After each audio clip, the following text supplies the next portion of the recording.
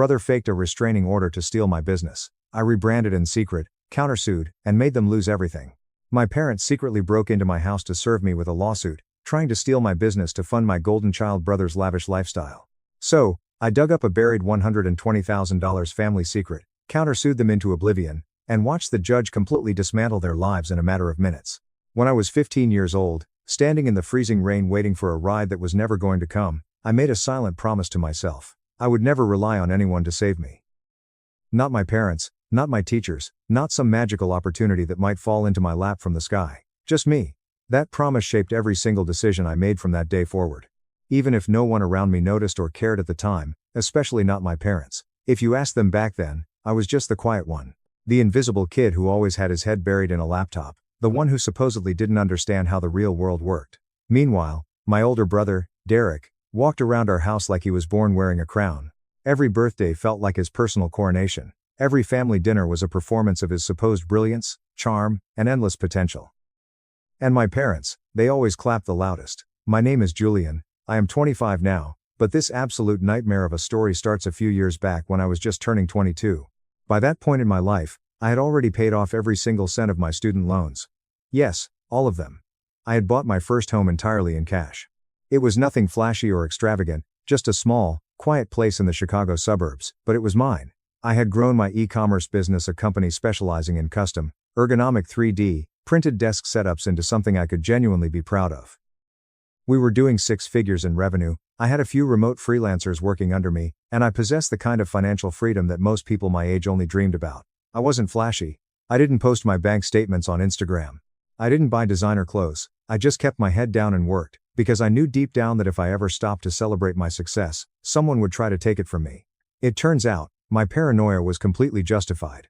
Growing up in our house, effort didn't matter. Results didn't matter. What mattered was image, charm, manufactured drama, and Derek had all of that in spades. Derek is 3 years older than me, and he had always been the undisputed golden child. My parents used to joke that Derek came out of the womb with a winning smile and a corporate sponsorship. It didn't matter that he failed basic college classes, wrecked 2 separate cars before he turned 20, or once maxed out my dad's primary credit card on a spring break trip to Cabo that he wasn't even supposed to be on. Every single time, my parents found a way to brush it off, to make excuses, to protect him from the consequences of his own reckless actions. He's just finding himself, they would say, nodding sagely. He's meant for truly great things. And me? I was the backup plan. The invisible sibling who fixed the Wi-Fi and stayed out of the way. I still vividly remember one Thanksgiving dinner, not long before all hell broke loose. We were sitting at my parents' house, the turkey half carved, my mom, Barbara, already a glass and a half into her cheap boxed wine. My dad, Richard, was sitting at the head of the table. Derek had just come back from trying out some ridiculous crypto startup idea in Miami that ended predictably with him crashing on a stranger's couch and begging my parents to fly him home. My parents welcomed him back like a returning war hero.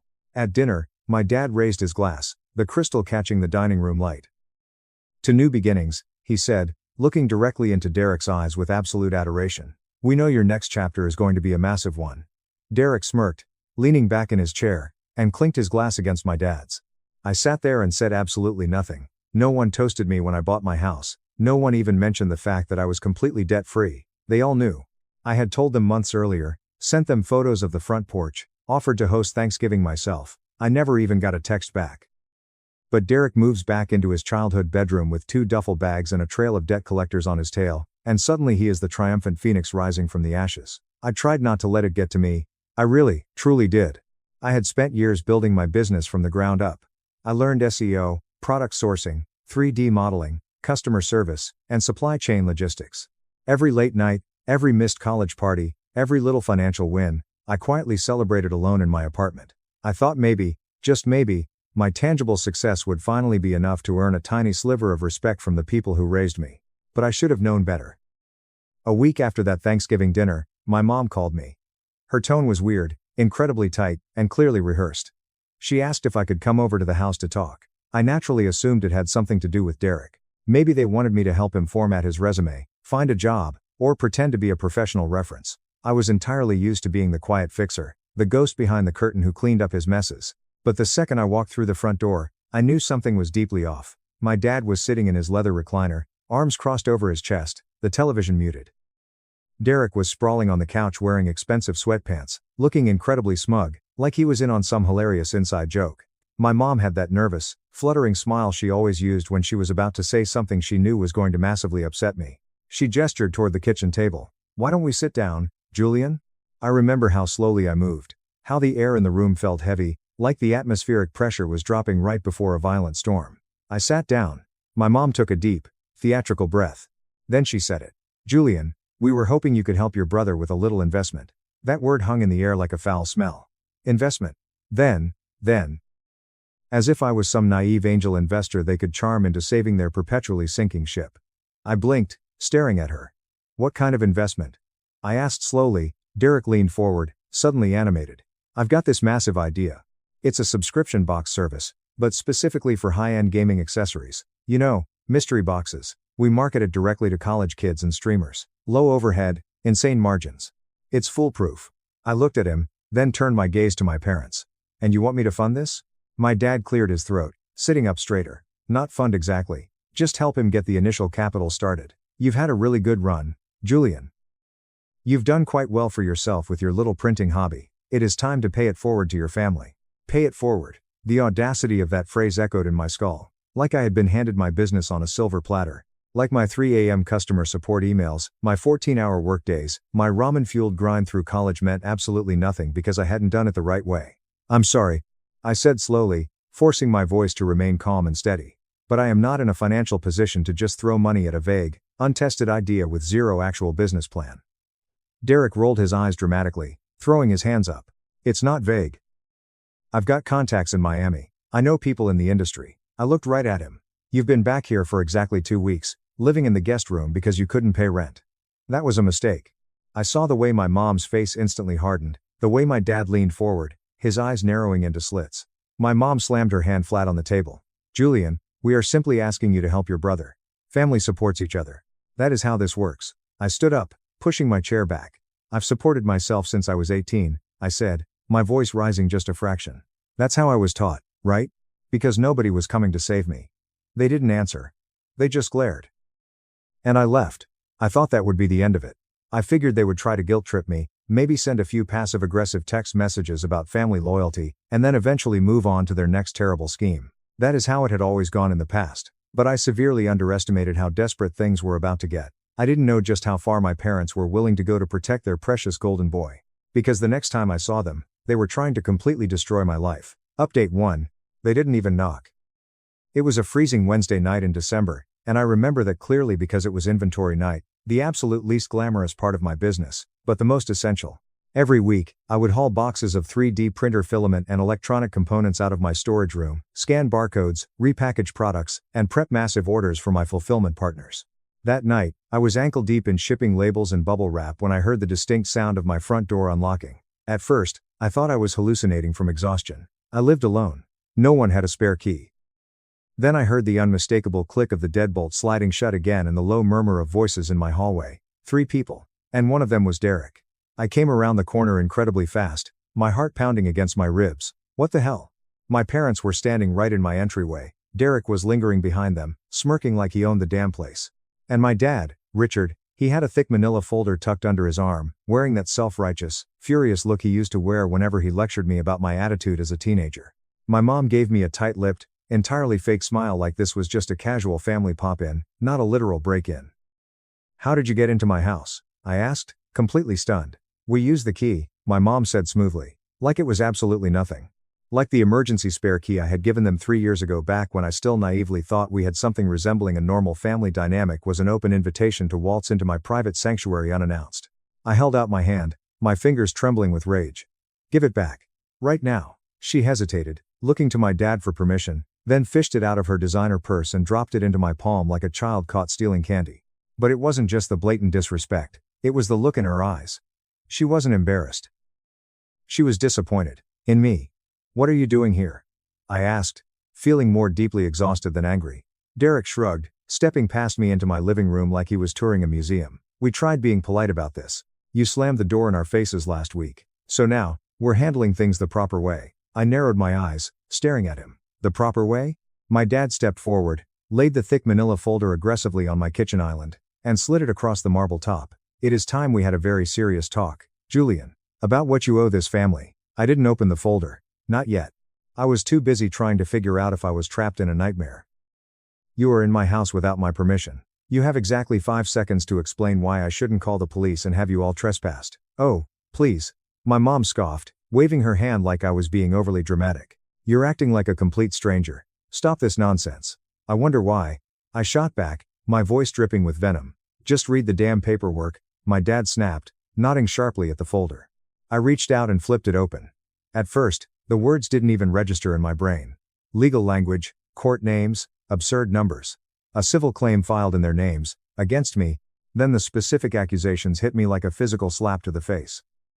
Fraudulent withholding of family assets, misappropriation of joint family investment funds, unjust enrichment at the expense of sibling. I stared at the crisp white page, my stomach dropping into my shoes. What the absolute hell is this?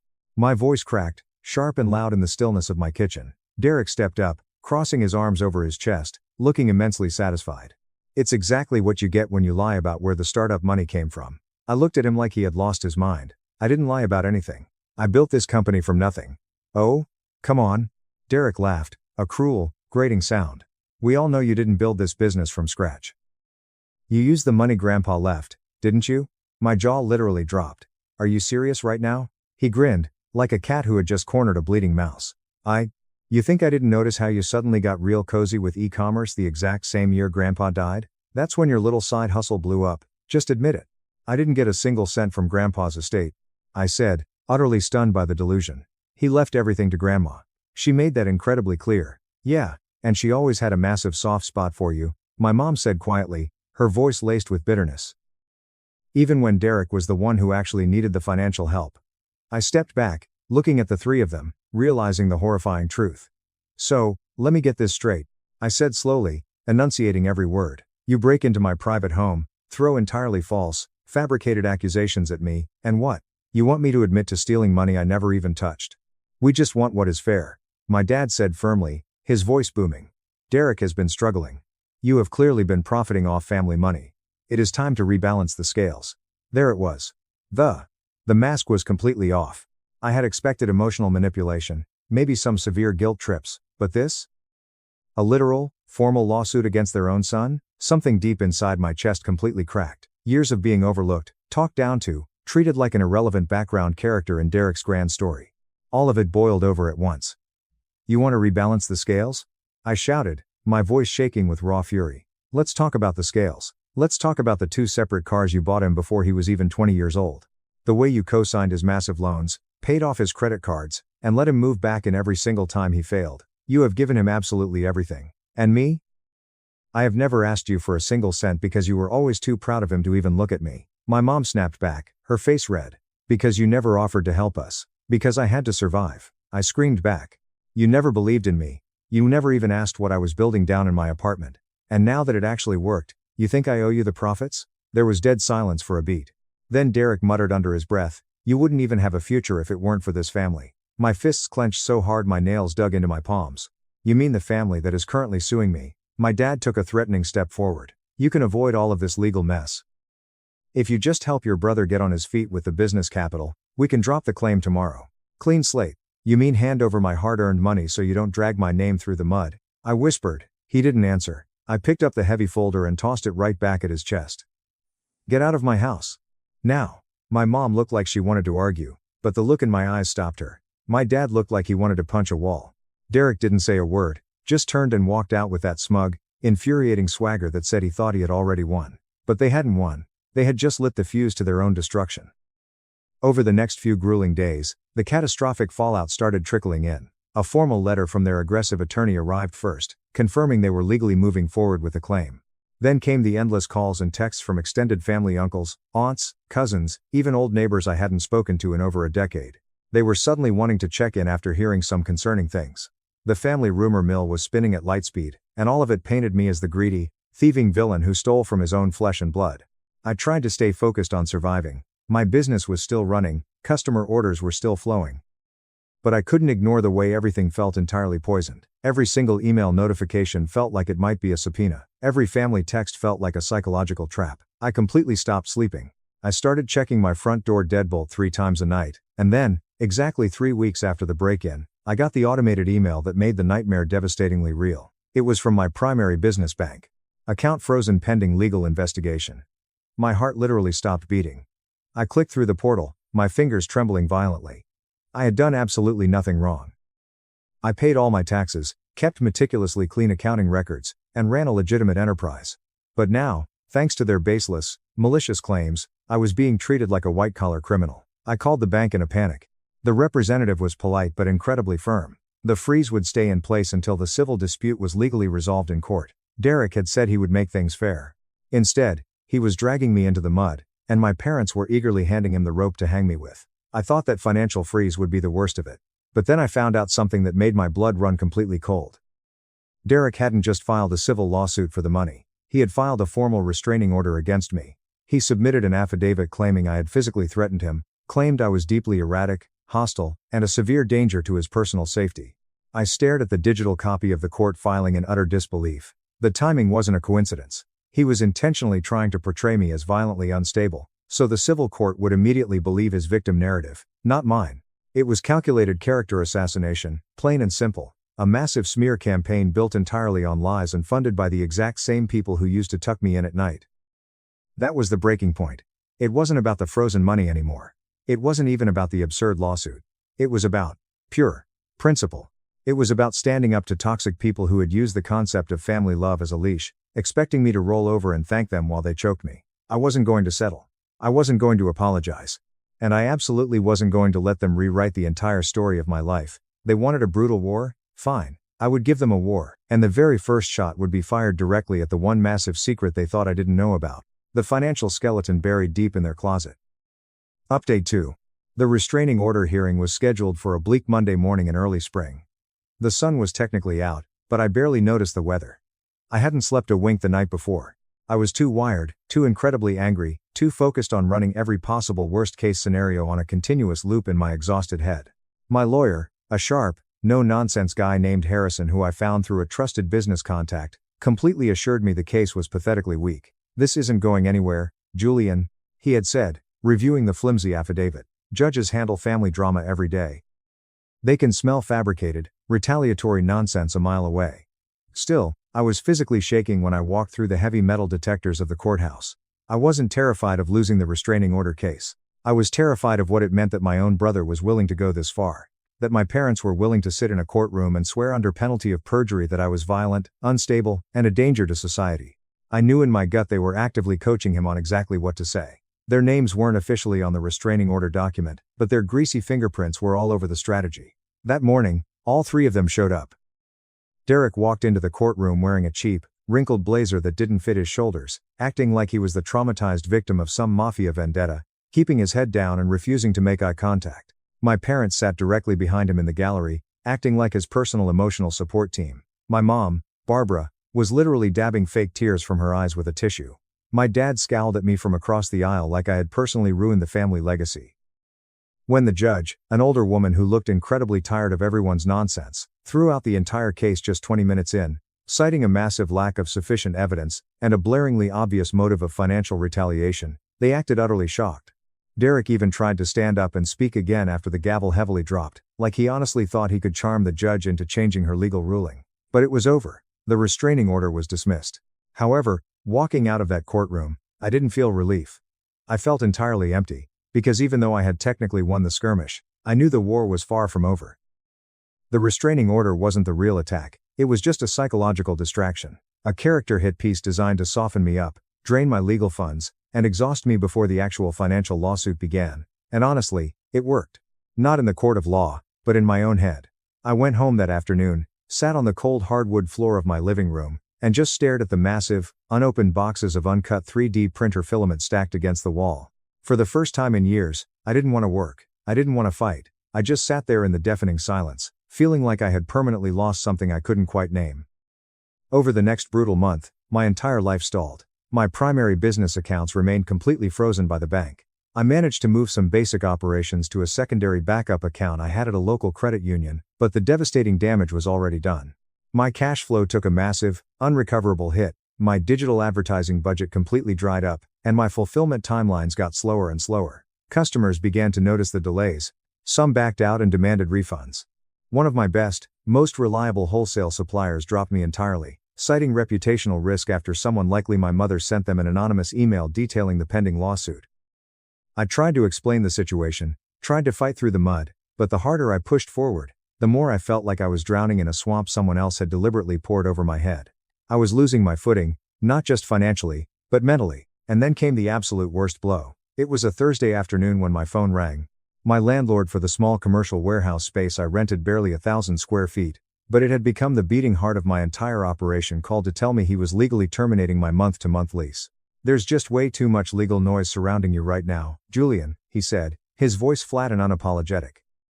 "I've got other commercial tenants in the building. I cannot afford the liability or the drama." I practically begged him. I offered to pay him 3 months of rent up front in cash.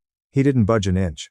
I hung up the phone and just stared blankly at the wall. That was the moment. Absolute rock bottom. It wasn't dramatic, it wasn't cinematic, it was just quiet and incredibly cold.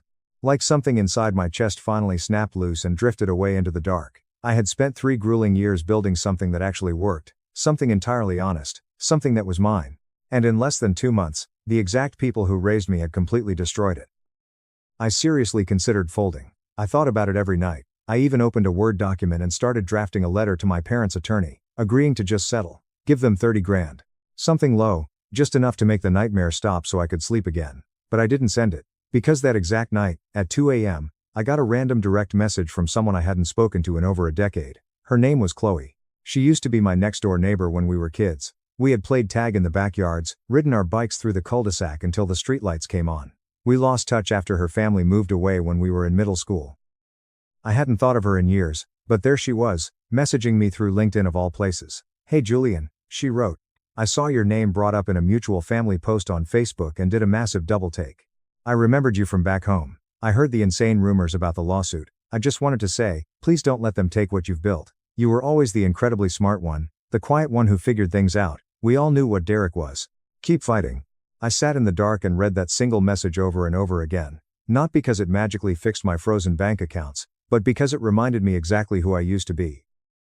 The quiet kid who stayed up until dawn watching YouTube tutorials on coding and 3D modeling. The kid who once sold homemade, custom-designed phone cases door to door just to prove he could. The kid who built things even when absolutely no one was paying attention. And suddenly, sitting there in the glow of my monitor, I realized a fundamental truth. My family couldn't take my brain from me. They could freeze my accounts, spread vicious lies, file frivolous lawsuits, and evict me from my warehouse, but they couldn't touch the part of my mind that knew how to build an empire from scratch. So that night, I didn't go to sleep. I got up off the floor. I went into my storage room, wiped my massive whiteboard completely clean, and started over. Rebuild, rebrand, destroy. I started incredibly small. I only had a few $100s in liquid cash, barely enough for a single week of targeted Facebook ads. So instead, I went entirely organic. I made Reddit posts, Instagram reels, TikTok snippets showing the behind-the-scenes struggles of 3D printing. I rebranded my best-selling ergonomic products under a completely different company name, utilizing a much cleaner, minimalist aesthetic and a highly personal, transparent brand voice. I built a brand new Shopify store using a secure VPN, routing it through a freshly registered business LLC based in Wyoming to keep my name off the immediate public registry. I stayed awake until 4 a.m. every single night. I made endless calls, wrote compelling ad copy, and learned more about back-end web optimization in 3 frantic weeks than I had in the previous 3 years. And miraculously, it started to work. Slowly at first, quietly, but it worked. My new inboxes filled with old customers asking where the original brand went, and thanking me profusely when I responded to them personally. One of those customers happened to be a mid-tier tech YouTuber who ended up featuring my new ergonomic desk setup in a massive review video. That video went totally viral. My orders literally quadrupled in a single week. Meanwhile, the malicious lawsuit completely stalled out. My lawyer, Harrison, filed an aggressive motion to dismiss. Their legal team frantically tried to amend their initial complaint. The judge pushed the discovery hearings out another full month, then another. That legal delay gave me the exact thing I needed: time. Time to financially recover, and time to prepare my absolute annihilation of their case. Because while my parents and Derek were busy spinning fabricated fairy tales to the extended family about how I had ruthlessly stolen the future Derek was supposedly owed, I was incredibly busy collecting receipts. And I don't just mean business receipts. I mean family receipts. Remember when Derek accused me of using Grandpa's inheritance to fund my business? Those tax records and estate documents weren't easy to legally obtain, But they were very, very real. My grandmother, about 6 months before she unexpectedly passed away, had mailed me a thick manila envelope. Back then, she still lived alone and handled her own affairs. Inside were the certified copies of the family trust she had legally set up right after Grandpa died. And here is the absolute kicker, the smoking gun, that would end everything. Derek had actually gotten a massive payout from that exact trust. A huge one. $120,000 in tax-free cash. It was more than enough to completely pay off his college loans, start a legitimate business, or put a massive down payment on a house. But he didn't do any of those things. He completely blew it. He blew $120,000 in under 14 months. VIP tables at Miami nightclubs, disastrous crypto investments, leased luxury cars he couldn't afford to maintain, and endless bar tabs. It was all gone. And Derek knew that. My parents knew that, but they never, ever expected that I would find out the exact dollar amount or possess the legal documents proving the disbursement. But I didn't stop there. I also dug up an old digital voicemail from Grandma. She had left it on my phone a few weeks before her heart gave out. Her voice was frail, scratchy, but incredibly clear and sharp. "I hope you're doing well, Julian," she had said. "I just wanted to call and say I am so deeply proud of you. I wish the others in this house saw what I see. Keep going, my sweet boy. And remember, do not ever let them guilt you into saving people who refuse to save themselves." I played that specific audio message on repeat the night I paid a legal service to get it officially transcribed and authenticated for court evidence. Because now, I didn't just have a defense. I had undeniable motive. I had absolute proof of their perjury. The tides were violently turning. But, I didn't tell a single soul. I stayed completely quiet. I kept building my shadow company. I temporarily moved my entire 3D printing operation into my friend's detached garage. He ran a local coffee roasting business, and let me use his insulated back room for manufacturing and shipping. I went entirely invisible for a while. No social media posts, no life updates, not even a text to the extended family members who had doubted me. I deliberately let my parents think I was losing everything. I let them tell their smug stories at church about how the truth was finally catching up to my greed. And all the while, I was watching, waiting, and perfectly preparing for the execution phase. Because soon enough, the final court date would arrive. And when it did, I wouldn't just legally defend myself, I would completely dismantle the fake reality they had built. Not just out of spite or revenge, although I won't lie, that felt amazing, but because some incredibly toxic people only learn their lesson when you stop letting them write your story, and you forcefully hand them a published copy of the real one. And trust me, I was writing every single word. They had absolutely no idea I possessed the estate file. That is what made the trap so incredibly satisfying. The certified documents from Grandma's estate, the ones tucked inside that faded manila envelope, weren't just sentimental relics. They were a financial blueprint, a damning timeline, a literal receipt. The kind of irrefutable paperwork my parents arrogantly assumed would never see the light of day. After all, Derek had torched through that $120,000 before the ink on the bank check had even fully dried. Who would remember? Who would care enough to dig? Well, me. I scanned every single page. I highlighted the key figures in bright yellow. And the specific trust fund routing numbers, the exact disbursement details, the legal stipulation that Derek had been given the $120,000 payout at age 22 under the explicit legal condition that it be used for long-term growth, education, and development. My name was nowhere on the document. I hadn't received a single penny from the estate. The absolute best part? Grandma had handwritten a tiny note on the back of the final signature page. Just 6 words in her shaky cursive scroll. "Julian doesn't need it. He builds." 6 words that completely destroyed the entire victim narrative my parents had constructed for the lawsuit. 6 words that turned Derek's pathetic sob story into what it actually was, a massive inheritance squandered, not stolen. A bright future he voluntarily set on fire. But I didn't go public with the evidence. Not yet. The civil lawsuit was still crawling forward. My parents' attorney kept filing frivolous motions to push the hearings back, trying to bleed my legal funds dry, which was entirely fine by me. Every single week that passed gave me more time to grow my new business stronger, and gave them more rope to legally hang themselves with. While they stalled in court, I started digging even deeper. Not just through legal records or bank statements, but through actual people. See, there is something incredibly interesting about small suburban towns. People love to talk. Especially when you are polite to them, and especially when you are the quiet kid they always felt sorry for. I reached out to an old neighbor, Mrs. Gable, who used to live directly across the street from us when we were growing up. She remembered absolutely everything. The exact day Derek got the massive bank check, the brand new leased Audi that magically appeared in our driveway a week later. The loud, obnoxious house parties, the screaming matches between Derek and my dad on the front lawn when the money inevitably ran out. He always wasted everything he touched. Mrs. Gable told me over a cup of tea in her living room. Your grandma? She wasn't blind, you know. She just didn't want to break your mother's heart. I didn't even have to ask her for a formal written statement. She actively offered to sign a sworn affidavit. Word got around town that I was asking questions. Soon, I had a massive digital file of direct messages, texts, and even saved photos from old high school acquaintances. Photos of Derek in Vegas, holding massive bottles of champagne. Derek on a rented yacht, tagged in an old college friend's Instagram post, wearing a Rolex and flipping off the camera. The digital timestamps on every single photo, all perfectly within the 12-month window after Grandma's trust was paid out. It painted a picture. A loud, obnoxious, completely undeniable picture of a guy who blew his fortune and was now trying to steal his brother's. But that wasn't even the deadliest angle I was working. I had one more massive card to play, one that required extreme finesse. The first person I called the next morning was Mr. Vance. He used to be our family's certified accountant back when my parents still filed their complicated taxes properly. I hadn't seen the man in almost 8 years, but he remembered me instantly. Julian, you were the quiet one, right? The polite kid who always fixed my office router. I need a massive favor, Mr. Vance, I said.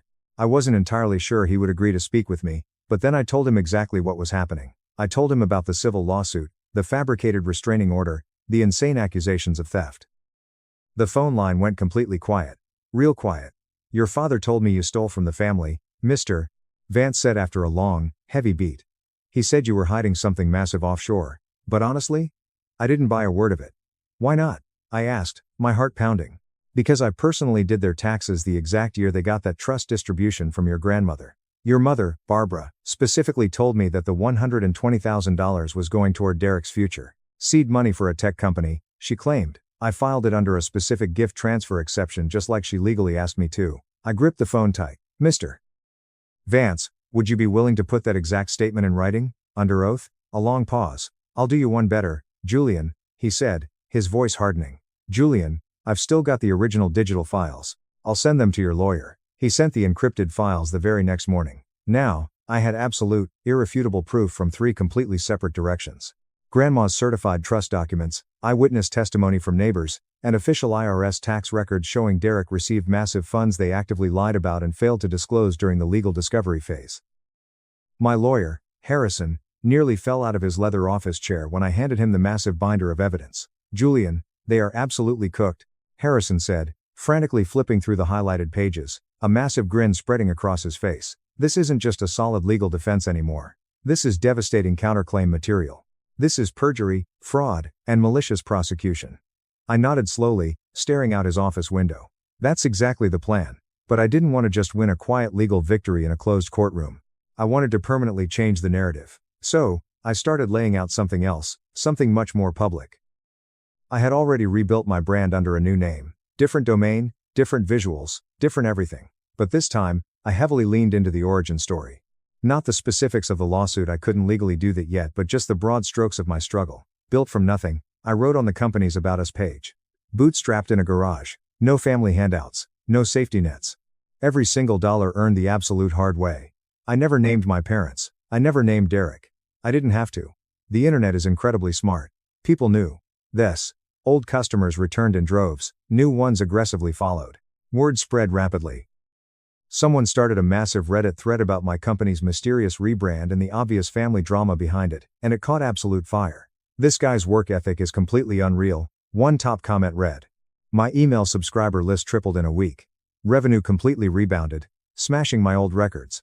And I stayed dead quiet, ignoring the furious texts from my dad, because I was still waiting for one more piece to fall into place, Derek's next legal move. It came much sooner than I expected.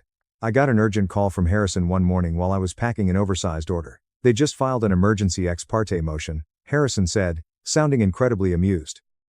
For what? I asked, taping a box shut. To immediately freeze all of your personal assets. They are officially claiming to the judge that you are maliciously hiding the stolen family money in offshore accounts. I should have been furious. I should have been panicking, sweating, screaming. Instead, I just smiled. Let them try. See, while my parents and Derek had been playing checkers, completely drunk on their own rage, entitlement, and delusions, I had been meticulously setting up a grandmaster chessboard. Every single thing I owned was now legally protected under my new Wyoming LLC structure. The house had been legally transferred to a blind trust. My car was leased under the corporate business name. Even my personal liquid savings were split between two separate accounts, both heavily shielded under holding companies. Harrison actually laughed out loud when he reviewed the labyrinth of paperwork. "You have been incredibly busy, Julian. They taught me a very valuable lesson," I replied coldly. "Never trust anyone. Not even your own blood."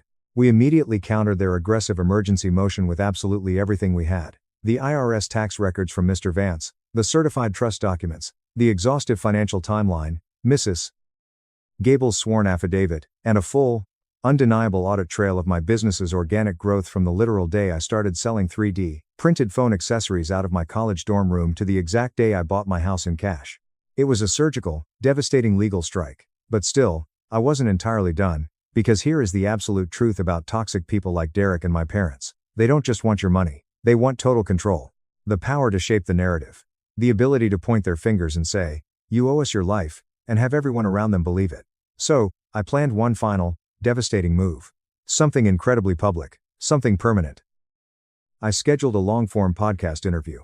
Just a mid-sized business podcast, run by a fellow entrepreneur I had met at a convention years ago. It wasn't flashy. It wasn't full of viral sound bites.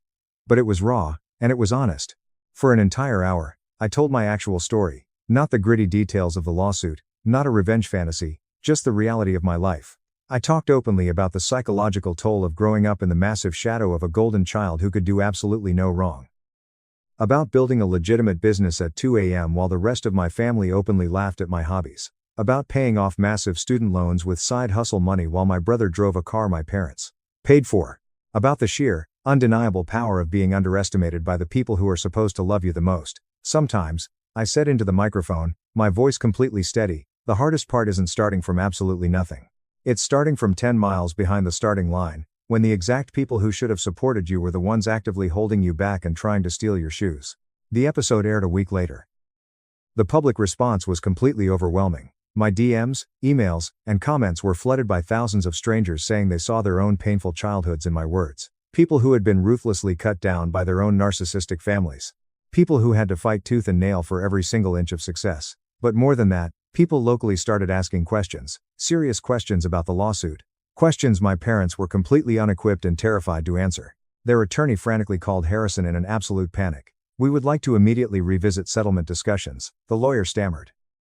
"We're absolutely not interested in settling," Harrison replied smoothly, and hung up the phone, because now, it was way too late. I wasn't playing defense anymore.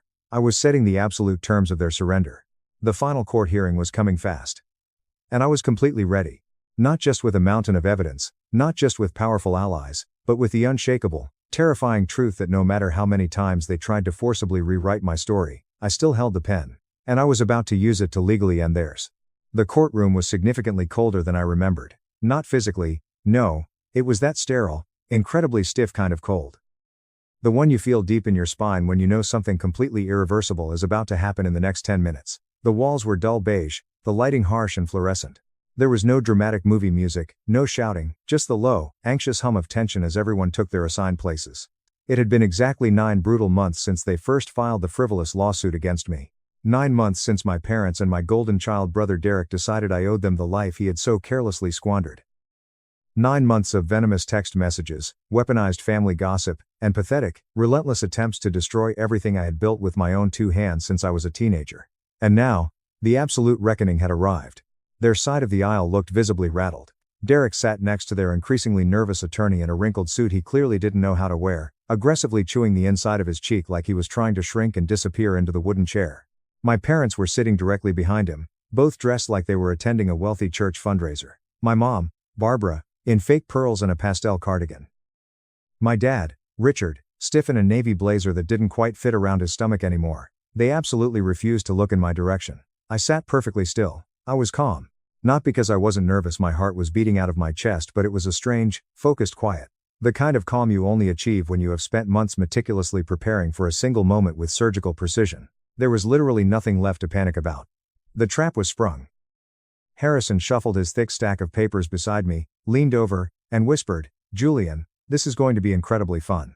The judge, a stern, no-nonsense woman in her early 60s who looked like she tolerated zero foolishness, called the court to order. The hearing began with my parents' lawyer standing up and laying out the exact same tired, baseless argument, that I had unfairly benefited from hidden family resources, that I had maliciously misled my parents into believing I was self-made, and that Derek's entire life had been tragically derailed because I aggressively hoarded financial assets that rightfully belonged to the entire family.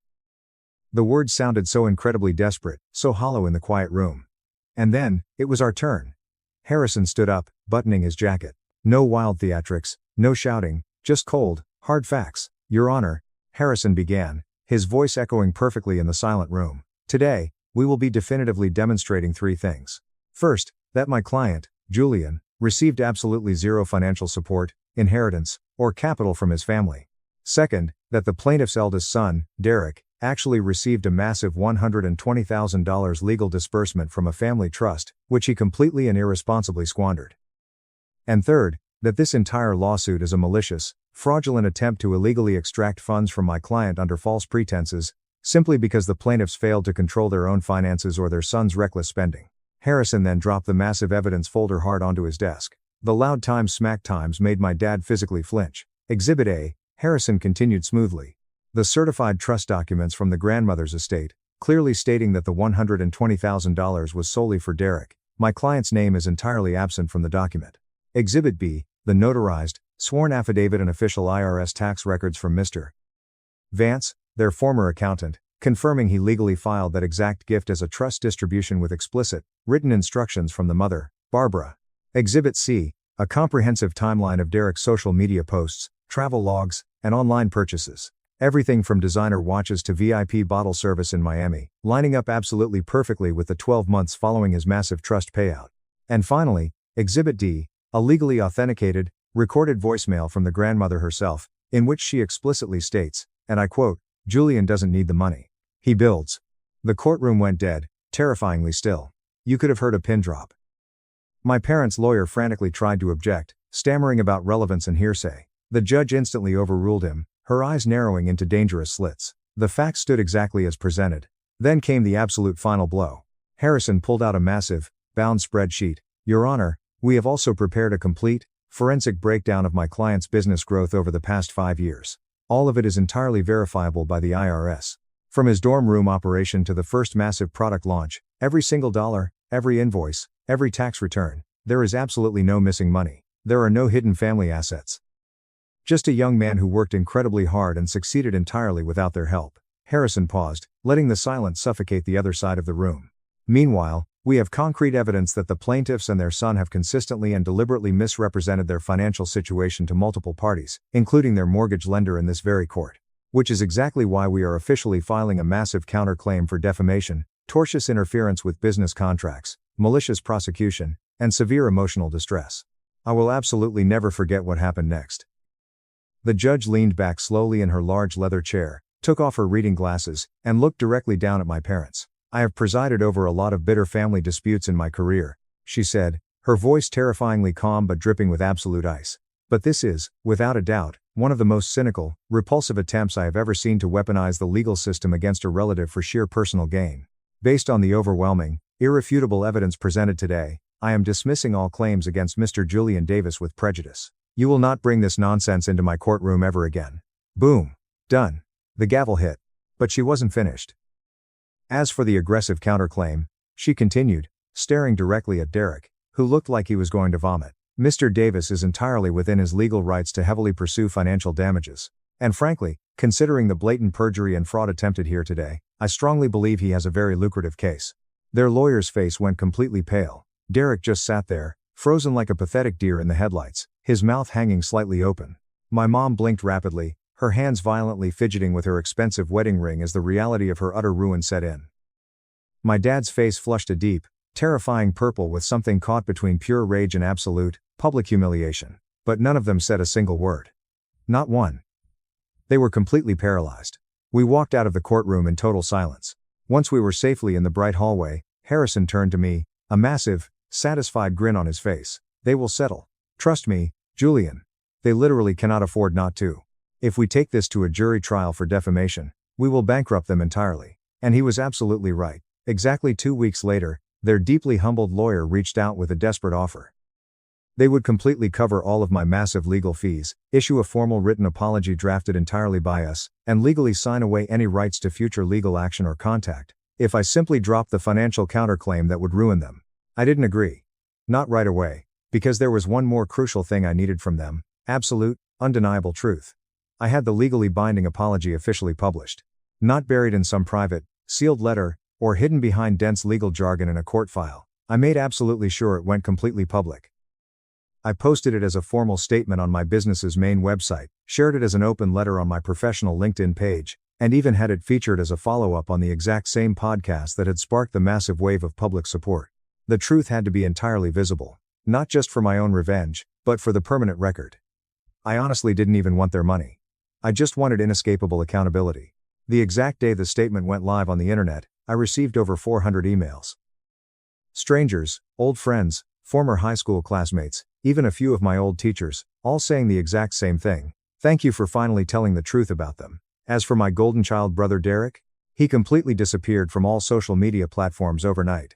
Word quickly spread through the grapevine that he had hurriedly left town in the middle of the night, supposedly moving in with a distant cousin 2 states over in Ohio just to escape the sheer embarrassment. His name became something awkwardly whispered in our hometown, no longer spoken with blind admiration, but with deep, lingering pity and disgust. And my parents? They lost absolutely everything that mattered to them. They lost their precious social standing. They lost most of their inner circle of friends. People they used to arrogantly gossip with now actively crossed the street just to avoid making eye contact with them. Mrs. Gable happily reported that they stopped showing up to Sunday church altogether. There were no more neighborhood barbecues, no more pretending they were the perfect, wealthy, successful family.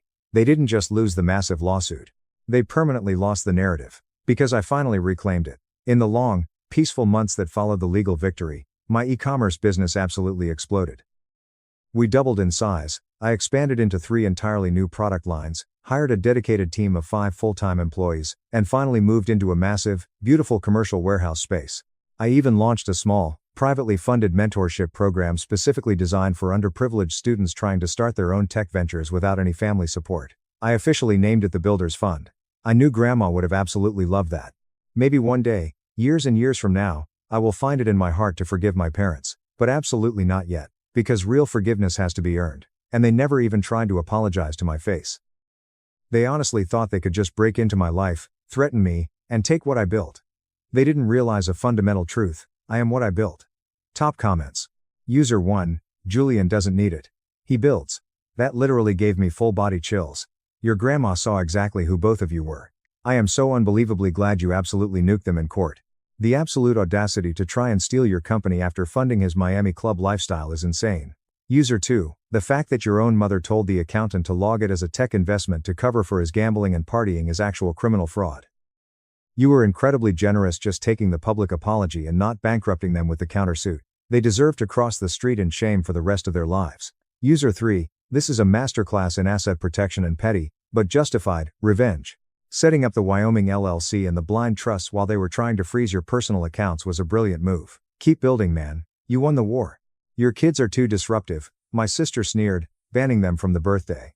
I replied with a Disney World photo, and the family chat exploded. My sister banned my children from her daughter's birthday party because they were bad influences. So I took them on a surprise VIP trip to Disney World, posted the photos, and watched her perfect event completely implode in real time. Some context first. I am a 3-year-old female, married to my wonderful husband, Mark 35 male. Together, we have 3 beautiful, energetic kids: Lily, 9, Noah, 7, and Harper, 5. My younger sister, Vanessa, 30 female, has 2 kids, Stella, 8, and Leo, 6. For the longest time, our kids were incredibly close. They were built-in best friends, and Vanessa and I used to have a relatively decent relationship. We weren't exactly inseparable, but we were typical sisters who navigated life together. That all came crashing down when she married her husband, Julian 33 male, about 4 years ago. Julian comes from what he haughtily refers to as a refined, traditional family. Those are his exact words, not mine. From the moment he entered our lives, he was constantly making subtle, passive-aggressive comments about proper behavior, appropriate recreational activities, and raising children the right way. The problem started small. Vanessa began echoing Julian's sentiments, making little digs about my parenting style. She would pull me aside and whisper about how Lily was too loud and opinionated at family gatherings. She claimed Noah was too hyperactive and needed to learn strict self-control. She even targeted little Harper, saying she was too clingy and needed to be forced into independence. Initially, I brushed it off. I thought Vanessa was just going through an annoying phase, trying too hard to impress her new snobby husband. But the comments escalated. During Thanksgiving dinner last year, Julian actually made a public spectacle of correcting my children's table manners while loudly praising his own children's superior, disciplined upbringing. When Noah accidentally spilled a tiny bit of gravy on the tablecloth, Julian sighed loudly, looked right at Mark and me, and said, "This is exactly why children require firm, unwavering guidance." He said it loud enough for the entire dining room to hear. The worst part, my parents said absolutely nothing. They have always heavily favored Vanessa. She was the baby of the family, the easy child, the golden girl, while I was supposedly the stubborn, difficult older sister. They've carried this toxic dynamic right into our adult lives, constantly making excuses for Vanessa's snobbery while expecting me to be the silent, understanding punching bag. Fast forward to last month. My niece Stella's 8th birthday was rapidly approaching, and Vanessa was planning an absurdly massive party. She had been bragging about it in the family group chat for 6 straight weeks. She was renting a luxury bouncy castle, hiring professional character performers, and catering a gourmet menu. My kids were bouncing off the walls with excitement. They had been meticulously planning what party games they would play and had spent hours picking out the perfect gift for their cousin. Then, on a random Tuesday afternoon, my phone buzzed. It was a text from my mom. "Hey sweetie, just letting you know I'll send you the link so your kids can watch Stella's birthday on the live stream." I stared at the glowing screen of my phone in absolute bewilderment. Watch the live stream? I immediately dialed my mom's number. My heart pounding in my chest. "Mom, what on earth do you mean watch the live stream? We're driving over to the party on Saturday, right?" There was an excruciatingly long, uncomfortable pause on the other end of the line. I could hear her nervously shifting. "Well, honey, Vanessa and Julian think it might be better if your kids don't physically attend this year." "What?" I gasped, the air leaving my lungs. "Why? Are they sick? Is there a capacity limit?" "She's just concerned about, well, she thinks your children might be too much for Stella's special day." I felt like I had been violently punched in the stomach. Too much? They are her cousins. They have been at every single birthday party, holiday, and milestone since the day they were born. "Mom, they are family," I choked out. "I know, sweetheart," my mom sighed, adopting her usual enabling tone. "But Vanessa has her mind made up. She says she'll set up a tripod and live stream the whole party so your kids don't feel left out. It's a nice compromise." I hung up the phone, my hands visibly shaking with a toxic mixture of white-hot anger and deep, crushing hurt. I thought, naively, that maybe my mom was just misinterpreting things. Maybe I needed to talk to my sister directly. That was my first big mistake. I texted Vanessa, "Hey, Mom just mentioned something crazy about the kids watching Stella's party on a live stream. I think there's been some massive confusion." Her response popped up less than 30 seconds later. "No confusion. Sorry, Emma, but your kids have a negative impact on mine. I want Stella's party to be absolutely perfect, and frankly, your children are far too disruptive. They can watch from home. It's final." I read that message over and over until the words blurred together. Negative impact. Too disruptive. She was talking about my babies. I called her immediately, not caring that I was standing in the middle of a crowded grocery store aisle. "Vanessa, what the hell is wrong with you?" I demanded the second she answered. "Nothing is wrong with me," she replied in a chillingly cool, detached voice. "I am simply protecting my children from bad influences." "Bad influences?" I practically screamed. "They are 5, 7, and 9 years old. What are you talking about?" "Lily encourages Stella to be defiant and question authority," Vanessa listed off mechanically, like she had rehearsed it. "Noah gets Leo worked up into a hyperactive frenzy, and Harper whines when she doesn't get her way, which teaches my kids that crying gets you attention. It's unacceptable." I stood frozen next to the cereal boxes, my mouth hanging open. "They are children, Vanessa. That is completely normal, everyday kid behavior. Maybe in your chaotic house," she sneered. "Julian and I have higher standards." "Higher standards?" I shot back, tears of frustration stinging my eyes. "You mean being disgustingly judgmental and cruel to your own blood?" "I am completely done with this conversation," she snapped. "The decision is final. Your kids can watch the party online, or not at all." And with that, she hung up on me. I abandoned my shopping cart, walked out to my car, locked the doors, and just sobbed against the steering wheel. I wasn't just crying because of the harsh rejection. I was crying because I had no earthly idea how I was going to look into my children's bright, excited eyes and explain to them that they were banned from their cousin's birthday party. That evening, sitting on the edge of the living room rug, I had to completely crush my kids' excitement. Lily asked what time we were leaving on Saturday, and I struggled to find age-appropriate words that wouldn't shatter her heart. "Aunt Vanessa wants a much smaller party this year, guys," I said, my voice trembling. So we aren't going to be able to go. But we're family, Noah said, his little brow furrowing in deep confusion. Can we at least drive by and give Stella the present we wrapped? Harper asked, her lower lip trembling. My heart broke into a million jagged pieces all over again. When I finally put them to bed and told Mark the real story, he saw red. He paced the length of our bedroom, his hands running through his hair in absolute fury. This is completely insane. Mark yelled, his face flushed. What kind of monstrous person excludes little kids from a family party? What kind of aunt does that?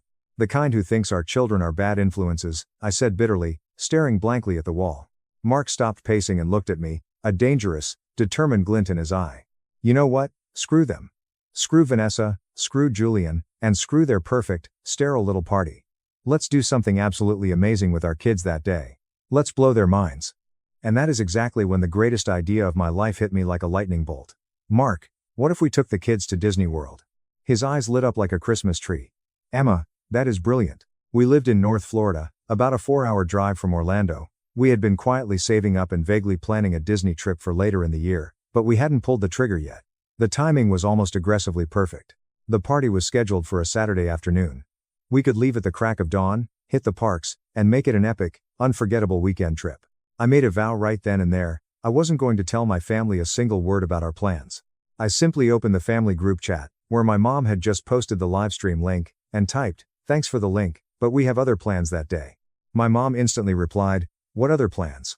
"Just some family plans," I responded vaguely. Vanessa jumped in, clearly annoyed that I wasn't begging for an invitation. "You're really not even going to watch Stella's party? You're going to hold a grudge?" "Nope," I typed back. "We'll be far too busy. Have a good one." And I left her on read. The week leading up to the party was a whirlwind of secret preparations. I hung up and immediately blocked her number for the rest of the day. The text messages from the rest of the family started flooding in like a tsunami. From Mom, "Emma, this is causing massive drama at the house. Stella is refusing to open her gifts, she just keeps asking to go to Disney." From Dad, "Your sister's kids are having full-blown meltdowns in front of 50 guests. Can you please just drive back and pick them up? And take them to the park with you?" From Julian, "This is extremely inconsiderate, trashy behavior. You are intentionally undermining our authority." From Mom again, "We will literally pay for their park tickets and food if you just come get them right now, please." The audacity was staggering. They wanted me to leave Disney, drive 4 hours back to their house, pick up the children whose parents had just called my kids bad influences, drive 4 hours times back times to Orlando, and act as an unpaid babysitter just to save face at their ruined party. I screenshotted Julian's message and showed it to Mark. He actually laughed out loud. I opened the group chat and typed one final, devastating response to the entire family. "Sorry everyone, but Vanessa's kids have a negative impact on mine. I want my children's Disney trip to be absolutely perfect. And frankly, adding more children who throw tantrums would be far too disruptive. They can watch from my Instagram. It's final." I used her exact words. Verbatim. The silence in the group chat that followed was absolutely golden. No one typed a single word for hours. We spent the rest of the day having the most magical, stress-free time imaginable. We stayed until the park closed, watching the magnificent fireworks explode over the castle while my 3 beautiful children looked up in pure, unadulterated awe. Update 2. That evening, back in our Disney Resort hotel room, with the kids fast asleep in their beds, I posted one final video. It was a clip of Lily, Noah, and Harper sitting on a bench eating Mickey pretzels, talking about their favorite parts of the day. "This was the best day of my entire life," Lily said to the camera, her eyes shining. "It was way better than any party." I captioned it, "Sometimes the best family memories happen when you refuse to let anyone dull your sparkle. Make your own magic." Within an hour, my phone started pinging with private messages from various relatives who had attended the party. The illusion Vanessa and Julian had built was completely shattered.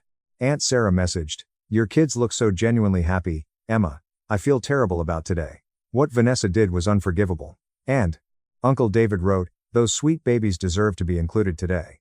Julian was completely out of line, and the whole family sees it now. Cousin Chloe gave me the full rundown. "Girl, it was a bloodbath.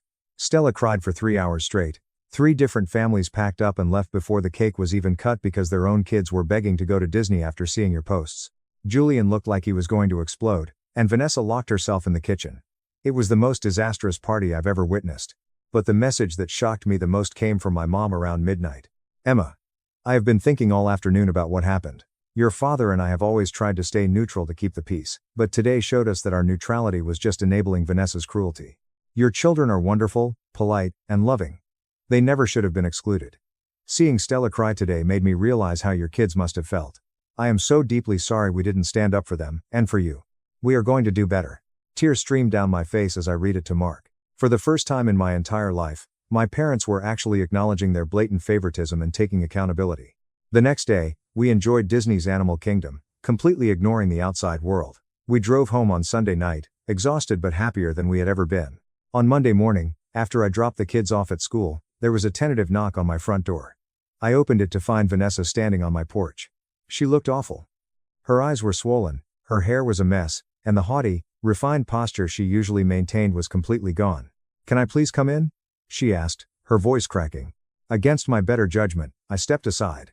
She sat on my living room sofa, and immediately burst into tears.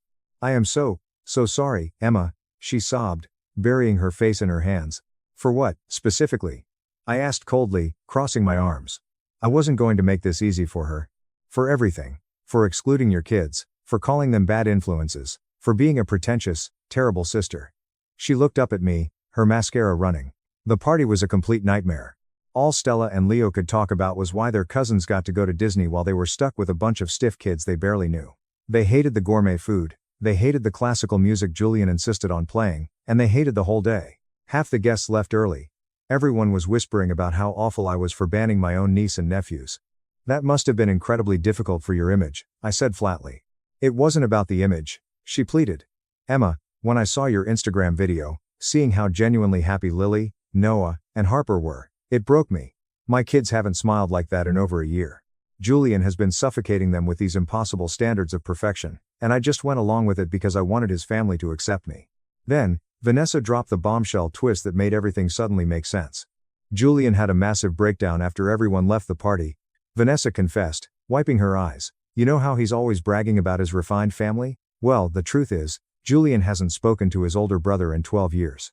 His parents completely cut the brother off for being a bad influence because he dropped out of law school to become an artist.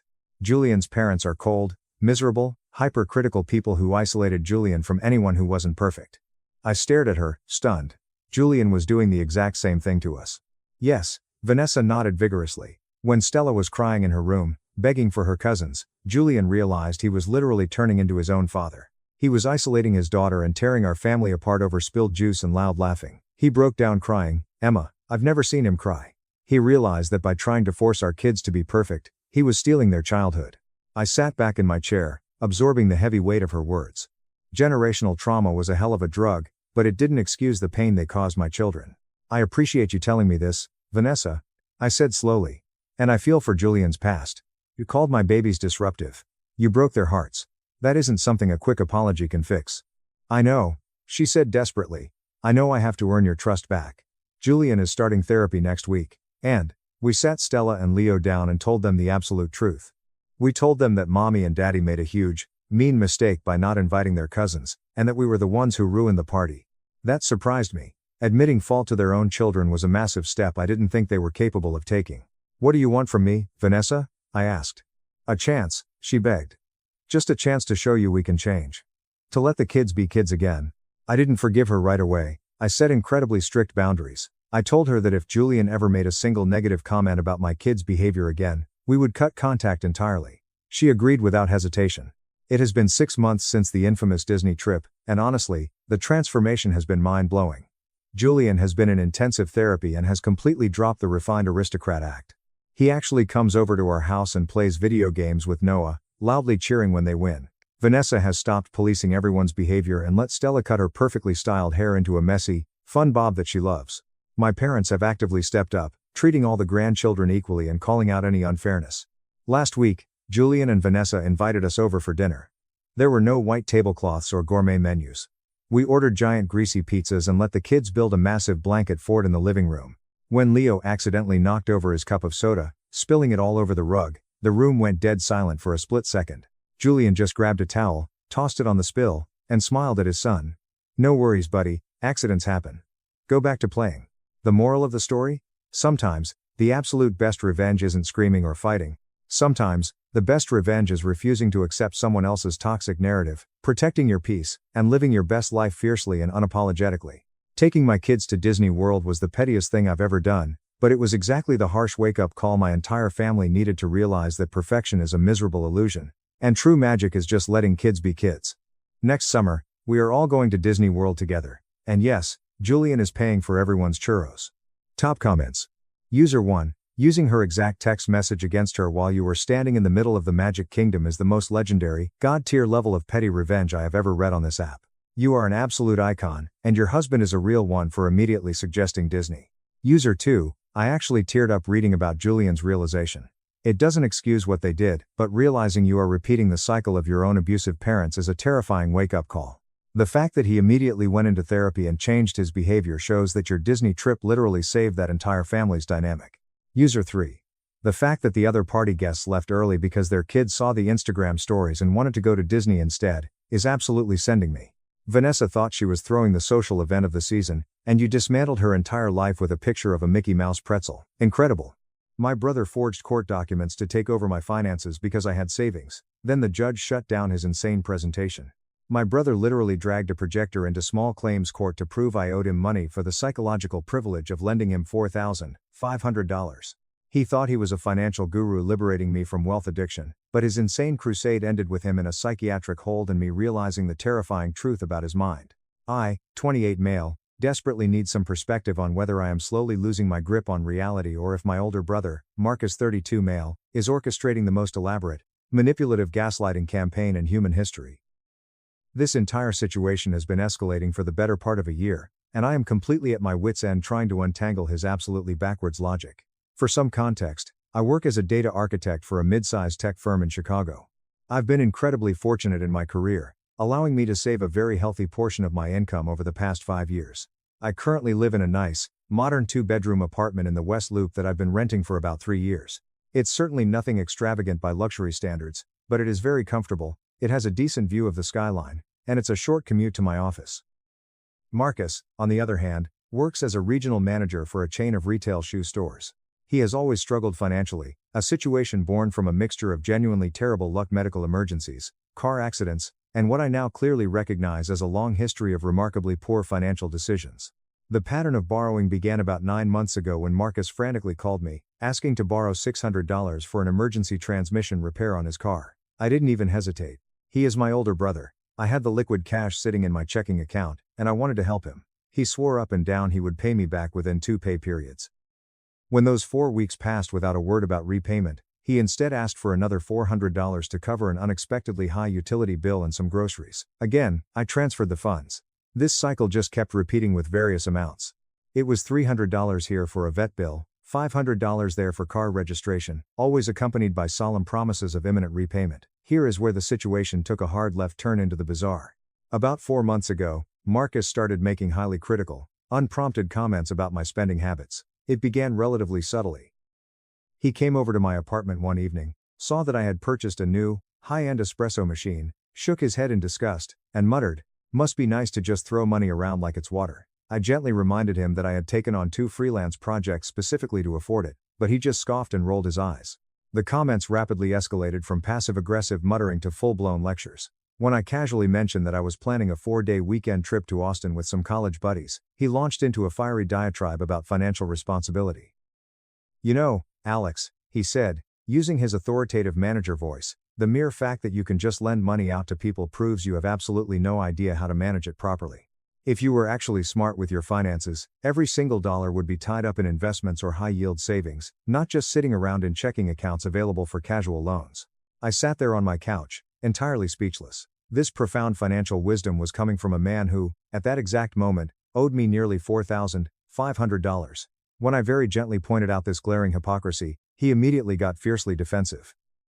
"That is exactly my point," he snapped, pacing across my living room. "If you were a financially responsible adult, you wouldn't have had that $4,500 available to lend me in the first place. You are actively enabling both of us with your catastrophic lack of financial planning." The mental gymnastics were absolutely breathtaking. According to Marcus's newly invented economic theory, my ability to help him in his time of need was irrefutable proof that I was terrible with money. From that day forward, he started critiquing every single aspect of my life. My apartment, why on earth? Do you need a second bedroom when you're single? It's pure ego. My car, a 10-year-old Civic would get you to work just as well as your Mazda. Even my grocery shopping. Name brand Greek yogurt? Really, Alex? You're a victim of corporate marketing. Last week, things reached a terrifying new plateau. Marcus came over, ostensibly to finally discuss a structured repayment plan for the $4,500. Instead, he sat me down at my own kitchen island for what he seriously called a financial intervention. Alex, I've been doing some deep thinking about our dynamic, he began, looking at me with profound pity. I realize now that by accepting your money, I have been actively enabling your deeply irresponsible, consumerist lifestyle. I actually let out a short laugh, genuinely thinking he was doing a bit. He wasn't smiling. Look at this place, he continued, gesturing wildly at my living room. 2 bedrooms, West Loop location, matching furniture. You are living so far beyond your means it's terrifying. The fact that you had $4,500 to lend me proves you are not budgeting correctly. A truly responsible man has every penny allocated to wealth building. I tried to interject, explaining that I utilize a zero-based budget, save 35% of my gross income, max out my 401k, and that the money I lent him came directly from my 6-month emergency fund, a fund I was now deeply regretting dipping into. Emergency fund, he scoffed, shaking his head condescendingly. If you managed your life properly, you wouldn't need an emergency fund. You'd have proper lines of credit for real emergencies. Keeping cash liquid is primitive. It's what uneducated people do. The conversation devolved into utter madness from there. He earnestly suggested I break my lease, move into a basement studio in a much cheaper suburb, sell my car, take the bus, and stop cosplaying as a rich person. When I finally lost my patience and demanded to know when he was going to pay me back, he stood up, adjusted his jacket, and said, "We will discuss returning those funds after you get your financial house in order. I won't fund your downward spiral." I am genuinely so confused and incredibly frustrated. Am I missing some fundamental economic principle here? How on earth did I become the financially reckless villain in a scenario where I am the one bailing him out? His logic is so completely backwards, yet he delivers it with such absolute, unwavering confidence that I am legitimately starting to question my own sanity. My friends think he is just a toxic manipulator trying to dodge a debt, but I cannot understand the endgame. What does he possibly gain from this bizarre reverse psychology? Am I being gaslit, or is there some secret millionaire mindset I'm failing to grasp? Update 1. 2 weeks later. I want to express my deepest gratitude to everyone who took the time to read and respond to my original post. Your comments were a lifeline. They helped me realize I wasn't losing my mind and that Marcus's behavior was a textbook, albeit incredibly elaborate, campaign of manipulative gaslighting. I took the most common advice offered. I started meticulously documenting everything.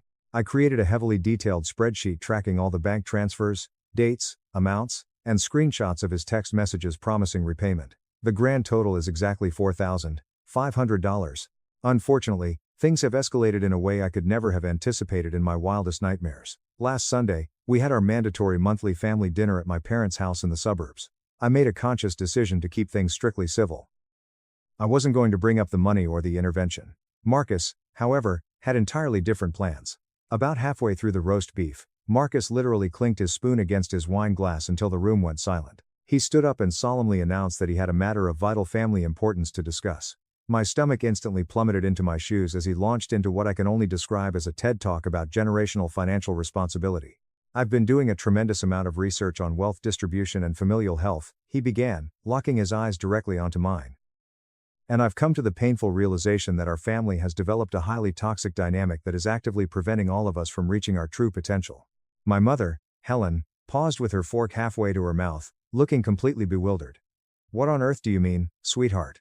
Marcus smiled at her with this sickeningly sympathetic expression. "Well, Mom, let me pose a question. Have you ever sat back and wondered why Alex has so much excess capital to throw around while I am constantly struggling to make ends meet?"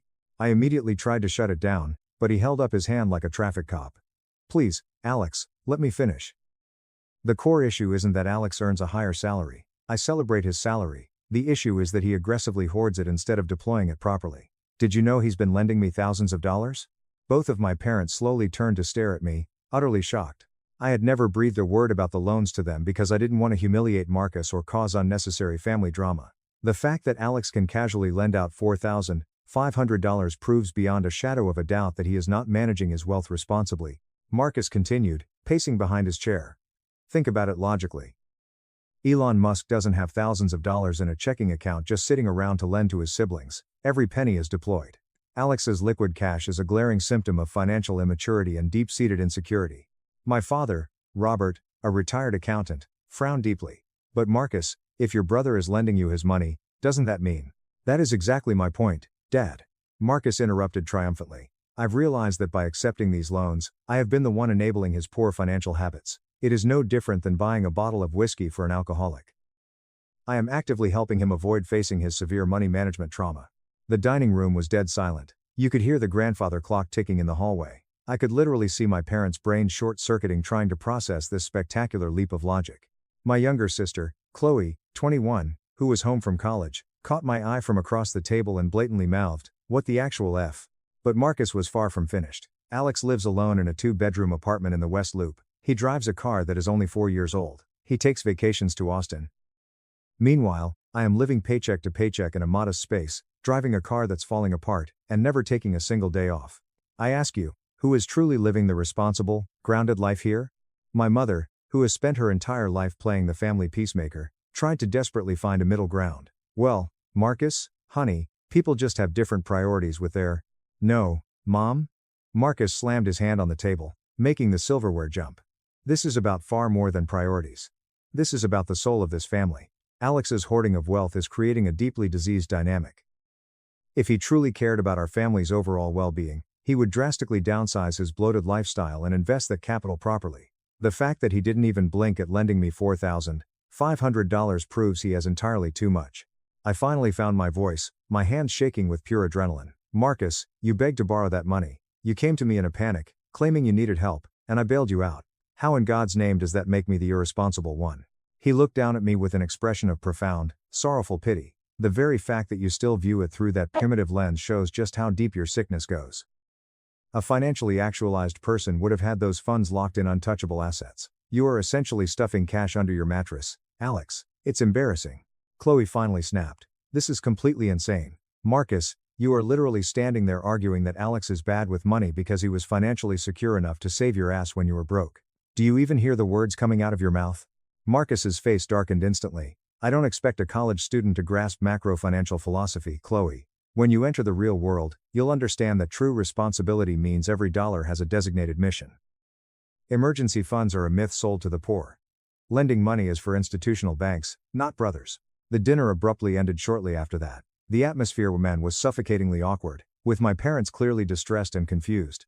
As I was putting on my coat in the foyer, my father pulled me into his study and closed the door. Alex, look at me, is everything okay?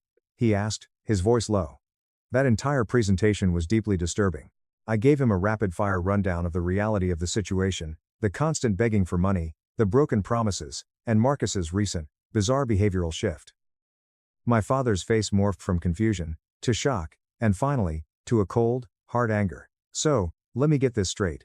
He owes you $4,500, and he just tried to convince your mother and me that you are the one teetering on the edge of financial ruin? He summarized, rubbing his temples. That is exactly what is happening, I confirmed, feeling a wave of relief that at least my dad wasn't buying the delusion. My father sighed heavily. I spent 40 years in accounting and I have never seen a defense mechanism quite like this. Watch your back, son. I don't know what kind of game Marcus is playing, but this has crossed the line from irresponsible into something very dark. Since that horrific dinner, Marcus has been relentlessly blowing up my phone, texting me links to obscure finance blogs about lifestyle inflation and the spiritual danger of liquid assets. He even created a new family WhatsApp group chat called Wealth and Wellness, where he posts daily affirmations about how having available cash is a sign of moral decay. Chloe texted me privately last night, is Marcus having a psychotic break? This is genuinely starting to scare me. I am starting to wonder the exact same thing. This has evolved far beyond a simple manipulation tactic to avoid paying a debt. It has morphed into something almost completely delusional. He genuinely appears to believe his own insane rhetoric, and he is actively trying to recruit our entire family into his cult-like worldview. I have completely stopped responding to his messages. I am meeting with a civil litigation lawyer this Thursday to discuss my legal options for recovering the $4,500. I have also contacted my building's security to ensure Marcus is not allowed up to my floor. I will update you all again when the legal wheels start turning. Update 2. 1 month later. The situation with Marcus has taken a turn so profoundly surreal that I genuinely debated whether I should even post this update.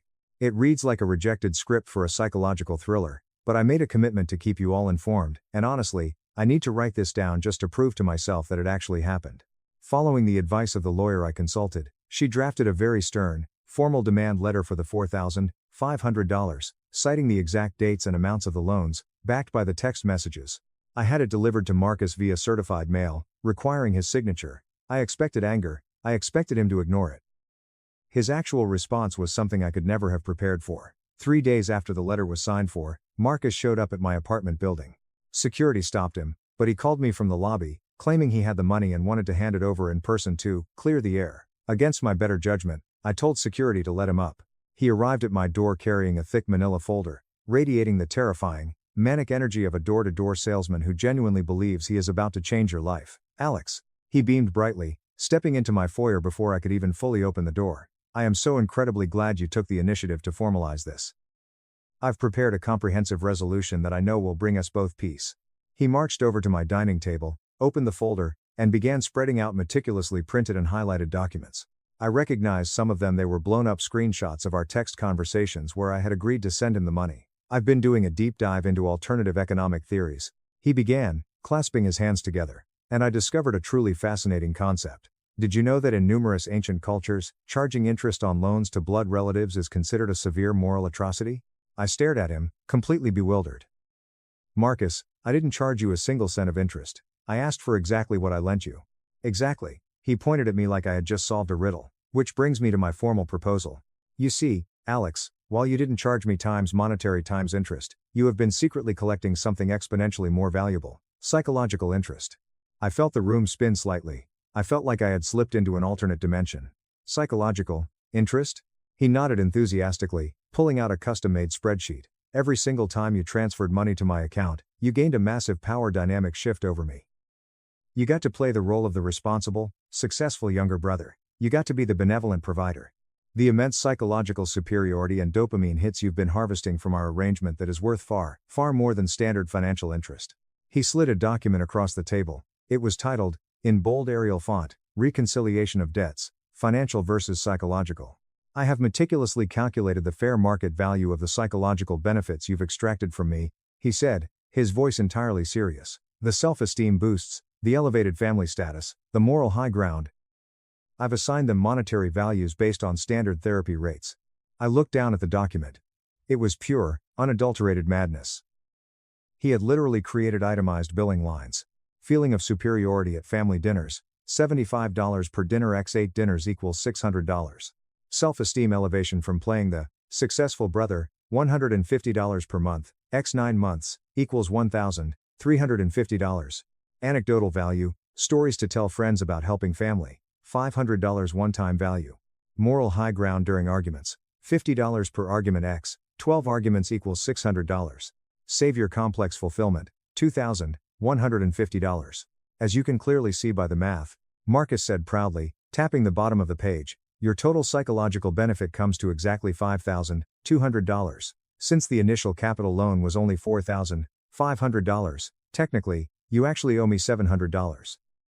But, he held up his hands magnanimously, because you're my brother, I am willing to call the debt completely settled and walk away clean.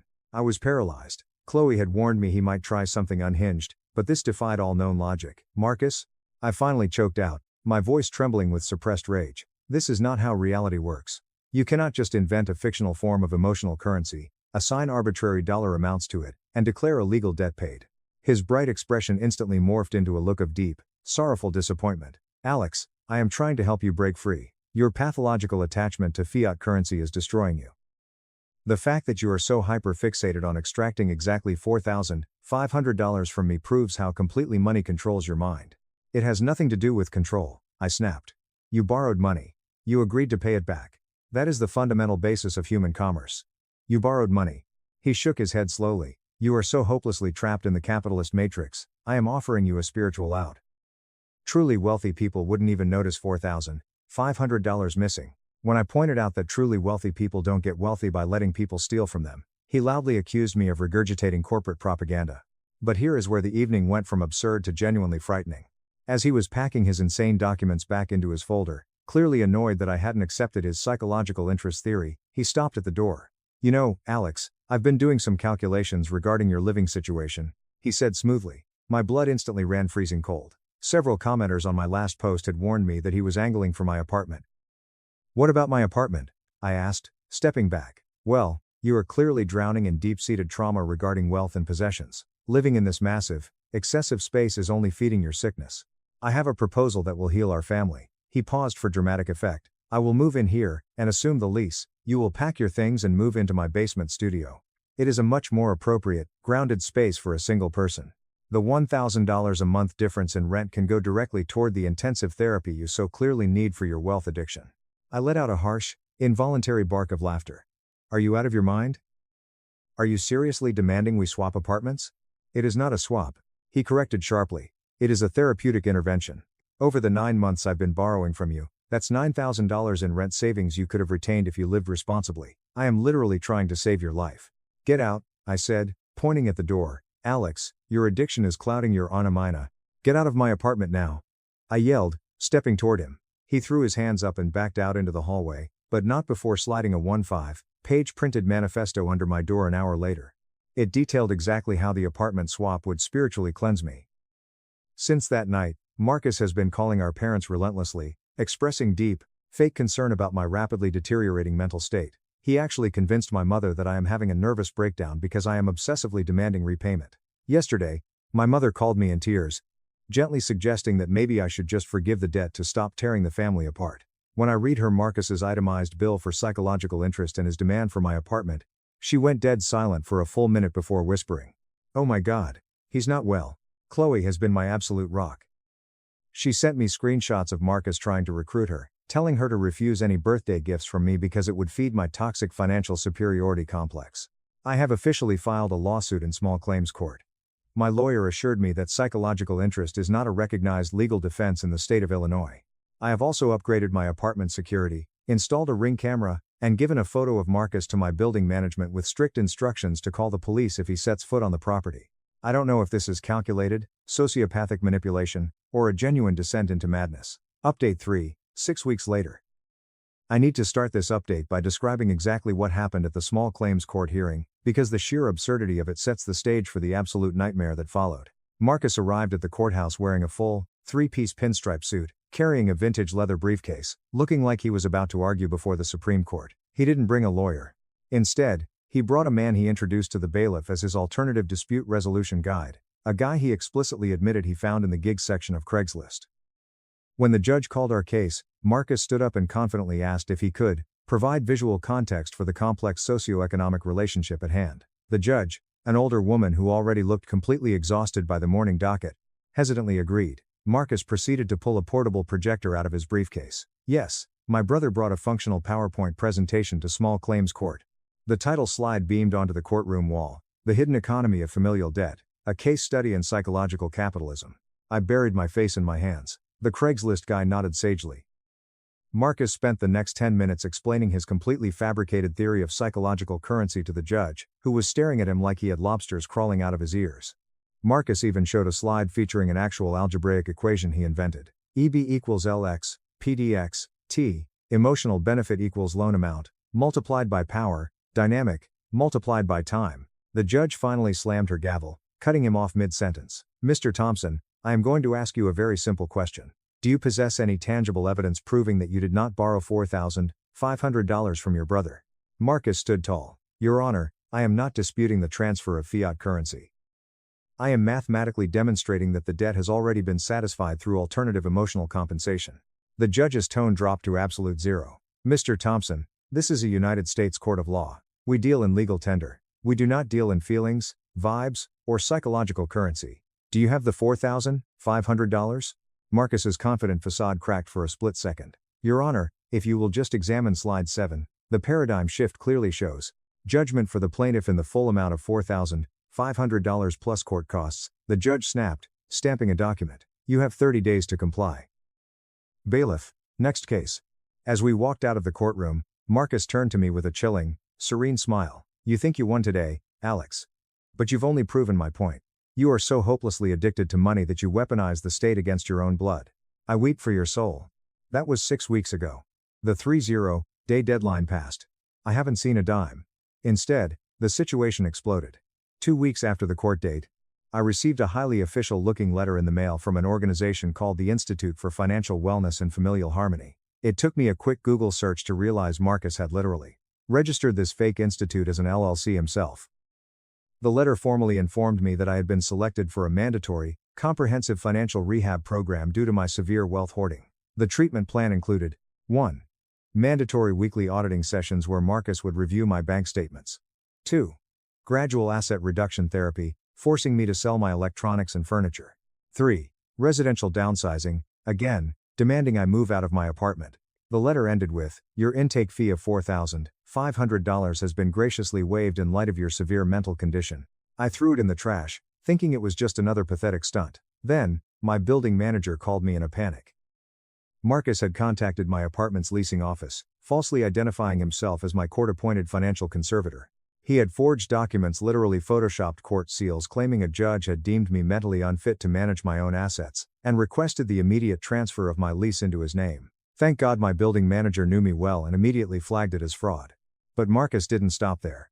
He decided to take his crusade to my workplace. I work in a secure corporate building, but the main lobby is open to the public. 3 weeks ago, Marcus walked into my office lobby carrying a large cardboard box. He told the front desk receptionist it was a critical family emergency. When I rushed downstairs, my heart pounding, I found Marcus standing in the center of the crowded lobby. Inside the box was my blender, a pair of my expensive running shoes, and a table lamp, items he had apparently stolen from my apartment during his earlier visits. "Alex," he announced, projecting his voice so dozens of my coworkers could hear. "I am returning these material anchors to you. Part of your recovery is learning to detach from consumerism, but I realized forcing you into cold turkey separation was too traumatic for your fragile state." People were stopping and staring. My manager, Jessica, who happened to be getting coffee, walked over, looking deeply concerned. "Alex, is everything all right here?" Before I could speak, Marcus thrust his hand toward her. "Hi, I'm Marcus, Alex's brother and financial wellness coach. I'm guiding him through a very dark period of wealth addiction. Has he been exhibiting any erratic spending behaviors at work, buying too many lunches?" I physically grabbed Marcus by the arm and dragged him out the revolving doors, threatening to call the police, but the damage was done. The office rumor mill exploded. I had to have a humiliating closed-door meeting with HR to explain that my brother was suffering from some kind of delusion and that I was not, in fact, mentally unstable. The harassment immediately spilled over to social media.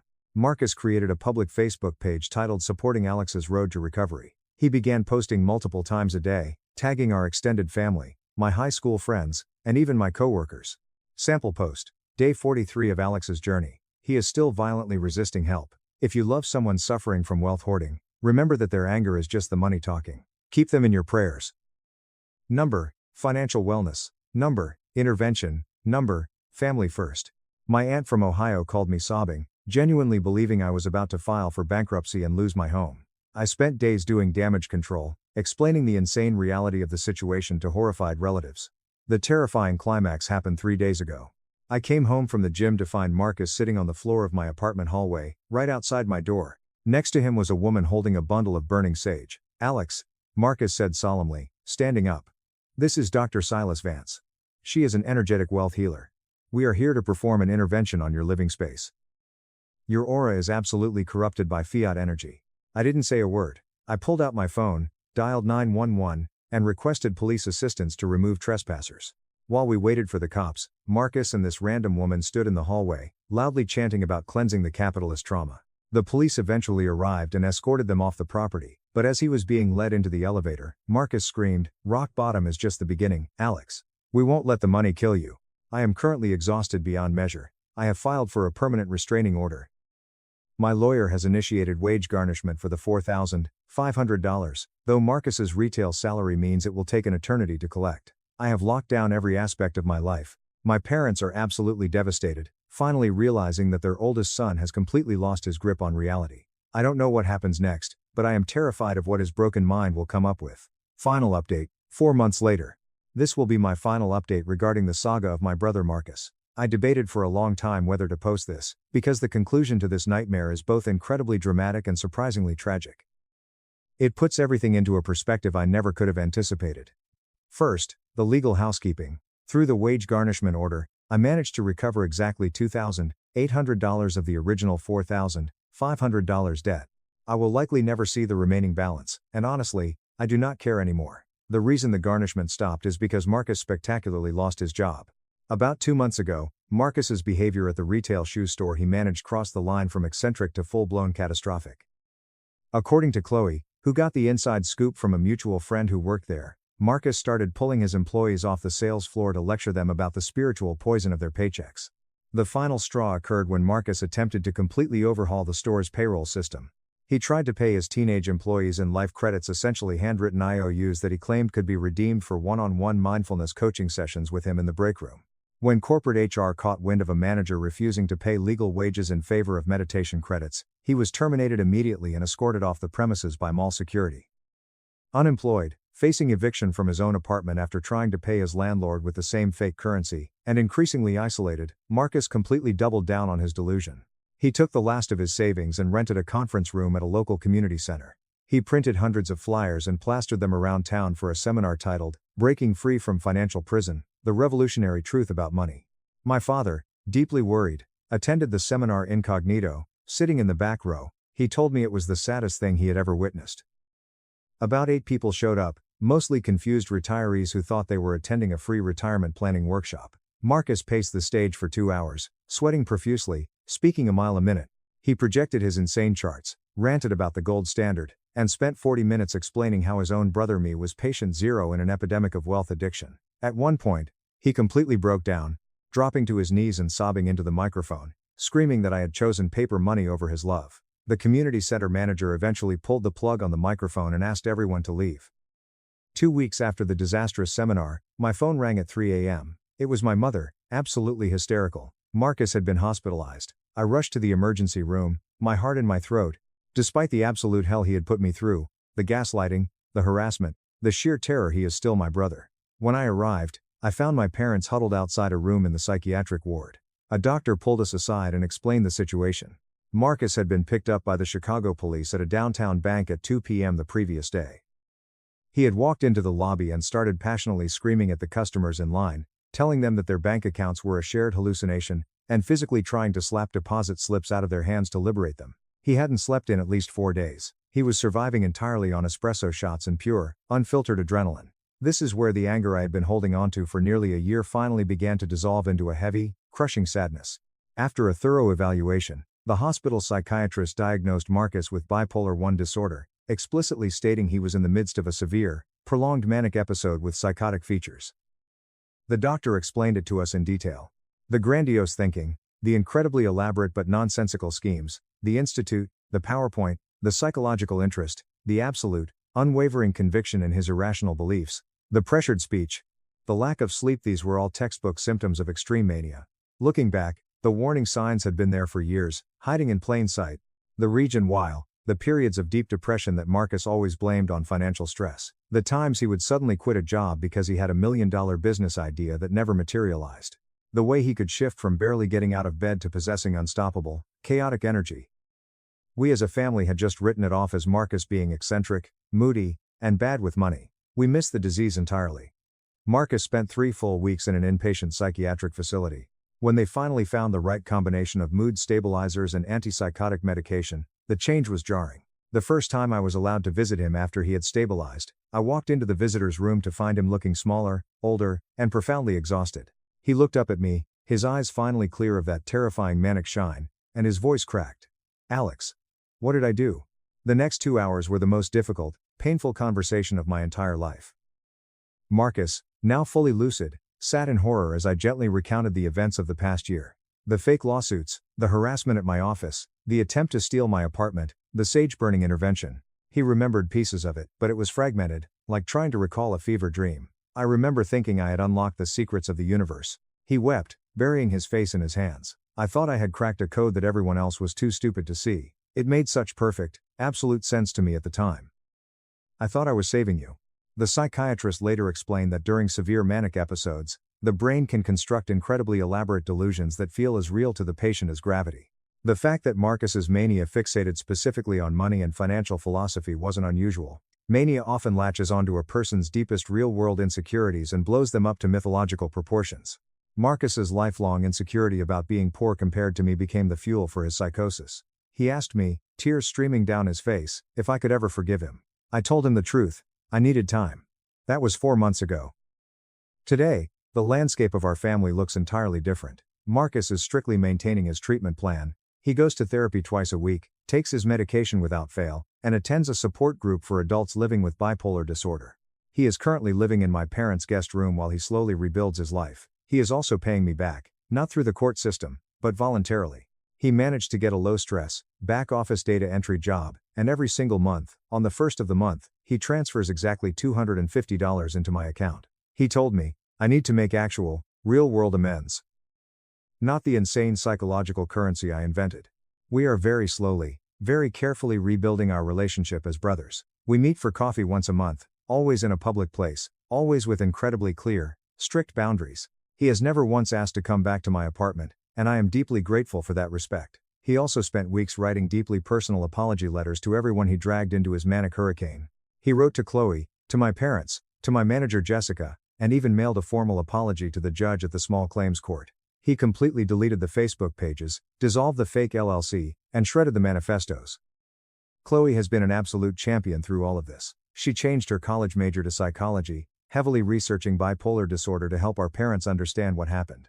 She said something to me last week that really helped me let go of the residual anger. Alex, he was deathly ill. The disease took his normal human flaws, his jealousy, his financial stress, his stubbornness, and mutated them into a monster. You were fighting the disease, not your brother. I am in therapy now, too. Not for wealth addiction, but to process the genuine trauma of being systematically gaslit, harassed, and betrayed by the person who was supposed to look out for me. It is incredibly difficult to reconcile the anger I felt with the medical reality of his condition. The money, the $4,500 that started this entire nightmare, has ironically become the least important detail of the story. I don't care if I ever see the rest of it. What matters is that my brother is finally getting the medical intervention he desperately needed, our family is healing, and we now know exactly what warning signs to look for. Yesterday, Marcus sent me a text message. It was a photo of a flyer at the local library advertising a financial wellness seminar. Beneath the photo, he wrote, "Saw this.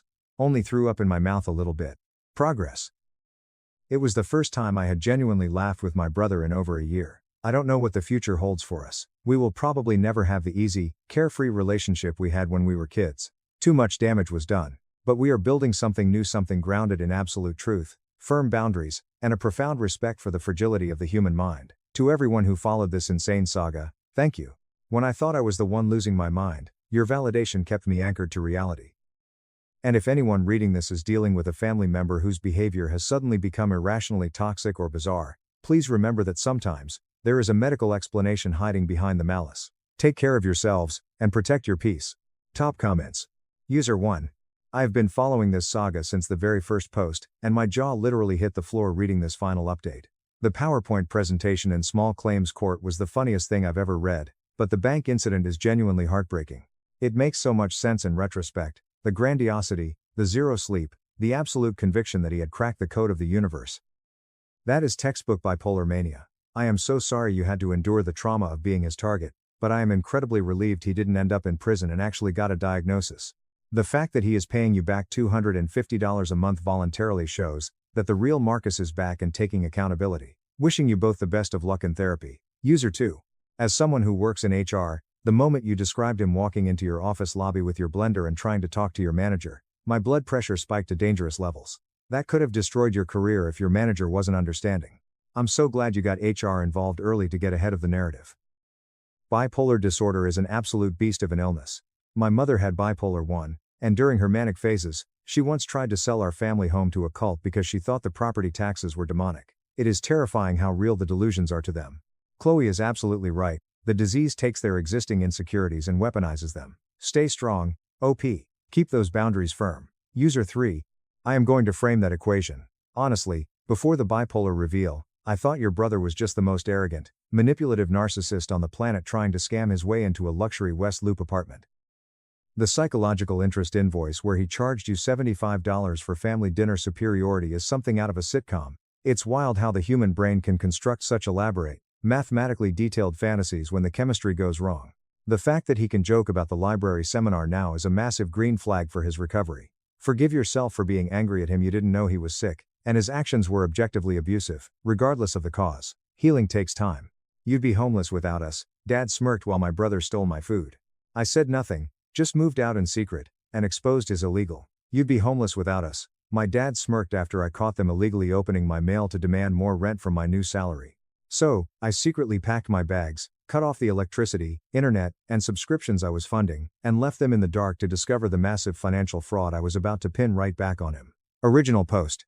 My name is Marcus. I'm 28 years old, and I grew up in a household where love was always treated like a transactional commodity, and I was the only one paying full price.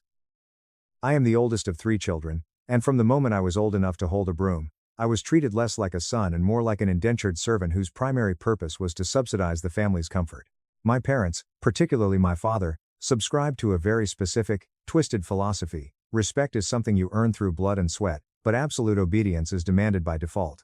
And if you happen to be the firstborn child, your obedience came with a heavy interest rate attached. You were expected to set the flawless example, maintain the fragile peace, and hold the entire household together, even when every other person in the house refused to lift a single finger. For the longest time, growing up, I genuinely believed this was just how the world worked. I thought all parents ruthlessly guilt-tripped their kids into scrubbing the floors and doing the heavy landscaping while slapping the label of teaching responsibility on it. I thought it was completely standard practice to be charged rent the second you turned 17 because, as my dad loved to repeat like a broken record, the real world doesn't hand out free rides. Here is the kicker: we weren't poor, we were actually far from it. My dad worked as a senior logistics manager for a major distribution company, bringing in a very comfortable salary.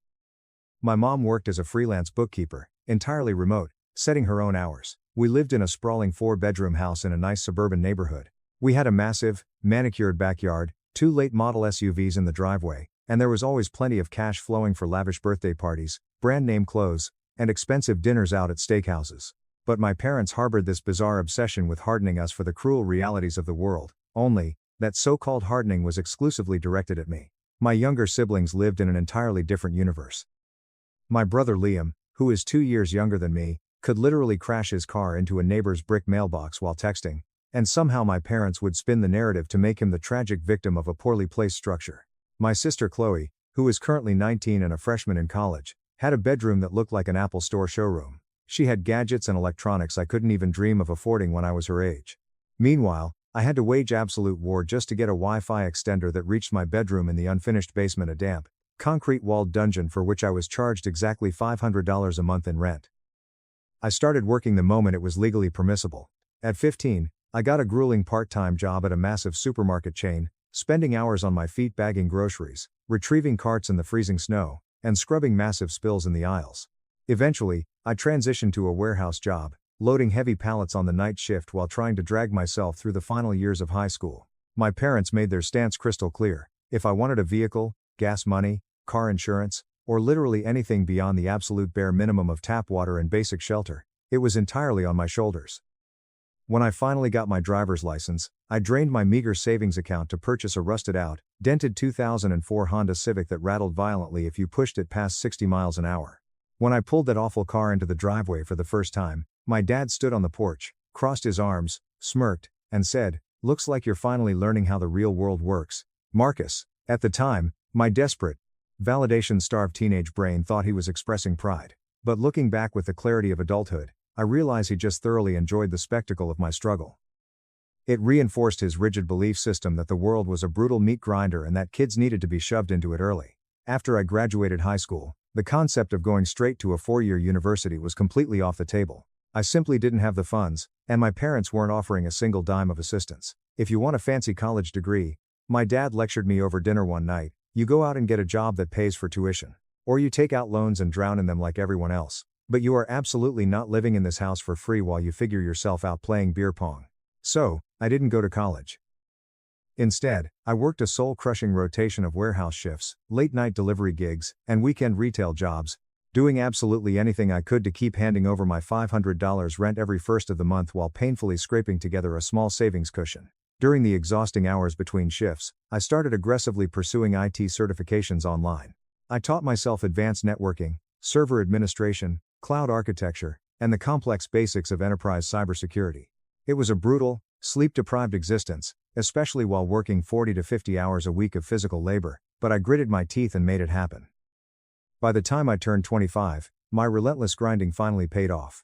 I landed a fantastic full-time, fully remote position doing high-level tech support and network infrastructure management for a rapidly growing mid-size logistics software firm. It wasn't quite a 6-figure salary yet, but it was incredibly stable, came with full benefits, and most importantly, it was an achievement that belonged entirely to me.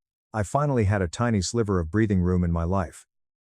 I was still living in the damp basement, still handing over my rent money with absolute precision, and still enduring a barrage of passive-aggressive commentary every time I had to skip a Sunday family dinner because I was stuck on an emergency server maintenance call. But the sheer panic of poverty was gone. I actually started browsing apartment listings, dreaming of getting my own quiet place, maybe even enrolling in night classes to finally get that bachelor's degree. And then, the global pandemic turned the world upside down. Almost overnight, the entire dynamic of the house shifted. Liam, who had been lazily working as a bartender downtown, lost his job when the restaurants shut down. He immediately packed up his apartment and moved back into his old, spacious upstairs bedroom. Naturally, my parents, who had spent my entire life insisting I pay rent because the universe owes nobody a living, suddenly decided that Liam didn't need to contribute a single cent. He's going through an incredibly stressful transition right now. My mom cooed softly, patting his shoulder. This is a global crisis. It's simply not the time to add financial pressure to his plate. Meanwhile, Chloe, whose college campus had closed, moved back home to take her classes online. She completely inverted her schedule, sleeping until 2 in the afternoon and then blasting obnoxious TikToks and reality TV shows at maximum volume through the thin floorboards directly above my basement workspace well into the early hours of the morning. Through all of this chaos, I kept my head down. I kept working my demanding remote job, kept paying my $500 rent without fail, kept buying the bulk of the household groceries, and kept getting ruthlessly guilt-tripped every time I politely asked for 10 minutes of quiet so I could lead a crucial Zoom meeting with my company's executives. It genuinely felt like I was a paying guest in a terrible hotel that I was secretly funding out of my own pocket, except the management actively despised me and the other guests were receiving complimentary room service. The situation deteriorated rapidly when Liam started making snide, degrading comments about my profession. Must be real nice to just sit around in your pajamas all day. He'd sneer from the kitchen island, casually sipping the expensive cold brew coffee I had purchased with my own money. Or he'd say, "Some of us actually do real, physical labor, Marcus. We don't just sit in a dark basement clicking a mouse and pretending it's hard work." My dad would chuckle from his recliner, treating Liam's blatant disrespect like it was a hilarious inside joke. "Your brother isn't entirely wrong, Marcus," my dad chimed in one evening. "If the power grid fails, what exactly are you going to do? You're not exactly an essential worker, are you?" I wanted to scream until my lungs gave out. I wanted to violently list off every single bill I was covering, every grocery run I made, every time I fixed their broken laptops and shattered phones. Instead, I just bit my tongue, nodded blankly, and retreated to my basement. The absolute breaking point happened on a humid Tuesday night. I had just finished a grueling 12-hour shift. The company's primary servers had crashed, we were fighting off a sophisticated phishing attack, and 3 of my key team members were out sick. My brain felt like it had been put through a blender. All I wanted in the entire world was to go upstairs, make the elaborate chicken and rice meal I had specifically prepped the night before, and stare blankly at a screen until I fell asleep. But when I trudged up the stairs and opened the refrigerator, my jaw dropped. Half of the groceries I had purchased just 2 days prior were completely gone. My expensive protein shakes, my carefully portioned chicken breasts, my specialized pre-workout meals, all of it had vanished. I slowly turned around and looked into the living room. There was Liam, sprawled across the sofa, shirtless, mindlessly playing a video game, and loudly burping up the distinct smell of my garlic herb chicken. "You're welcome," he muttered, not even bothering to take his eyes off the television screen. I took a deep breath, trying to keep my heart rate from exploding. I walked over and asked him, very calmly, why he continually felt entitled to take my expensive groceries when he didn't contribute a single dollar to the household expenses. He just paused his game, leaned back, and laughed directly in my face. "Bro, chill out. What's mine is yours, right? That's what family is for. Stop being such a tightwad." I brought the issue up to my parents that night at the dinner table. I wasn't screaming. I wasn't throwing accusations. I simply asked, in a measured tone, if we could establish some basic boundaries in the house. I suggested we could label our food, or maybe set up a shared grocery budget, just something to maintain order. That was when my dad slammed his heavy fist down on the wooden dining table so hard the silverware rattled. "You are acting like a damn ungrateful guest in your own home," he snapped, his face turning a dangerous shade of red. "You think you're somehow better than your brother just because you managed to get some cushy desk job and print out a little IT certificate. Let me remind you of reality, Marcus. You would be completely homeless without us. You live in this house because your mother and I generously allow you to, don't you ever forget that." I looked at him. I looked at my mother, who was silently staring at her plate, refusing to intervene. I looked at Liam, who was failing to hide a smug grin. I didn't say a single word. Not then. I just calmly stood up from my chair, walked down the stairs to the basement, closed my door, and sat on the edge of my mattress for a very, very long time. Something deep inside my chest shifted that night. It felt entirely different from all the previous arguments. It wasn't the first time my dad had pulled the "you'd be homeless" card to assert his dominance, but for some reason, this time, the words didn't sting. They didn't make me feel small or inadequate. They didn't feel like a reflection of my supposed failures. It just felt like crystal clear clarity. That was the exact moment I fully accepted that I was not going to stay in this house much longer. But I also made a silent vow to myself: if I was going to leave, I absolutely was not going to fade away quietly. And I was definitely not going to continue secretly funding their comfortable, oblivious lives while they treated me like a piece of garbage stuck to the bottom of their shoes. Update 1. The meticulous planning began the very next morning. I didn't just pack a duffel bag and storm out in a fit of rage. That would have been too easy for them to dismiss as a childish tantrum. I needed a flawless execution. When I sat at my desk and genuinely began to audit my life, the sheer scale of my financial entanglement with my family made my stomach churn. My name was attached to significantly more things than I cared to admit. The high-speed fiber internet that the whole family relied on? Solely under my name and my credit card. The monthly electricity and gas bills? Technically split in the online portal, but my card was the only one set to auto-pay, meaning I had been covering the entire house's massive energy consumption for the last 3 years. The entire suite of streaming services, Netflix, Hulu, Disney+, Spotify Premium, Amazon Prime, all registered to my email, all charged to my accounts. At some point, without any formal discussion, I had quietly morphed into the foundational load-bearing pillar of the household's entire logistical and financial structure. And the wildest part was that they genuinely believed they were the ones supporting me. The sheer audacity of their delusion was put on full display later that week. I woke up to my sister Chloe stomping aggressively around the upstairs hallway. Apparently, she couldn't find her expensive AirPods. Before I could even pour my morning coffee, she barged to the top of the basement stairs and launched into a full-blown interrogation. "Did you steal them?" she demanded, crossing her arms and glaring down at me like I was a convicted thief. "Why would I steal your headphones, Chloe? I have my own," I replied, utterly exhausted. "Because I borrowed your Bluetooth speaker last month and accidentally broke it, and you got mad. So, obviously you took my AirPods as revenge." I just stared at her. That was the level of logic I was dealing with. She had wronged me, so in her mind, I was the villain plotting petty retaliation. I shook my head, told her to ask Liam, and walked away. Later that same afternoon, my phone buzzed. It was a Venmo request from my mother. The amount was $55.20, accompanied by a cold little note: household groceries and cleaning supplies. There was no prior discussion, no context, just a digital demand for my money. The absolute best part of this ridiculous request?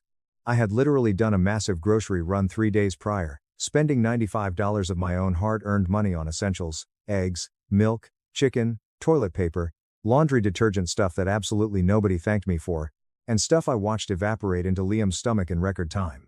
I hit the decline button without a second thought. 30 minutes later, my phone lit up with a text message. "Mom, did you decline the payment request on purpose?" "Oh. Me. Yes. Mom, that is incredibly selfish, Marcus. We are a family. We all have to contribute to this household." "Me. I do contribute. I just bought $95 worth of groceries on Monday." "Mom, that was your personal choice. This request is for the shared items I purchased. You need to pay your fair share." "Me. I didn't ask for any of those items, and no one ever offers to split the cost of the food I buy that Liam eats. I'm not paying it." She didn't respond to the text, but the energy at the dinner table that evening was absolutely toxic. The air was thick and freezing cold. My mother completely refused to look in my direction. My father kept aggressively clearing his throat every few minutes, his jaw clenched tight, practically vibrating with the urge to scream at me but trying to maintain his intimidating silence. Chloe was entirely ignoring the tension, snapping photos of her mashed potatoes to post on Instagram, curating her fake aesthetic life. Then Liam, ever the instigator, decided to play his favorite role of provocateur. "So," he said casually, aggressively stabbing a piece of chicken with his fork, "I heard you're refusing to pay Mom back for the groceries." I kept my eyes on my plate and didn't answer. "Kind of a pathetic, low blow considering she literally gave birth to you and raised you," Liam pushed, grinning over his water glass. I remained completely silent, chewing my food methodically. "Marcus," my dad barked, his voice slicing through the room like a whip, "answer your brother when he speaks to you." "I am not answering anyone at this table. This is a dinner, not a legal deposition," I replied, my voice dangerously calm. "You are sitting under our roof." My dad exploded, slamming his hand on the table again. "When we ask you a question, you answer it." I slowly wiped my mouth with a napkin, stood up from the table, and looked him dead in the eyes. "Then maybe I won't be sitting under your roof much longer." My mom finally broke her silence, letting out a harsh, Mocking laugh. Oh, please, where exactly are you going to go, Marcus? You think you're actually ready to survive out in the real world on your own? Everything you have right now is because of us. Because of us. Those 3 words echoed in my skull. They genuinely believed that my grueling IT job, my late-night study sessions, my carefully guarded savings account, none of it was my own merit. In their twisted reality, I was just a charity case who had been handed a scholarship to life, and they were the benevolent, long-suffering donors. I didn't utter another syllable. I turned my back on them and walked down into the basement. That night, I pulled up my financial spreadsheets and got to work. I analyzed my bank accounts, calculated exactly what it would take to secure a decent apartment, and started rapidly browsing rental listings on the far opposite side of the city. I quietly called a few close friends, asking for recommendations on property management companies. I created a massive, comprehensive checklist: transfer the Wi-Fi, remove my credit cards from all household autopays, physically pack my electronics, secure a moving truck. I knew it would take a solid 2 weeks to meticulously untangle my digital and financial footprint from the house, but I was absolutely determined to execute it flawlessly. I wanted to leave cleanly, silently, without giving them the satisfaction of a screaming match, but making sure the bridge was thoroughly incinerated behind me. Over the next week, I began the invisible extraction process. I contacted the fiber internet provider, informed them I was relocating, and scheduled a hard cutoff date for the service, 2 weeks from that Monday. Perfect. I logged into the electricity and gas portals, fully removed my primary credit card information, deleted my user profile, and let the accounts default back to the physical property address.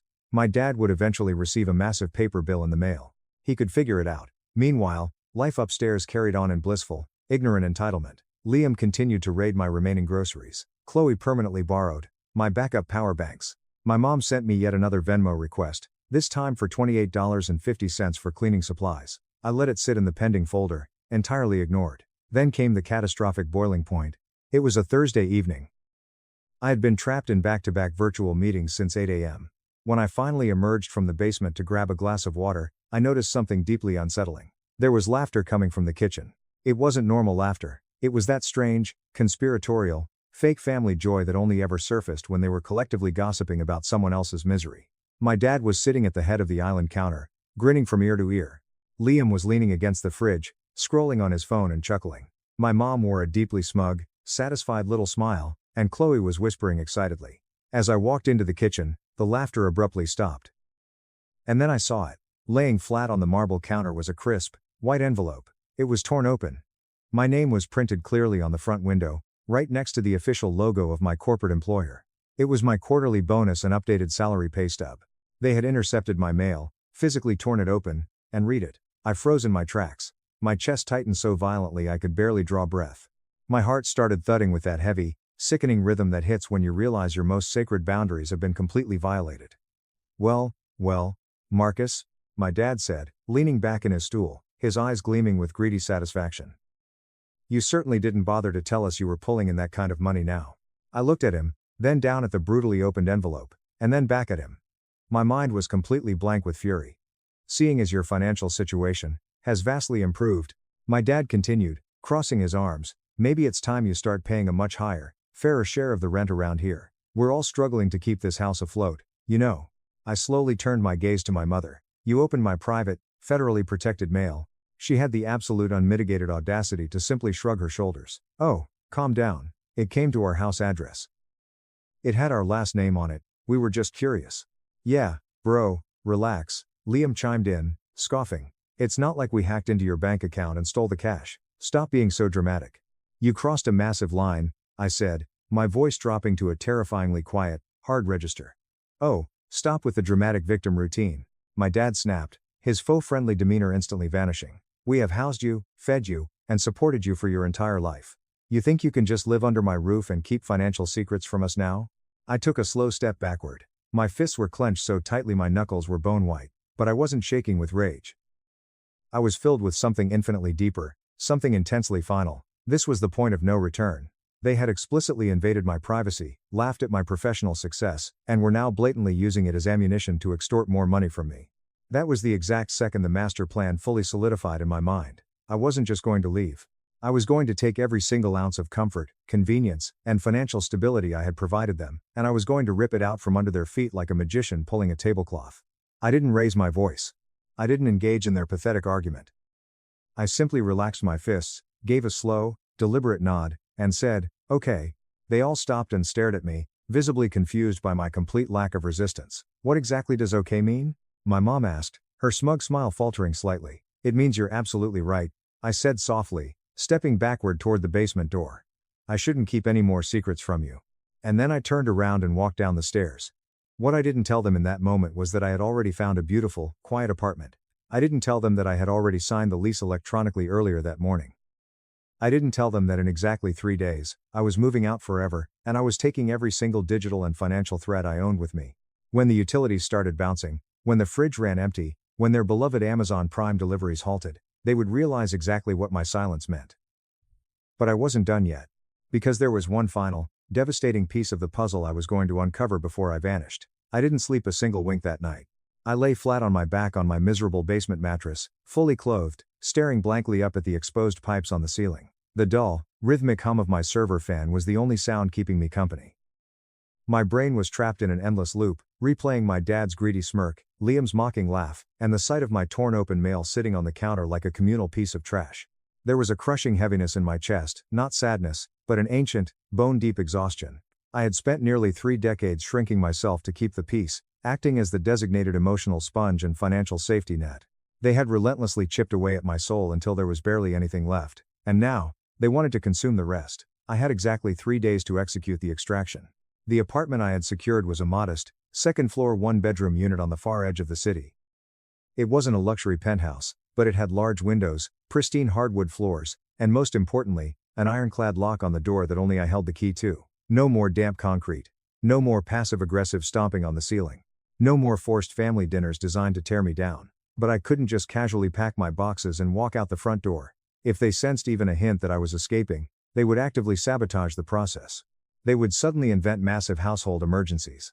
"Marcus, the garage door is broken, you need to fix it before you go." "Marcus, Mom needs you to drive her across town." "Marcus, Liam needs a loan." They would do everything in their power to stall me, drain me, and keep me trapped in my role as the useful idiot. So, I operated like a ghost. On Friday morning, while they were all asleep, I finalized the utility purge. I scheduled the high-speed fiber internet to completely terminate at exactly 8 a.m. on Monday.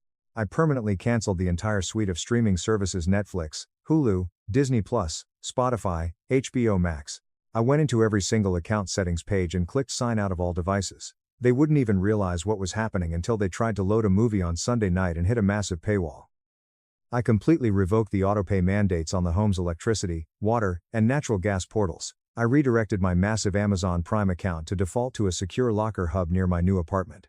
I even contacted the post office and executed a strict change of address forward for all my mail, ensuring nothing would ever land in their greedy hands again. On Saturday, the physical extraction began. I packed my belongings methodically, moving in tiny, invisible increments. A few textbooks here, a stack of winter clothes there. My expensive external hard drive slipped into my laptop bag. I carefully disassembled my secondary monitors and boxed them up, leaving just the primary screen active so my desk still looked perfectly normal. Every time I smuggled a load of boxes out to my car, I parked 2 blocks away, sneaking through the neighborhood like a burglar escaping my own prison. And then, Sunday morning arrived. I woke up at 4:30 a.m., the house was dead silent. I carried the final, heavy loads up the stairs: my remaining clothes, my bathroom supplies, my kitchen prep containers. The very last item I grabbed from my basement desk was a small, cheap wooden photo frame. It held a picture of me from my high school graduation. In the photo, my smile was crooked and uncertain, and my parents were standing directly behind me, their heavy hands resting firmly on my shoulders. When I was younger, I thought that physical touch represented parental support. Looking at it now, in the cold light of dawn, I realized it looked exactly like they were physically holding me down, preventing me from moving forward. I took the photo out of the frame, tossed it into the metal trash bin, and left the empty frame face down on the desk. I walked out to my car, started the engine, and drove away. The drive to my new apartment took exactly 22 minutes. But those 22 minutes felt longer, heavier, and more profound than the entire 28 years of my life leading up to that moment. Every single stoplight I passed felt like a ticking countdown. Every turn of the steering wheel was a physical step away from the toxicity. When I finally unlocked the door to my new apartment and stepped inside, the air smelled like fresh white paint, lemon cleaner, and old pine wood.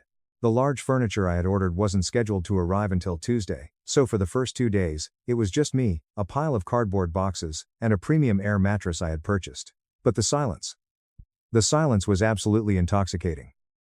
It wasn't the hostile, suffocating, minefield silence of my parents' house, where you were constantly waiting for the next screaming match to detonate. It was a thick, peaceful, golden silence. I could hear the faint, distant sound of city traffic. I could hear a dog barking happily in the courtyard below. I sat cross-legged on the bare hardwood floor for hours, my laptop open on my knees, just watching the afternoon sunlight slowly crawl across the living room wall. For the first time in my entire existence, I did not feel small. But the inevitable storm was brewing. Update 2. The chaos erupted precisely on Monday morning, right on schedule. They didn't fully realize I was completely gone until the essential services began collapsing around them. The barrage of text messages started hitting my phone at exactly 8:15 a.m. First, it was my mother. Mom, Marcus, the internet is completely down. Chloe needs to log into her college portal for a midterm. Can you restart the basement router? Mom, Marcus, are you awake? The power in the kitchen just flickered and now the fridge is beeping. Did you forget to pay the bill? The bill. Mom, we are literally sitting in the dark right now. Answer, your phone. I simply swiped the notifications away, sipping my hot coffee in my sunlit kitchen. Then, Liam's text started rolling in. Liam, bro, what the hell did you do to the Wi-Fi? I'm in the middle of a ranked match. Liam, hello, are you even downstairs? Mom is freaking out. Liam, did you seriously change the Netflix password? You're being incredibly petty. Still, I maintained absolute radio silence. By Tuesday afternoon, the panic had fully set in. I woke up to 14 missed calls and a massive, rambling voicemail from my dad. When I pressed play, his voice sounded entirely different. The arrogant, booming authority he constantly wielded was completely stripped away, replaced by a frantic, breathless uncertainty. Marcus, listen to me. We need to talk immediately. Things have gotten incredibly complicated here. The utility companies are saying the accounts were closed. There's been some sort of massive misunderstanding. You cannot just cut off the entire house like this. That is not how a family operates. Call me back the second you get this message. I sat at my new desk and let out a dark, hollow laugh. That is not how a family operates. It was the ultimate, sickening irony. They had been operating exactly like that toward me for my entire life, using me, draining me, treating me like a disposable resource, and the absolute second I mirrored their energy and cut off their supply, it was suddenly a catastrophic crime against the concept of family. 2 full weeks passed. I completely ignored their endless barrage of calls, texts, and manipulative emails. I focused entirely on my new life. I decorated my apartment. I bought a real, comfortable bed. I poured my energy into my IT job, optimizing server architectures and closing out support tickets with record speed. My department manager actually scheduled a one-on-one call just to tell me he was incredibly impressed with the sudden surge in my productivity and offered me a spot on the senior infrastructure team, which came with a massive 20% pay bump. I was thriving. The miserable, battered version of Marcus who lived in a damp basement and begged for scraps of parental affection was dead. But just when I thought I had smoothly sailed into the sunset, the universe decided to drop a nuclear bomb in my lap. It happened on a quiet Thursday night. I was casually migrating some of my old digital files from my personal cloud storage to a new encrypted drive. Out of pure, idle curiosity, I logged into a very old, secondary email account I hadn't actively used in nearly 3 years, the one I used to use for junk mail and old college applications. As the inbox slowly populated, my eyes locked onto an email thread sitting near the top, flagged with a bright red urgency icon. It was from a company called Apex Financial Recovery. The subject line read, Final Notice, Intent to Litigate, Joint Account, ending in 4,409. My blood turned to absolute ice. I didn't recognize the account number. I didn't recognize the collection agency. I aggressively clicked the email, my heart hammering against my ribs, and downloaded the attached PDF statement. There it was, printed in stark, black and white legal text. A massive, revolving home improvement line of credit. The total outstanding balance was a staggering $8,240.60. And right there, listed as the primary cosigner, was my full legal name, my date of birth, and my social security number. The secondary account holder was my father. I sat frozen in my ergonomic desk chair, the soft blue light of my dual monitors washing over my face as pure, unadulterated shock mutated into blinding rage. Suddenly, every single confusing piece of the puzzle violently snapped into place. I forced my brain to rewind 3 years. I was 25, working brutally long night shifts, utterly exhausted. My dad had casually approached me one morning in the kitchen, sliding a stack of dense, legal-looking paperwork across the island. He told me it was just a standard municipal form he needed my signature on to approve some minor exterior renovations to the house, claiming the city needed all adult residents to sign off. I was naive, sleep-deprived, and desperate to appease him, so I blindly scribbled my signature where he pointed. He hadn't been getting a permit. He had been secretly tying my pristine credit profile to a massive, high-interest line of credit. He had immediately maxed it out, likely to fund their lavish lifestyle, and had completely stopped making the minimum payments over 8 months ago.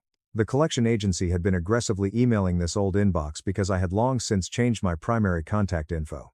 This was the real reason he had completely lost his mind when I moved out. It wasn't about the $500 basement rent, it wasn't about the grocery money. It was about him losing physical access to the human meat shield he had illegally tied to his catastrophic financial mess. He had secretly built a massive debt bomb, strapped it to my back, and smiled in my face while doing it. I didn't scream. I didn't throw my keyboard. I didn't call him to weep and demand answers. The old Marcus would have done that.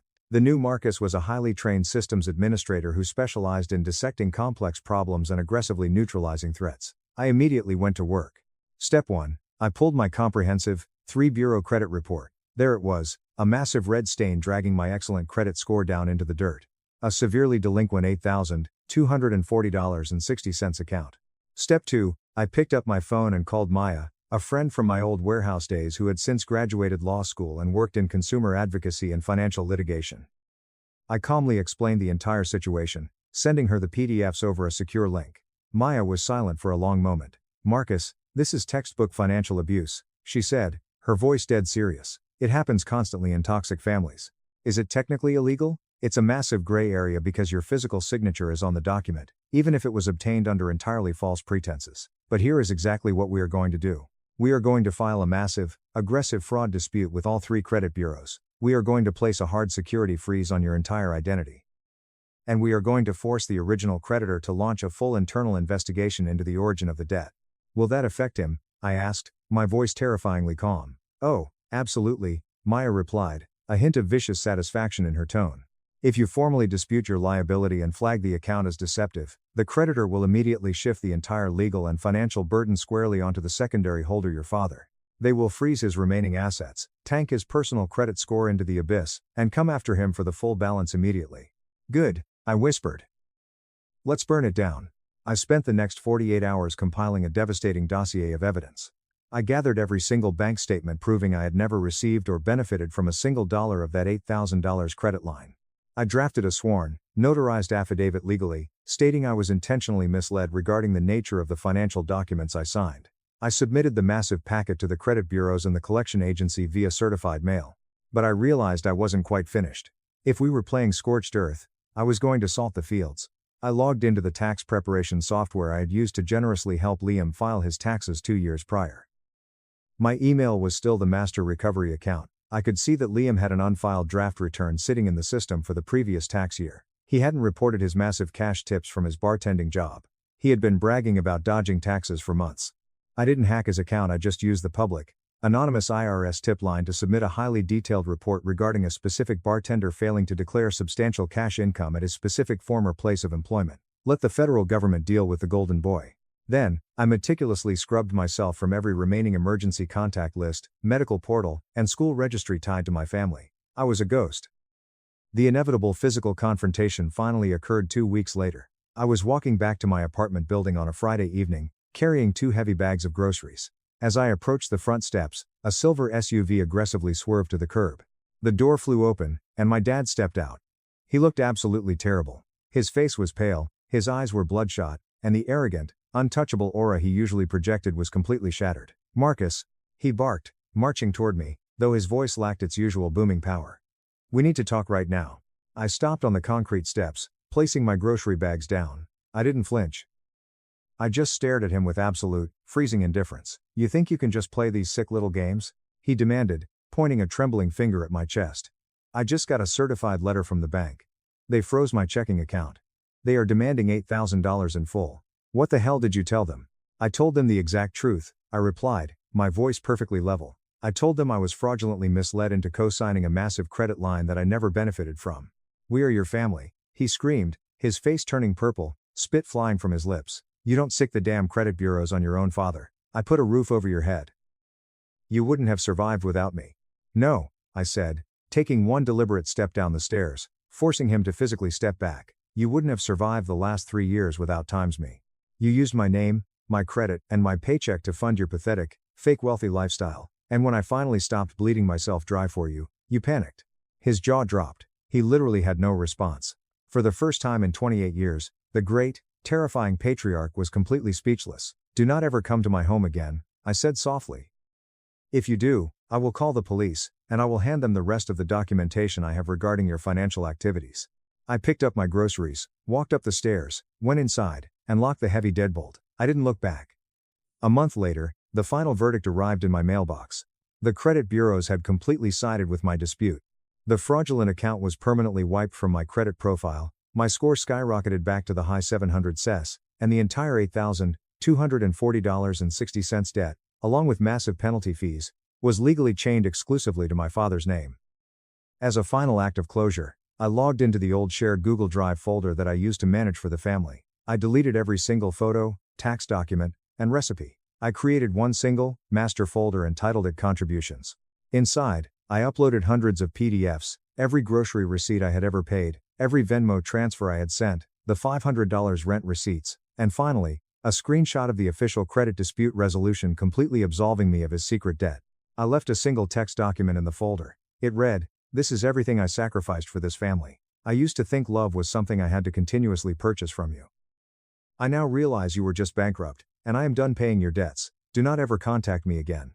I removed myself as the owner, transferred access to his email, and permanently deleted the account from my devices. It has been a year and a half since that day. I am now a senior systems engineer. I bought a beautiful new car, no rust, no rattling. I spend my weekends hiking, traveling, and hosting game nights with friends who actually value my presence, not my wallet. Last week, a distant aunt accidentally forwarded me a digital photo. It was from Liam's recent, shockingly scaled down courthouse wedding. In the picture, my dad looked 10 years older, hollowed out and exhausted. My mom looked miserable. Liam and Chloe were staring at their phones. They were standing in the same frame, but they looked like four total strangers who had been forced into a room together. I looked at the photo for a long time. I didn't feel anger. I didn't feel vindicated. I just felt a profound, overwhelming sense of peace. They had built their entire kingdom out of control, manipulation, and my stolen money. And the second I walked out the door and locked it behind me, the entire castle crumbled to dust. Top comments. User 1. The absolute audacity of your dad to pull the "you'd be homeless without us" card while literally using your stolen identity to artificially prop up his own fake lifestyle is genuinely sickening. You didn't just burn the bridge, you nuked it from orbit. Incredible execution on the credit dispute. User 2. IT guy here. The way you systematically shut down every single digital tether, the Wi-Fi, the Netflix, the Amazon Prime is pure poetry. They thought you were just a human ATM. Reporting the golden child brother to the IRS for tax evasion was the cherry on top of this beautiful revenge Sunday. Enjoy your peace. User 3. It is wild how toxic parents will absolutely drain their most responsible child dry, coddle the useless ones, and then act completely blindsided when the responsible one finally snaps and leaves. Good on you for protecting your credit and your future. Never look back. Don't destroy the family over a mistake, Dad said after my brother slept with my fiancée. I nodded, cut their funding, and let the law do the rest. Original post. I want to be unequivocally clear about something before I get into the weeds of this nightmare. I am not writing this because I need sympathy, and I am certainly not writing this to process my trauma. I am writing this because the full, unvarnished picture of what happened start to finish, every agonizing detail is the kind of thing that needs to exist somewhere outside of my own head. So, here it is. My real name doesn't matter, but you can call me Liam. What matters is that I built something real. I was 24 years old when I started my company. We specialize in cold chain medical logistics, automated temperature-controlled transport systems, secure routing for sensitive biologics, and operational consulting for pharmaceutical distribution. It is not glamorous. It is not the kind of thing you explain at a dinner party without watching someone's eyes glaze over into a comatose stare. But it is profitable in ways that most exciting industries could never even dream of.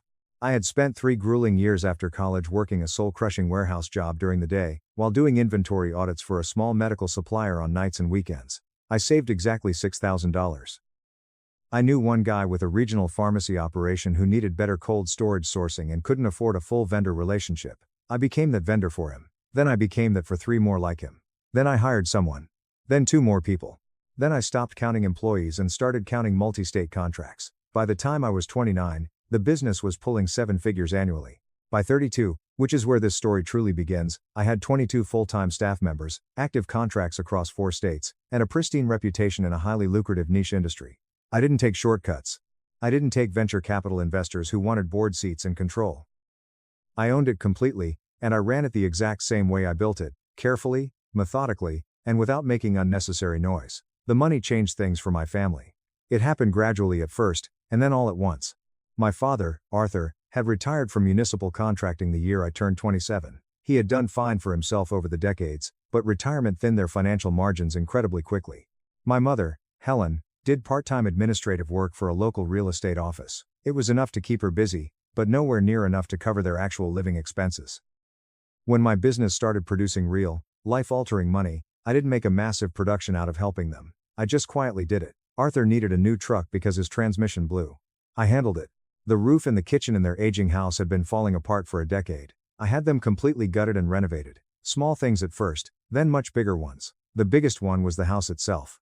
It was a beautiful 5-bedroom colonial with a decent-sized yard in a neighborhood that had appreciated steadily over the years. I bought it outright in cash when I was 28. I put their names on the occupancy registry, but I held the deed. I covered the property taxes, the utilities, the HOA fees, and the maintenance without ever making it a monthly conversation. It was their home, I just happened to own the physical structure. That was simply how things worked in my head at the time. I was providing. Then, my older brother Marcus moved back into that house about 18 months before everything completely collapsed. Marcus is 38, 6 years older than me, and he possesses a unique, terrifying gift for being between opportunities in a way that always sounds temporary but never quite is. His previous venture had been some kind of crypto-adjacent startup that never gained an inch of traction. Before that, it was a drop-shipping franchise arrangement that spectacularly fell apart. He has charm. The specific kind of aggressive charm that works flawlessly on people who refuse to look at historical patterns. I looked at the pattern, I knew exactly who he was, and I helped him anyway because he was my brother and that felt like what a good son was supposed to do. I put Marcus on my company payroll as a compliance consultant. It was a low-level role, mostly vendor coordination, nothing that touched core corporate financials. It gave him an income that looked entirely legitimate on paper.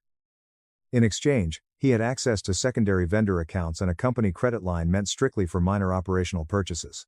I genuinely thought I was giving him a stable foothold to rebuild his life. I wasn't watching him closely enough to see what he was actually doing with that foothold. Then there was Elena. I met her at a corporate compliance seminar 3 years before all of this went down. She was working as a corporate auditor at the time.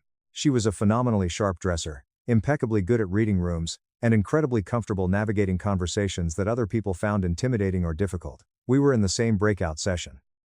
She made a point about regulatory loopholes that I fundamentally disagreed with, and I told her so directly in front of the room. She laughed instead of getting defensive. I liked that immediately. We dated for 2 wonderful years before I proposed. She said yes without a single second of hesitation. I believed every single part of it.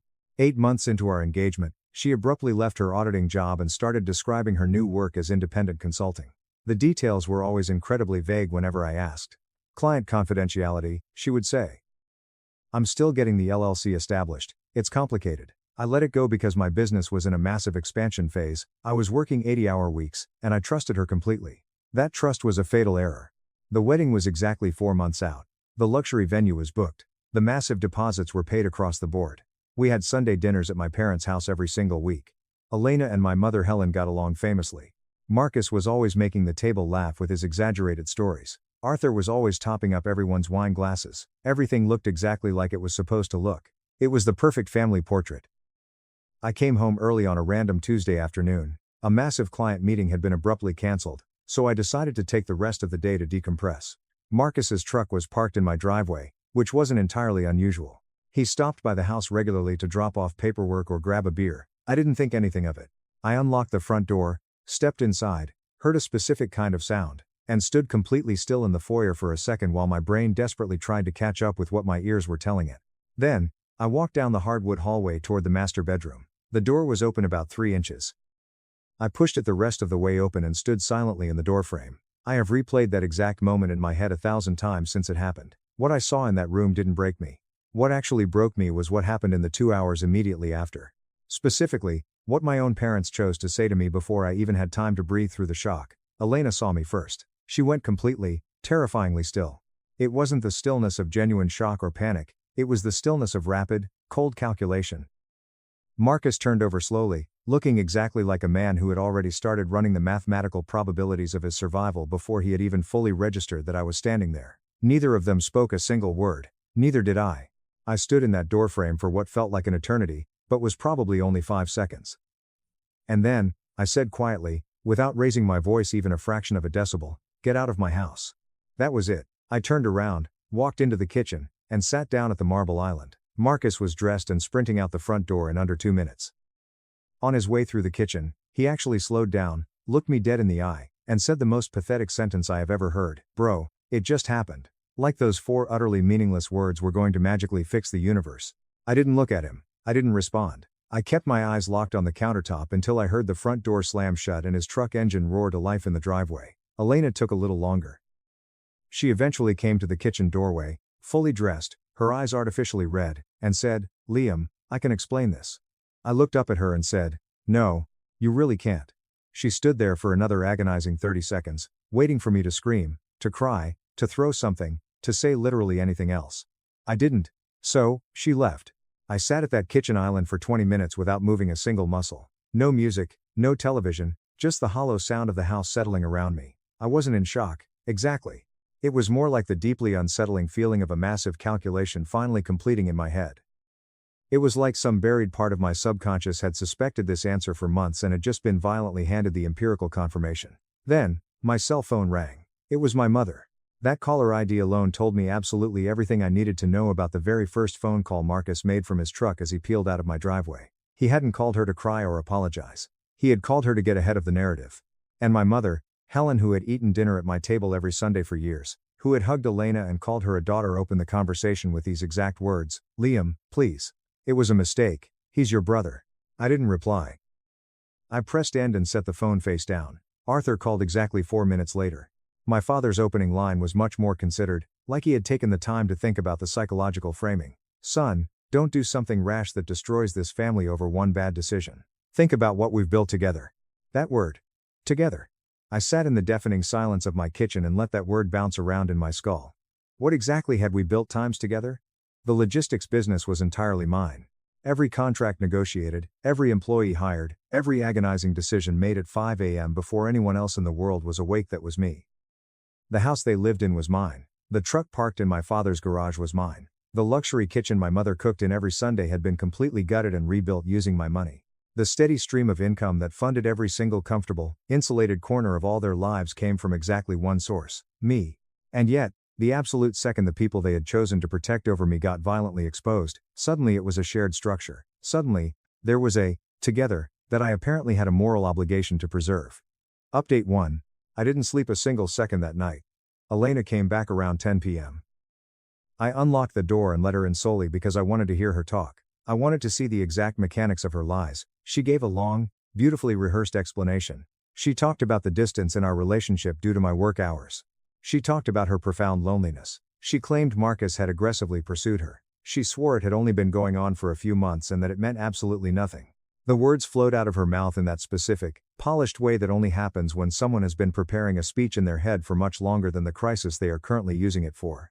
I listened to the entire monologue without interrupting once. Then, she said the one sentence that shifted the entire tectonic plate of my reality. "Liam, your parents knew things had been strained between us. I talked to your mother about it extensively. She understood."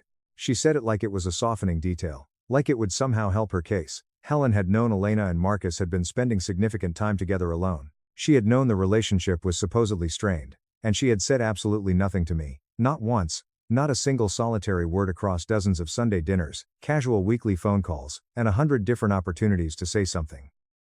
She had actively chosen to protect their disgusting arrangement over her own son. I didn't scream. I didn't react with anger. I just looked at Elena, and I smiled. It wasn't a sarcastic smile, and it certainly wasn't a warm one. It was just a quiet, deeply settled expression that apparently communicated something so dark she wasn't prepared for it, because she stopped speaking mid-sentence and didn't attempt to start again. She told a mutual friend months later that the smile I gave her that night scared her infinitely more than anything I could have ever shouted. I quietly asked her to leave. She practically ran out the door. I sat completely alone in the dark kitchen until 3 a.m. Then, I opened my laptop. I didn't open it to look at photos or wallow in misery. I opened it to start mapping every single account, asset, liability, access point, and operational dependency in my life. I wanted to see exactly who relied on what, who had access to what, and what the full, unvarnished financial architecture of my existence actually looked like when drawn out on a spreadsheet. Honestly, that was when I found the real betrayal. The cheating was just the appetizer. I found Marcus's name on a secondary vendor credit account that I had absolutely never authorized. He was listed as a secondary signatory on a digital document that bore my signature, except I had never signed it. I went through the last 16 months of financial records with forensic precision. The stolen amounts were small. The intervals were highly irregular. It was brilliantly intentional. It was designed to be small and irregular enough to stay completely below the automated fraud alert thresholds of our accounting software. Over the course of 16 months, Marcus had siphoned exactly $82,500 out of my company. And that was only what I had managed to find in the first hour of digging. By 5 a.m., I had 6 browser tabs open, 3 complex spreadsheets running, and a yellow legal pad completely covered in handwriting that had gotten progressively smaller and tighter as the hours dragged on. I wasn't panicking. That is the thing I really want to emphasize. There was zero panic in my body. What I felt was infinitely closer to the focused, airless, sociopathic calm that washes over you when an abstract emotional problem suddenly becomes a concrete mathematical equation. Abstract betrayal is devastating and messy. Specific stolen numbers are just a logistical problem to solve. I kept pulling the server records. Marcus's embezzlement method was surprisingly straightforward once I understood the underlying logic. He had legitimate vendor account access as part of his consulting role, which meant nobody in accounting ever flagged his logins. When legitimate invoices came in with minor, manufactured overpayments, the standard company practice was to apply that surplus as a rolling credit toward the next bulk order. What Marcus had been doing instead was manually redirecting those specific surpluses to a completely separate dummy shell account through a series of tiny corrective transfers. Individually, they looked like routine, boring reconciliation entries. Nobody reviews reconciliation entries at that microscopic granularity unless they are specifically hunting for a rat. I hadn't been hunting. By the time I mapped the full, exhaustive run of his theft, I stopped being surprised by what I was finding. Then, I seamlessly transitioned to Elena's layer of the nightmare. I pulled the master credit line authorizations first. I found a finalized document with my signature on it, explicitly approving a massive increase to the company's operational credit ceiling. I had absolutely never signed that document. I knew this with 100% certainty because that exact credit increase had been discussed internally with my finance team, and I had firmly decided against it 3 months prior. The discussion was logged in my email archives. The final decision not to proceed was clearly in writing. And yet, there was my signature on a formalized approval document dated 6 weeks after I had explicitly said no. Real, human signatures have natural variation. The pen pressure changes, the angle of the loops shifts slightly, the tail of a letter catches differently, depending on how fast your hand is moving. I had signed my name tens of thousands of times over the years, and no two signatures were ever microscopically identical. The signature on that credit document was technically proficient, but it was completely, mathematically consistent with another document I found. It looked exactly the way a signature looks when someone has obsessively practiced tracing it rather than actually living it.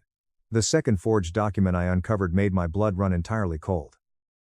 It was a partial property asset transfer. It was preliminary legal paperwork that appeared to be slowly moving one of my most valuable business-held commercial properties into a jointly named marital trust structure. It had never fully completed processing. Whatever the intended endpoint was, the timeline had been interrupted by me coming home early. The signature on that transfer document perfectly matched the first forgery. Elena had spent years as a corporate compliance auditor. She was a master with complex documents. She understood exactly how financial paperwork moved through bureaucratic systems and exactly where the oversight gaps were. She hadn't been vague about her new consulting work because the work was boring. She had been vague because her actual full-time job was meticulously dismantling my assets to steal them. I sat back from the glowing laptop screen and stared at the horrifying mosaic I had just assembled. Marcus was aggressively stealing cash. Elena was quietly forging documents to steal real estate. Both of them were operating with enough brazen confidence and consistency to suggest they felt completely safe doing it. And then, I remembered the old family cloud server. I still had administrative access to a shared family Google Drive, a setup from years back that nobody had ever formally closed out or bothered to secure. I opened it, navigated to Helen's personal backup folder, and found an archived email thread from 8 months ago between my mother and Marcus. Helen's line, "Be careful, he'll notice eventually." Arthur's single-word reply from his linked account, "Agreed." Not, "Stop this immediately." Not, "What the hell are you doing to your brother?" Not, "I won't be a part of this." Just, "Be careful." My parents hadn't built the embezzlement structure. But they had absolutely known about it. They had sat down, weighed the moral cost of saying something against the financial cost of saying nothing, and actively chosen silence. Because saying something meant demanding accountability. And demanding accountability meant the immediate end of a luxurious, insulated life that I had been quietly funding for them for years. I closed the laptop at 6 a.m., and calmly brewed a pot of black coffee. While it dripped, I picked up my phone and called my overseas business attorney, a brilliant, ruthless man I had retained 2 years prior when I was exploring expansion into international export markets. He was someone completely outside of my family's knowledge or social orbit. I told him I needed to immediately begin restructuring the company's entire ownership architecture through the foreign registered holding entity we had previously discussed as a contingency during the export planning phase. He paused and asked me how quickly I needed it done. I told him I needed it done as fast as it could be executed without leaving a single legal vulnerability. He said 2 weeks, maybe less if we expedited the filing fees. Over the following 48 hours, I became a ghost operating in plain sight. I contacted a cutthroat real estate attorney and instructed them to immediately list the family home for sale. I priced it highly aggressively, competitive enough to move at lightning speed. The listing went up quietly. I systematically removed Marcus from every single company account, server, and physical access point, framing it internally to my IT department as a routine, randomized security audit, nothing that would raise immediate red flags with the wider staff. I moved every cent of my personal savings into a newly established offshore account that existed entirely outside of my family's awareness or domestic legal reach. I called the luxury wedding venue, coldly canceled the booking, and ensured the massive refund processed directly to my private card only. Then, I meticulously built the evidence file. Every single fraudulent transfer record, both forged signature documents, high-resolution screenshots of the damning email thread, and a clean, chronological timeline detailing exact amounts, dates, and IP addresses. I organized it into perfectly labeled digital folders, one for my investors, one for the extended family, one for Elena's professional network, and one for law enforcement. I saved everything to a heavily encrypted external drive. On the 4th day of my silent war, Elena came to my corporate office. She was incredibly composed. She had clearly taken the time to regroup and strategize. She walked in with the distinct energy of someone who had decided that a direct, reasonable adult conversation was the winning play. She sat across from my massive desk and talked about the lost wedding deposits, about how much social capital had already been committed, and about the tragic disruption to both of our lives. Then, she leaned forward slightly, lowered her voice to a soothing register, and said, "Liam, your parents think the best thing for everyone is to handle this privately. They suggested maybe we all attend family counseling, a structured healing process." She said it like it was a completely neutral suggestion, like she was merely relaying objective information rather than delivering a highly coordinated, manipulative message. But I had the Google Drive thread. I knew exactly how long this particular parasitic team had been in communication. I looked at her across my desk, and I smiled again. The exact same dead, hollow smile from the night she had left my house. She recognized it instantly. I watched her pupils dilate as she registered it, and I watched her brain desperately try to decide what it meant. She didn't reach a conclusion before I politely thanked her for coming in, stood up, and told her I would be in touch. She practically fled the office, looking infinitely more terrified than when she had arrived. That evening, I opened a secure travel app on a burner phone and booked 2 flights. The first flight was under my full legal name, heading to Chicago. The second flight was booked under my middle name, a name that appeared legally on my passport, but that I had absolutely never used professionally or personally in any context my family would ever recognize, heading to Charleston, South Carolina. Nobody knew about the second flight. Nobody knew about a lot of things. The final week was the most surreal, out-of-body experience of my life. I went to work every single day, answered routine emails, sat in complex client strategy calls, and handled all of them flawlessly. When Elena texted me asking if we could meet that weekend to talk properly and heal, I casually replied, "Sure, we'll sort something out." She sent back a deeply relieved-sounding response. She genuinely thought that meant progress. Marcus sent a massive, groveling apology text on Wednesday. It was 3 dense paragraphs, beautifully structured, and emotionally calibrated in a sophisticated way that absolutely did not match his usual illiterate writing style. Someone had clearly helped him draft it, almost certainly Helen. I read it once, archived it directly to the law enforcement evidence folder without replying, and went right back to what I was doing. What I was doing was finishing the execution. The offshore ownership restructure officially completed on day 9, significantly faster than the 2 weeks my attorney had originally estimated. My massive logistics company now sat legally insulated inside a foreign registered holding entity, with me listed merely as an appointed officer rather than the named domestic owner. Any future attempt by Elena to claim the business as a shared marital asset in civil litigation would now require navigating an international legal labyrinth that would take years and cost substantially more in legal fees than it could ever possibly produce. It wasn't entirely untouchable, but it was astronomically expensive enough to be functionally out of reach for people without vast resources. Which, as of that specific week, perfectly described every single person in my family. The real estate attorney called on day 10. We had an all-cash offer on the family home that was incredibly close to the asking price. I accepted it immediately. I demanded a standard contract with a brutal 30-day vacate clause for all current occupants, legally enforceable from the exact date of signing. Then began the quiet, systematic dismantling of their lives. I removed my parents from my Verizon family phone plan on a random Tuesday morning. I permanently closed the shared platinum credit card my mother had been using as her personal piggy bank for 2 years. I canceled the weekly HelloFresh grocery delivery account that billed to my card. I canceled the Netflix, Hulu, and Spotify subscriptions. I terminated the expensive insurance rider I had added to cover Arthur's truck. I canceled the HOA fee auto pay. I didn't announce a single piece of it. I didn't send a dramatic message explaining what was happening. These luxurious lifelines had simply been running effortlessly in the background because I had set them up and paid for them. Now, I stopped paying. They would discover each and every severed artery only when they tried to use it and failed. 3 days before I vanished, I called my operations manager, Sarah, my head of client accounts, and my lead logistics coordinator into my office separately and privately. I told each of them the absolute truth in strict professional terms. The company was undergoing a massive ownership restructure due to severe internal fraud. Their roles were fully secure, their salaries were guaranteed under the new structure, and all communications should route exclusively through the updated encrypted chain going forward. I gave each of them a massive retention bonus processed directly through the new foreign entities account. These 3 people I trusted with my life. I also knew that the 4 junior staff members Marcus had spent 2 years aggressively cultivating personal relationships with would likely read the sudden shift in the wind and make their own decisions to leave. That was perfectly fine. I had already accounted for their attrition in the new budget. The final family dinner was entirely my idea. I texted Helen on Thursday and said I wanted to come over for Sunday dinner, that I thought it was finally time to talk and heal. She responded in under a minute, overflowing with heart emojis. When I arrived at the house I legally owned, she had cooked a massive, elaborate feast, the kind of intensive meal that takes most of the afternoon to prepare. Arthur poured expensive scotch before I even sat down at the table. They were incredibly careful with me. Both of them hovered in that specific, delicate way people do when they think the victim is still deciding their fate, and they desperately need the decision to go their way. We talked about forgiveness, about perspective, and about how strong families absorb difficult things and come out the other side united. I asked leading questions that made them feel heard and validated. I ate every single bite of food on my plate. I smiled. At the very end of the evening, Arthur put his heavy hand on my shoulder, looked at me with faux paternal wisdom, and said, "We'll get through this as a family, son." I nodded slowly. I hugged them both. I walked out the door, got in my car, and drove home. Update 2. I loaded exactly 2 duffel bags into my car before 4 a.m. Everything that actually mattered had been quietly staged and shipped gradually over the previous 4 days. Legal documents, encrypted hard drives, and a few irreplaceable personal items that had zero monetary value but that I absolutely wasn't leaving behind.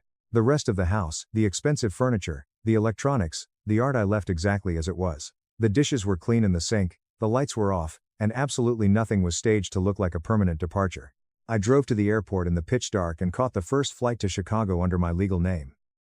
I landed, waited 2 agonizing hours in the bustling terminal, and then boarded the second flight to Charleston under my middle name.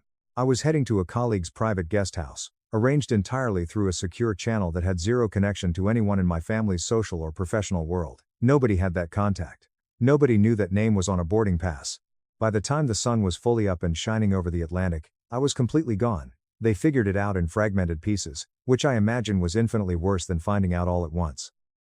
Elena arrived at my house mid-morning with coffee, intending to play the loving, repentant fiancé, and found the house locked, dark, and utterly silent. She called my cell number and immediately reached a dead voicemail on a line I had already flagged for permanent cancellation. Marcus got the legal vacate notice delivered via certified mail simultaneously with my parents. It wasn't a heartfelt letter. It was standard, brutal legal correspondence. No personal note, no explanation, just the cold, formal language of a finalized property sale and a strict 30-day eviction timeline. Panicking, he immediately called the corporate office. Sarah, my fiercely loyal operations manager, coldly informed him that his consulting arrangement had been terminated effective immediately due to the new ownership structure, and that he was legally barred from the premises. The 4 junior staff members who had been close to him had already handed in their resignations that very morning rather than navigate the terrifying new corporate chain, which meant he had absolutely zero allies left answering his frantic calls internally. The Verizon phone plan died sometime around noon. Helen tried to use the platinum credit card at a luxury grocery store at 1 p.m., and it violently declined at the register.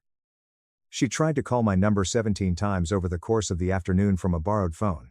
Arthur's text messages started out measured and authoritative, and devolved into sheer, unadulterated panic by the evening. Elena sent a sobbing, hysterical voice message to the cancelled line that absolutely nobody would ever hear. And then, the massive debt collectors started calling. 2 separate vendors Marcus had been fraudulently deferring payments to under his falsified authorizations were now an aggressive, active collection. The operational credit line I had been quietly servicing through automatic payments went completely unmaintained the exact moment I severed my bank details.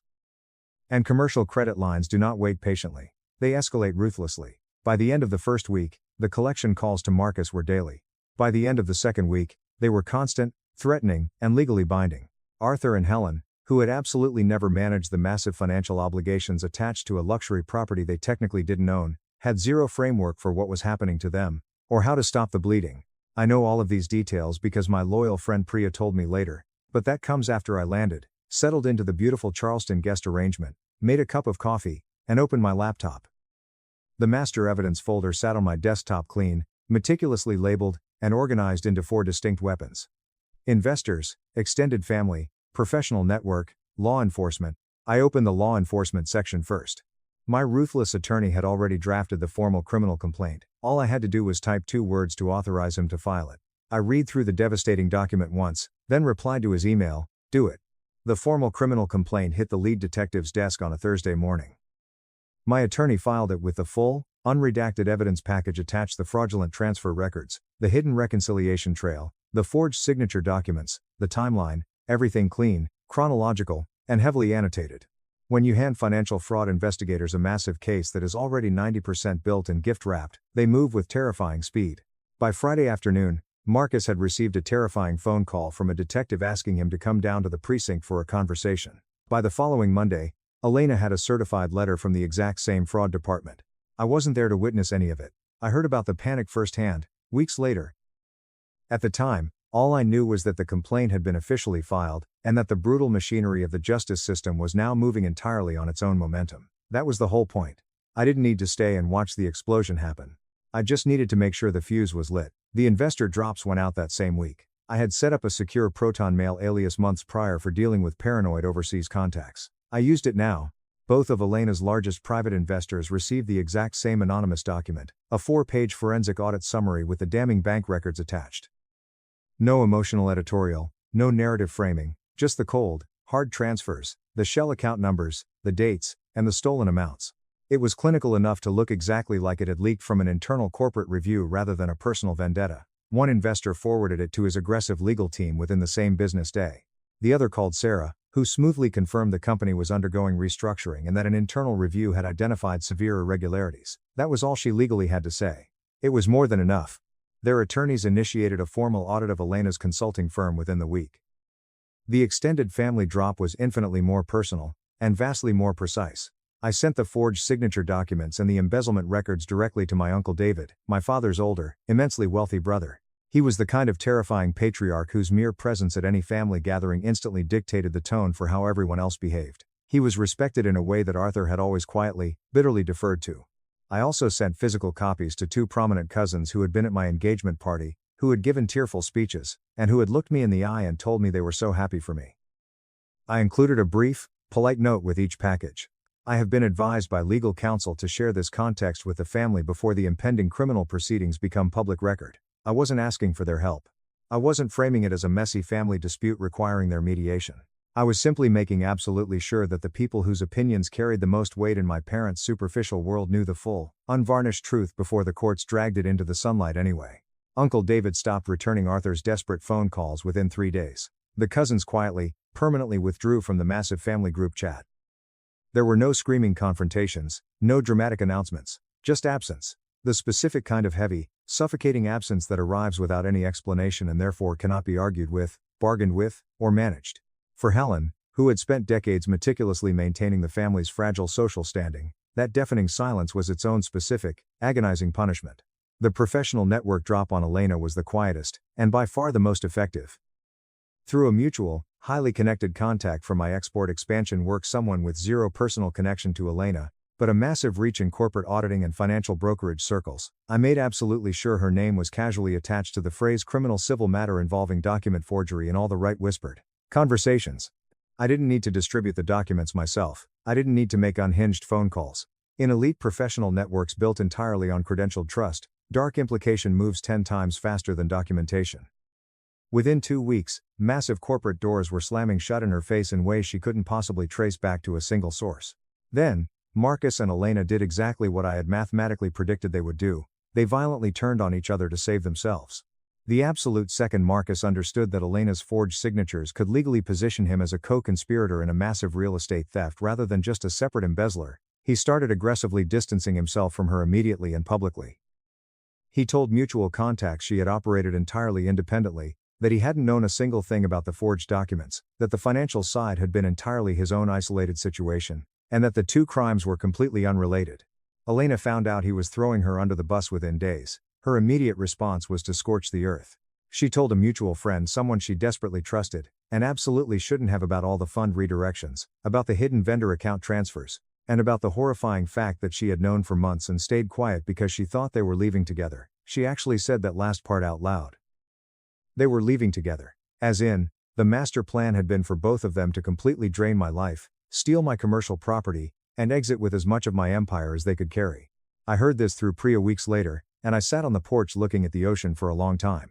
By month 3, the entire structure of consequences was fully in place and running flawlessly without my involvement. The police investigation was highly active. Marcus and Elena were trapped in separate, terrifying legal situations that their mutual public contradictions were only making worse. The extended family's social withdrawal had become permanent enough that Arthur and Helen had completely stopped expecting it to ever reverse. The aggressive debt collection calls were ongoing. The family home sale had closed, and the new buyers had enforced the eviction. My parents had been forced to desperately scramble and find a tiny, depressing 2-bedroom rental that Arthur's municipal pension could barely cover. I was working, traveling occasionally, and rebuilding the logistics company's structure into something infinitely cleaner, leaner, and more efficient than it had ever been before. Every single week felt more like my own life, and less like the chaotic aftermath of someone else's parasitic decisions. Then, 4 months after I vanished, I logged into an incredibly old email account. It was a college-era address, barely used, kept alive mostly out of digital inertia. I logged in solely to retrieve an old tax document I had stored there years ago. There were 14 unread messages. 13 of them were automated spam. The 14th was from Helen. The subject line read, "I know you won't read this." I almost closed the tab. My hand actually moved toward the trackpad to delete it. Then I stopped, took a breath, and opened it. She had written for a very long time.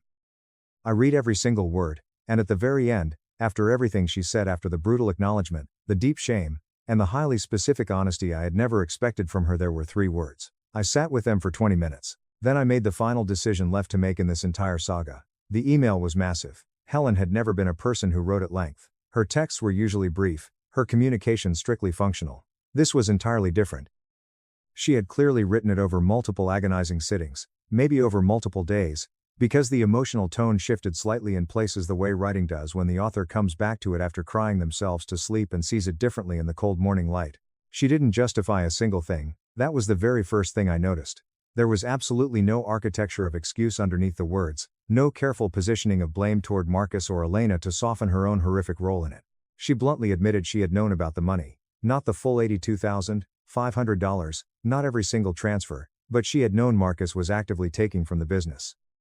And she had calculated, her exact word, calculated that saying something to me would cost her more than staying quiet. She said she told herself it was a small thing, that he would eventually stop, that I was so rich I would never notice, or that if I did, it would quietly resolve itself without her ever having to be the one who said it out loud and ruin the peace. She actually quoted her own damning email back to herself. "Be careful, he'll notice eventually." She said she had read that line again recently and hadn't been able to explain to herself how she had become the kind of monster who could write it. Not times stop, not times this is evil, just times be careful. Like the only real concern in her heart was the risk of the gravy train derailing, rather than the fact that her eldest son was robbing her youngest son blind. She said she knew Elena and Marcus had been sleeping together, and had actively told herself it was just a phase. That she hadn't wanted to see what she was clearly seeing because seeing it would require her to act, and acting would mean violently disrupting the only version of reality that worked for her. The version where I kept quietly building the empire, they kept endlessly benefiting from it, and nobody ever examined the rotten foundation too closely. She wrote, "We made you responsible for absolutely everything, and then we fully expected you to absorb the devastating cost of our moral failures too. That wasn't a family, Liam. That was dependency dressed up as love." I finally understood that the morning the sheriff handed us the vacate notice. I just didn't know how to say it until now. And then, at the very end, After all of that brutal confession, please come home. I sat with those 3 words for 20 minutes, not because I was actually deciding whether to go. I knew before I even finished reading the first paragraph that I was absolutely never going back. Not to that state, not to that broken dynamic, not to the pathetic version of myself that had kept the whole parasitic arrangement running just because it was easier than asking what I was actually getting in return. I sat with the words because they deserved that much respect. Because my mother had finally written something profoundly true and impossibly difficult, and I wasn't going to dismiss it without actually feeling the heavy weight of it. She was right about most of what she wrote. That was the honest, painful answer. The dependency dressed as love line was terrifyingly accurate in a way that took genuine psychological courage to put into words. I truly believed she meant it. I truly believed she was agonizingly ashamed. I believed that somewhere in the specific, humiliating collapse of the luxurious life they had built entirely around my labor, something had finally become crystal clear to her that comfort had kept blurry for years. None of that changed what going back would mean. I closed the email. I moved it to the trash. I emptied the folder. No reply. Not because I wanted her to suffer the silence maliciously, but because I had absolutely nothing left to say that the last 4 months hadn't already said infinitely more clearly than I ever could in writing. An answer would reopen a negotiation I had already permanently concluded. It would falsely suggest there was still a timeline where the outcome was different. There wasn't, and telling her that directly would have been its own specific kind of cruelty, more personal, more surgical than the silence. The silence, at least, left the shape of things slightly ambiguous. That was the absolute last kindness I had available to give her, so that was exactly where I left it. Marcus took a pathetic plea deal on the felony fraud charges 8 months after the investigation officially opened. The forensic evidence I provided was so overwhelmingly clean that his public defender aggressively advised against going to trial. He received a suspended sentence, mandatory repayment through a massive civil judgment that will garnish his wages forever, and 3 years of strict probation. The private investor lawsuit ran parallel to the criminal case and settled separately. What little assets he had left went entirely toward it. His name in every single professional context I had ever touched was permanently finished. Last I heard through Priya, he had fled to another state and was working a grueling overnight warehouse job. No startups, no consulting, absolutely no access to anyone else's accounts ever again. Elena's situation resolved through a brutal combination of a criminal plea and a massive civil liability finding. She fully cooperated with the investor audit in exchange for slightly reduced charges, which meant she handed over absolutely everything she knew about Marcus's transfers in addition to answering for her own sloppy forgeries. The legal restitution completely wiped out her life savings. The corporate compliance world had slammed its doors shut to her long before any of the legal outcomes were even finalized. Professional networks always move faster than courts. She is currently trying to rebuild somewhere else, in a completely different, lower-tier industry, suffocating under the weight of a financial and reputational reset that will take her decades to work through.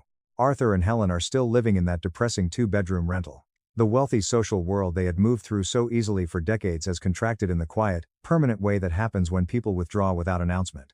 Uncle David hasn't spoken to them since receiving the documents. The cousins are coldly polite at a distance when unavoidable family events require proximity, and completely absent otherwise. Helen has stopped being invited to the charity galas and luncheons she used to organize. None of that social exile was something I orchestrated directly. It was just the natural, inevitable result of a dark truth becoming known in a community where reputation had always been the only real currency. They have each other, and they have a specific, agonizingly private understanding of exactly which choices led them to a smaller, quieter, poorer life than the one they had grown so accustomed to. That heavy understanding is going to be sitting in the room with them for the rest of their lives. I am in Charleston now. I rented a beautiful apartment 2 blocks from the water. It is the nicest place I have ever lived in, not because it is massive or overly expensive, but because every single decision made inside its walls is entirely mine. Nobody else has a key. Nobody drops by uninvited to drink my beer. Nobody calls from the living room asking for money while I am trying to think. The logistics business runs flawlessly under the new offshore structure.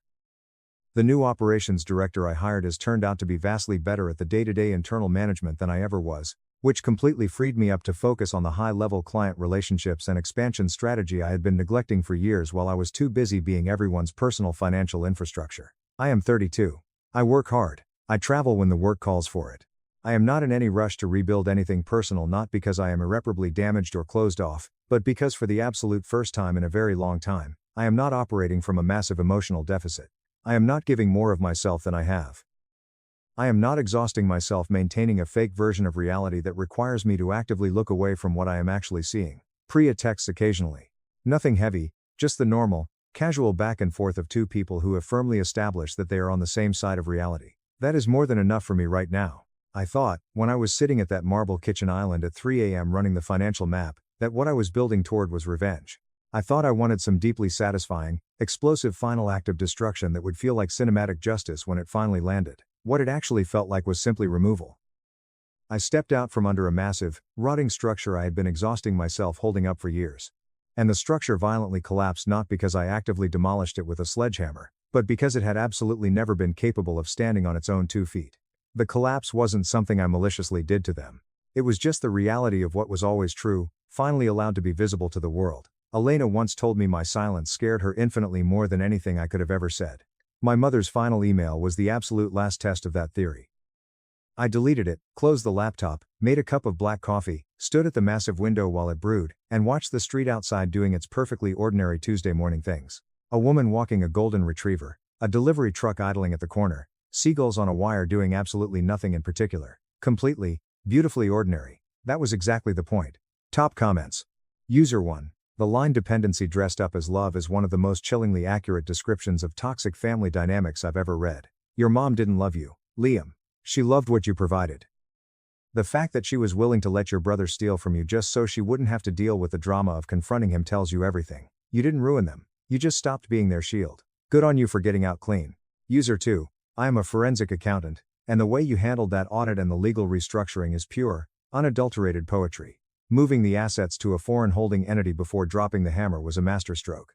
Elena thought her compliance background made her smart, but she forgot the golden rule: never try to outpaper the guy who built the company from the ground up. Enjoy Charleston, you earned every bit of that piece.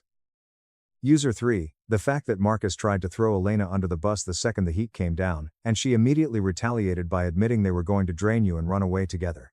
Absolute chef's kiss. Thieves have no loyalty. It's wild how quickly a family crumbles when the person funding the delusion finally walks away. The silence was the ultimate revenge. The new VP fired me to hide his $1,800,000 embezzlement, so I activated my grandfather's secret trust and ruined him. He fired me at 8:45 a.m. with a medium-sized cardboard box he'd already packed himself.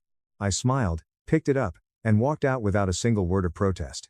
Exactly 45 minutes later, I walked back into the executive boardroom, and he finally learned the catastrophic, career-ending mistake he had made. He never bothered to learn my real last name. Original post. They packed my silver paperweight before they even called me into the office to tell me my career was over. That is the detail people always fixate on whenever I recount this nightmare. Not the 17 years of my life I dedicated to the company, not the heavy, engraved silver paperweight itself, not the legendary man who originally gave it to me, and not even the sheer, unadulterated audacity of a 32-year-old in a bespoke Italian suit, who had been at our company for a grand total of 8 months, genuinely believing he possessed the authority to end my entire professional existence with a cheap box from Office Max and a practiced, reptilian smile. People fixate on the paperweight because it means this ambush was meticulously premeditated. Someone had physically walked into my private office while I was getting my morning coffee, opened my locked mahogany desk drawers, and unilaterally decided that what I had painstakingly built over nearly 2 decades could be neatly condensed into a 12 by 18-inch cardboard box. The paperweight was a personal gift from Robert Sterling. He was my grandfather. He was also the man whose name is permanently etched into the limestone facade of the building we were standing in. But I am getting slightly ahead of myself. That is the inherent problem with recounting this particular chapter of my life. I have to actively resist the overwhelming urge to hand you the explosive ending right at the beginning, because the ending only truly lands with the force of a freight train if you fully understand the intricate foundation of what came before it. If you understand exactly who I was when I walked into that glass-walled office on that freezing Tuesday morning in late October, and exactly who Julian Vance mistakenly thought he was dealing with. He thought he was dealing with Sarah Jenkins, a middle-aged, easily replaceable financial drone. He had absolutely no idea he was dealing with Sarah Sterling. And that one microscopic gap in his due diligence was going to cost him his money, his marriage, and his freedom.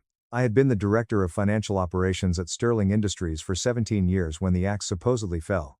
17 years is not some vague, abstract concept. It is a physical weight. It is the highly specific, comforting aroma of a Wednesday morning in the factory, a mix of burnt dark roast coffee from the third-floor break room and the faint, metallic, industrial tang of cutting fluid and hot steel, drifting up through the ventilation grates from the massive warehouse floor, 3 stories below. It is the deeply ingrained muscle memory of knowing, without ever needing to check the corporate schedule, that our logistics coordinator, Chloe, arrives exactly 12 minutes early on Tuesdays and Thursdays, but is precisely on time every other day because she drops her twins off at daycare. It is the eccentric quirk of the West Wing elevator that will violently skip the fourth floor unless you physically hold the button down for a full 3 seconds. 17 years is institutional knowledge, muscle memory, and 1,000 microscopic calibrations that nobody ever bothers to write down in an employee handbook because nobody ever expects them to suddenly disappear. I was 44 years old. Over the course of my tenure, I had successfully managed this manufacturing company's complex financial architecture through 2 brutal economic recessions, a catastrophic global supply chain meltdown, a localized warehouse flood that nearly wiped out our Q3 inventory, a predatory hostile acquisition attempt by a private equity firm, and the slow, grinding, emotionally taxing years after my grandfather Robert finally stepped back from active duty. My brilliant accounting team ran low 8-figure monthly reconciliations without so much as breaking a sweat. I knew exactly where every single dollar went. I had known for nearly 2 decades. But far more importantly, I knew exactly where every single dollar was supposed to go. That specific distinction matters immensely. In fact, that distinction is the entire axis on which this story turns. Diana Vance had taken over the mantle of Chief Executive Officer roughly 5 years prior. She was an exceptionally capable, deeply pragmatic administrator. She was boardroom polished and politically fluent, whereas my grandfather Robert had been rough around the edges and factory floor intuitive. They were complete opposites in almost every conceivable way, but I genuinely respected her. Robert had trusted Diana to meticulously maintain the sprawling empire he had built from scratch, and for the first 4 years of her tenure, she did exactly that. She was a steadying force. Then, her daughter married Julian Vance. Julian arrived at Sterling Industries exactly 8 months before the morning of the cardboard box. His official corporate title was Vice President of Strategic Optimization, a convoluted, meaningless role that had been explicitly fabricated just for him. That alone should have been a massive, flashing red siren.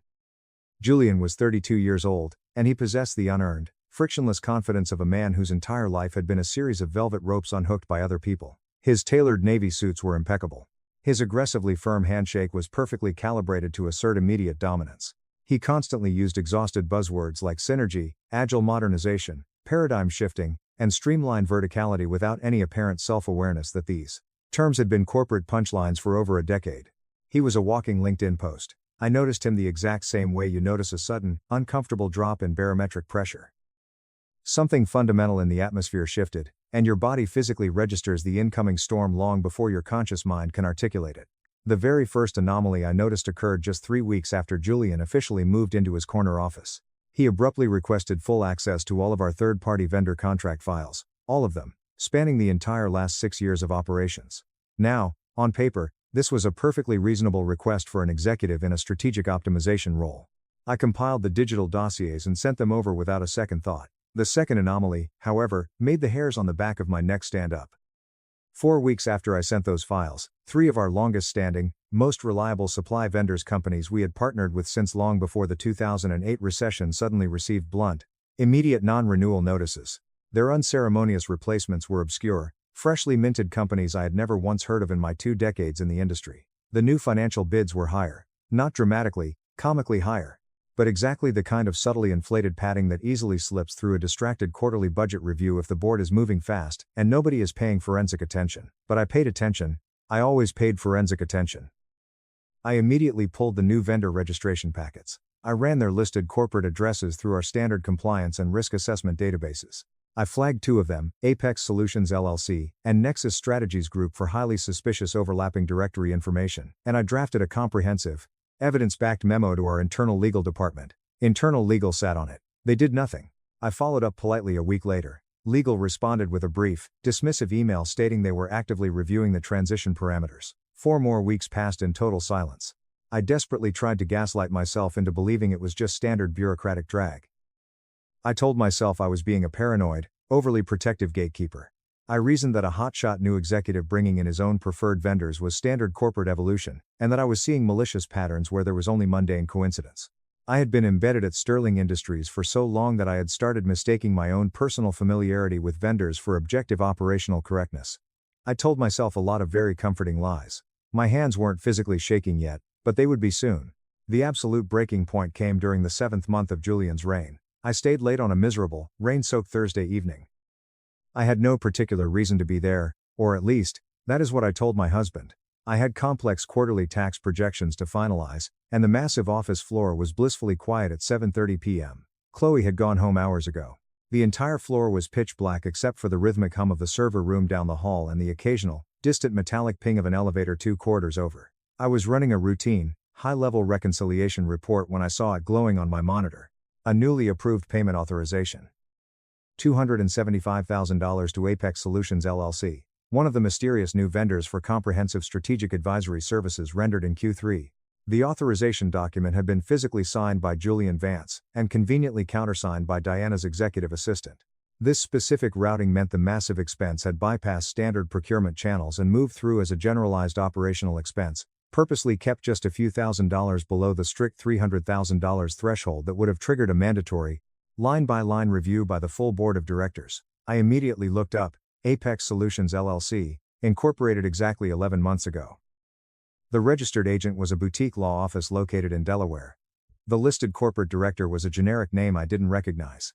But the mailing address, a nondescript commercial building in northern New Jersey, matched a very specific address I had seen once before. My heart began to hammer against my ribs. I frantically scrolled back through the digitized vendor archives. I almost missed it entirely, but there it was, buried in a PDF from 2021. The exact same New Jersey building, just a different suite number, was the registered legal address for Vance Strategic Partners, an independent consulting firm Julian had founded 3 years before he married Diana's daughter and wormed his way into our company. I sat completely frozen in my ergonomic chair for a long, suffocating moment. My office was pitch dark except for the stark, blue-white glow of the dual monitors illuminating my face. Outside my window, 3 stories down, I could hear a forklift moving heavy pallets through the loading dock. I listened to that familiar, low mechanical groan, the literal sound of the beloved company I had helped keep alive through sheer force of will. I printed the damning documents, all of them.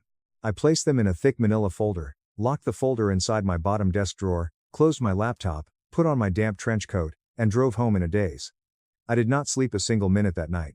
By 6 a.m., sitting at my kitchen island with a cold cup of coffee, I had compiled a devastating list: 3 new vendor registrations with overlapping corporate addresses, 2 shell company directors that traced directly back through multiple layers of legal obfuscation to a holding group Julian had been heavily associated with before his marriage.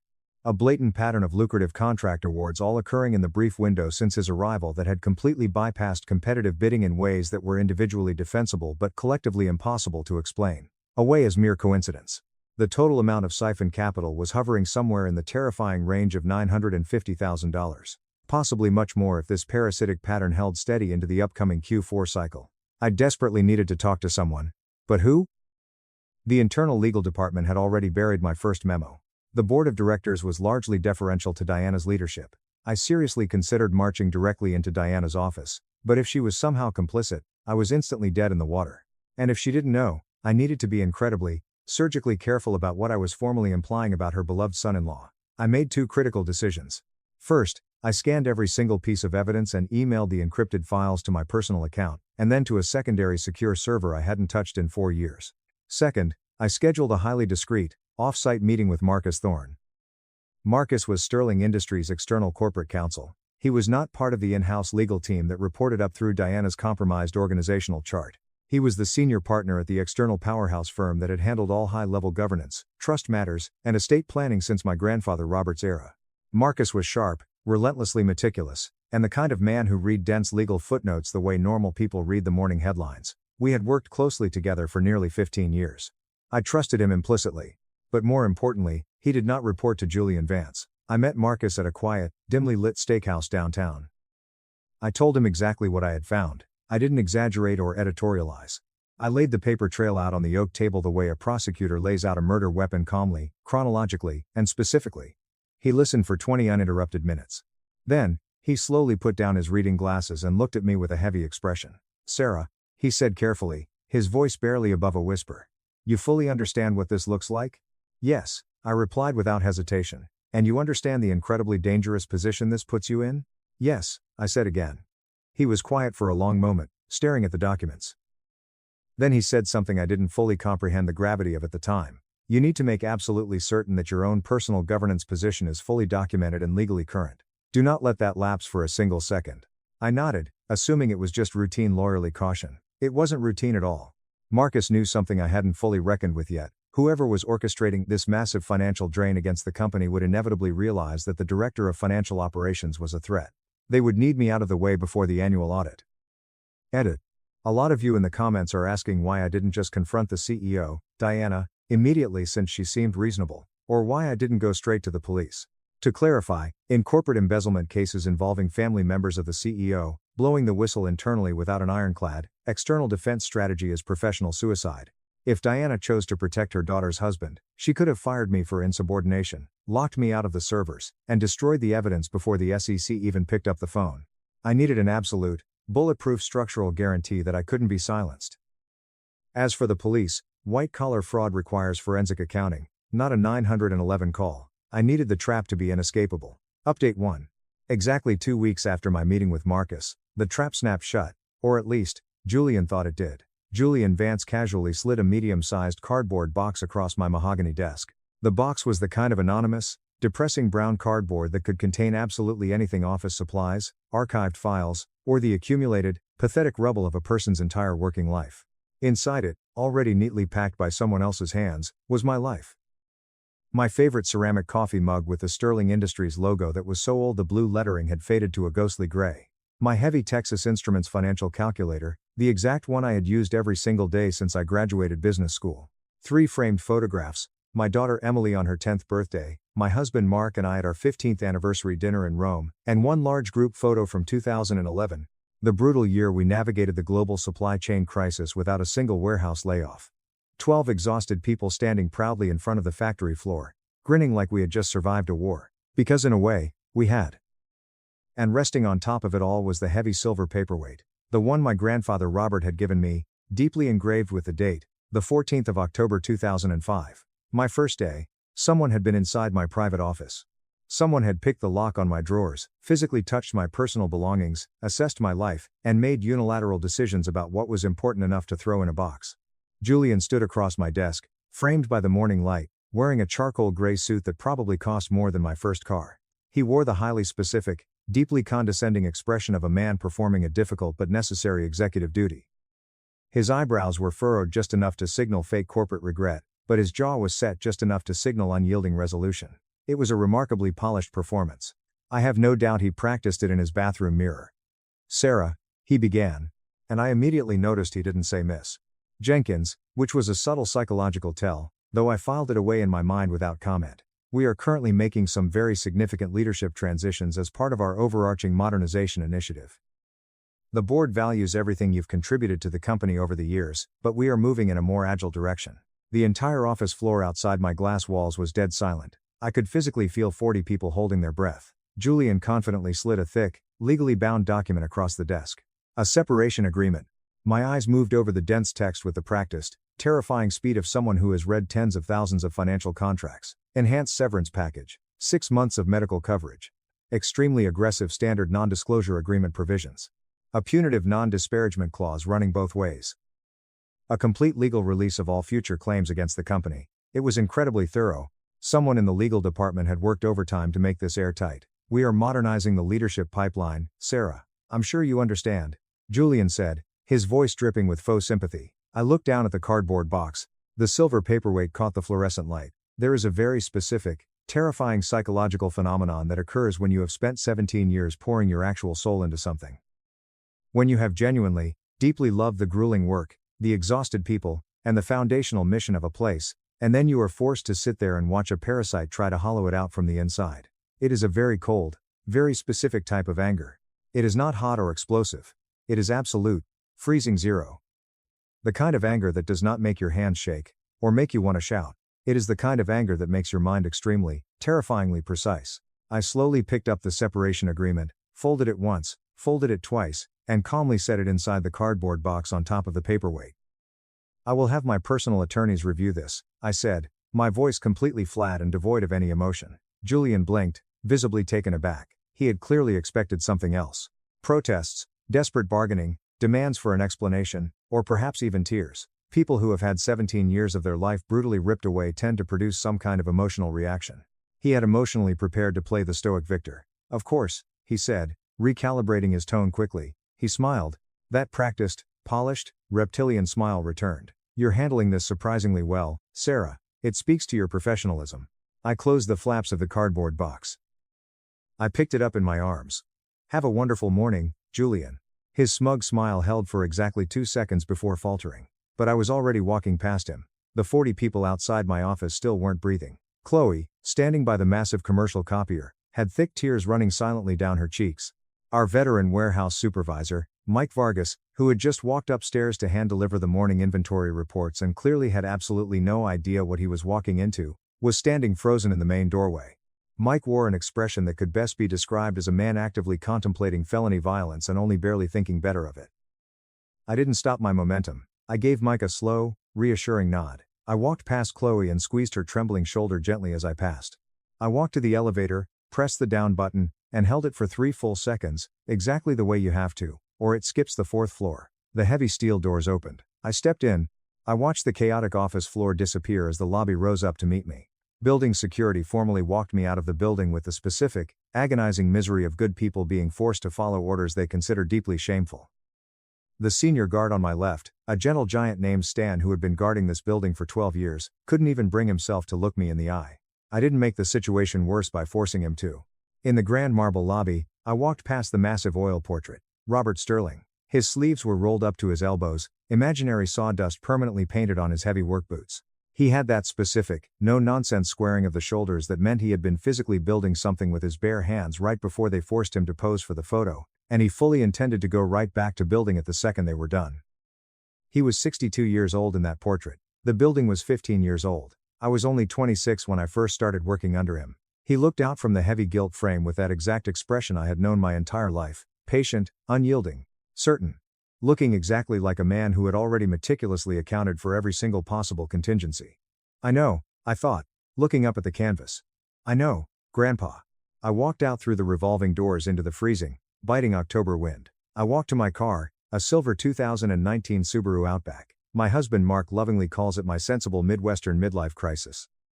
I sat down in the driver's seat, placed the heavy cardboard box on the passenger seat, kept my keys clutched tightly in my hand, and for one long, silent minute, I did not move a single muscle.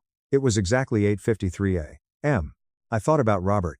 I thought about the hundreds of blue-collar warehouse workers whose livelihoods we had desperately saved in 2011 when it would have been so incredibly easy, so financially justifiable to the board, to slash the workforce by 30%, trim the quarterly numbers, and call it strategic right-sizing. I thought about what this massive company meant to the local economy, not just the physical jobs, but the foundational idea of it. The idea that something built with actual intention and integrity can remain standing against the tide of corporate greed. And then I thought about the fake vendor contracts, the layered shell companies, the $950,000 minimum that had been systematically bled out of our accounts in just 8 short months through hidden channels specifically designed not to be noticed by anyone looking at the surface. Julian Vance was a cunning man, and he had made several tactical mistakes, but his most catastrophic error was architectural. He had built his entire embezzlement plan on the arrogant assumption that I was just a long-tenured, disposable employee, a relic of a bygone era. Someone who could easily be pensioned off into the sunset with an enhanced severance package and a terrifying NDA. He had never, in his 8 months of plotting, thought to run a background check on my maiden name. In my 44 years of being Sarah Jenkins, I had learned to let my lineage go. People who truly needed to know my background, found out. People who didn't need to know, simply didn't. It was not my professional responsibility to volunteer my billionaire grandfather's identity at watercooler chats. My cell phone violently vibrated in my coat pocket. It was 9:35 a.m. It was Chloe. She was whispering so frantically that her voice was vibrating with a terrifying mixture of sheer panic and pure exhilaration. Sarah. Oh my God. Sarah. Breathe. Chloe. What is happening? Legal. The external legal team just forcefully opened your locked, full personnel file, the restricted governance file. Julian is in the main boardroom right now. He is, Sarah, he is literally screaming. I could faintly hear, echoing through the phone's receiver, the very specific, terrible acoustics of the 4th floor executive conference room. That room has notoriously awful soundproofing. I have complained to facilities about it for over a decade. What exactly is he saying, Chloe? He's shouting Sarah Sterling. Who the hell is Sarah Sterling? Why does this name appear in the foundational governance documents? What does this mean? I looked out through the rain-streaked windshield of my Subaru. Through the massive glass doors of the lobby, I could just barely see the edge of my grandfather's portrait. Chloe, I said, my voice dropping an octave, cold and steady. Yes? Tell Julian Vance that I am the woman he legally needed permission to fire.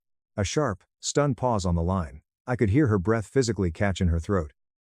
Then, a very quiet trembling, oh my God.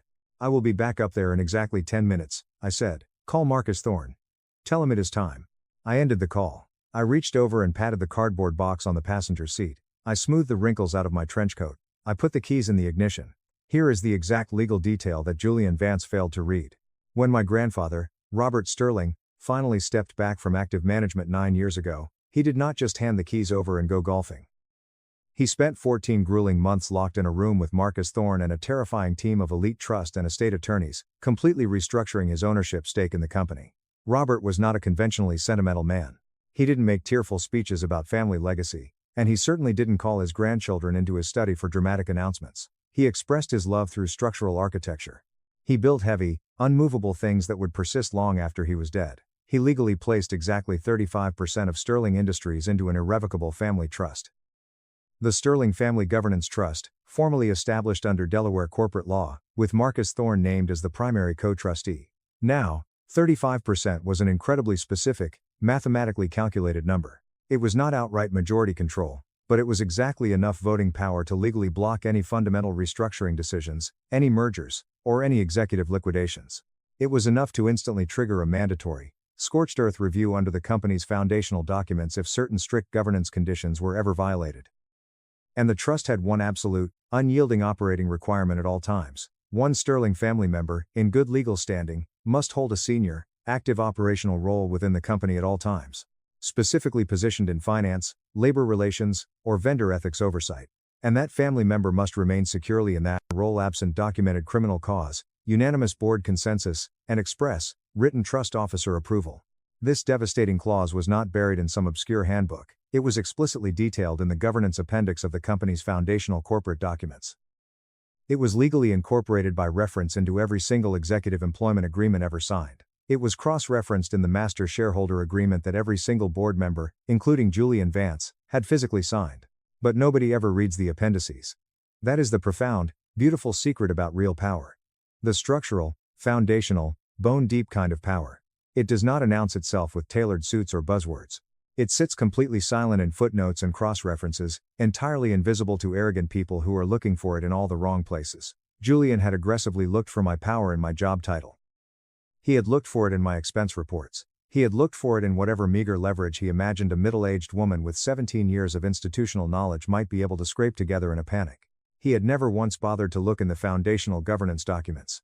He had never stopped to ask himself one crucial, glaring question: why has this one particular woman been allowed to stay in this one particular high-level financial role, in this massive company, for 17 uninterrupted years, surviving 5 different ruthless leadership regimes without a single involuntary departure?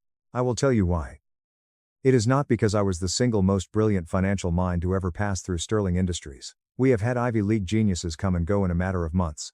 I survived because my grandfather built a titanium structure that legally required me to be there. And because for 17 years, I had actively chosen to honor that sacred trust.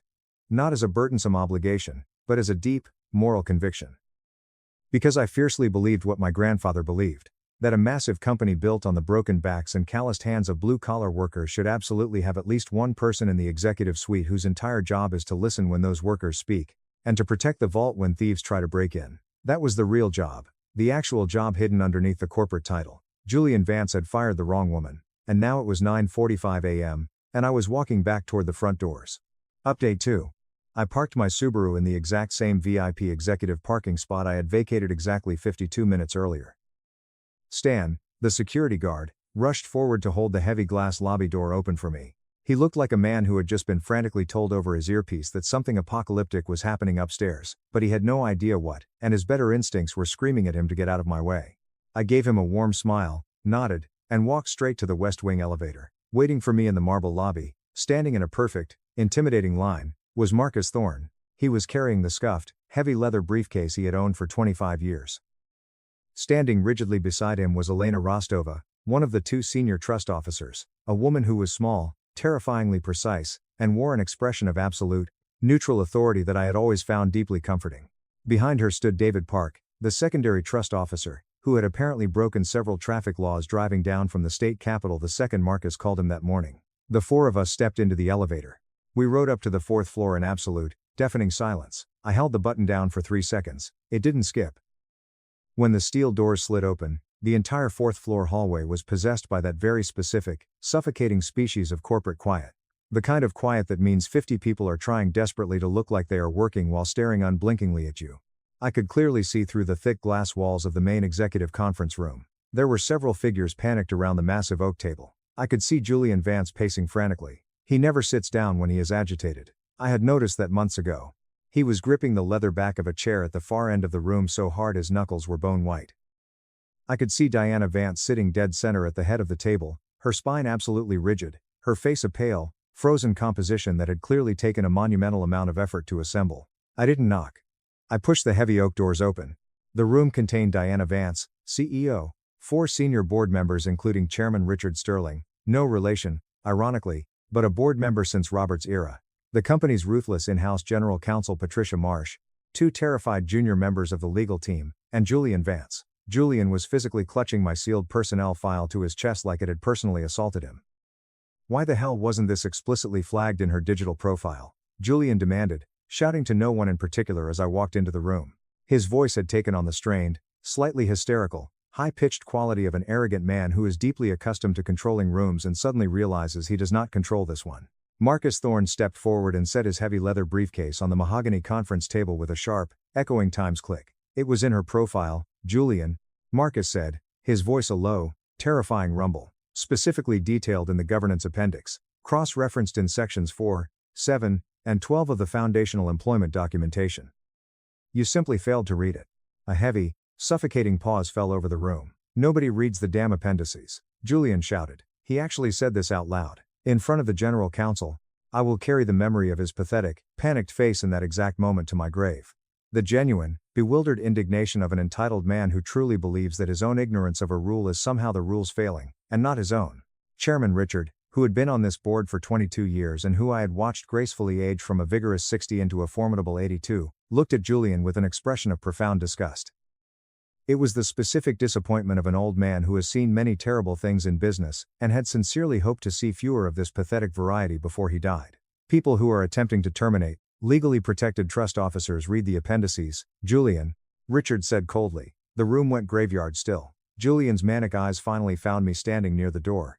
He stared at me the way you stare at an optical illusion when your brain is violently struggling to process that the image doesn't match the category you filed it under. Jenkins?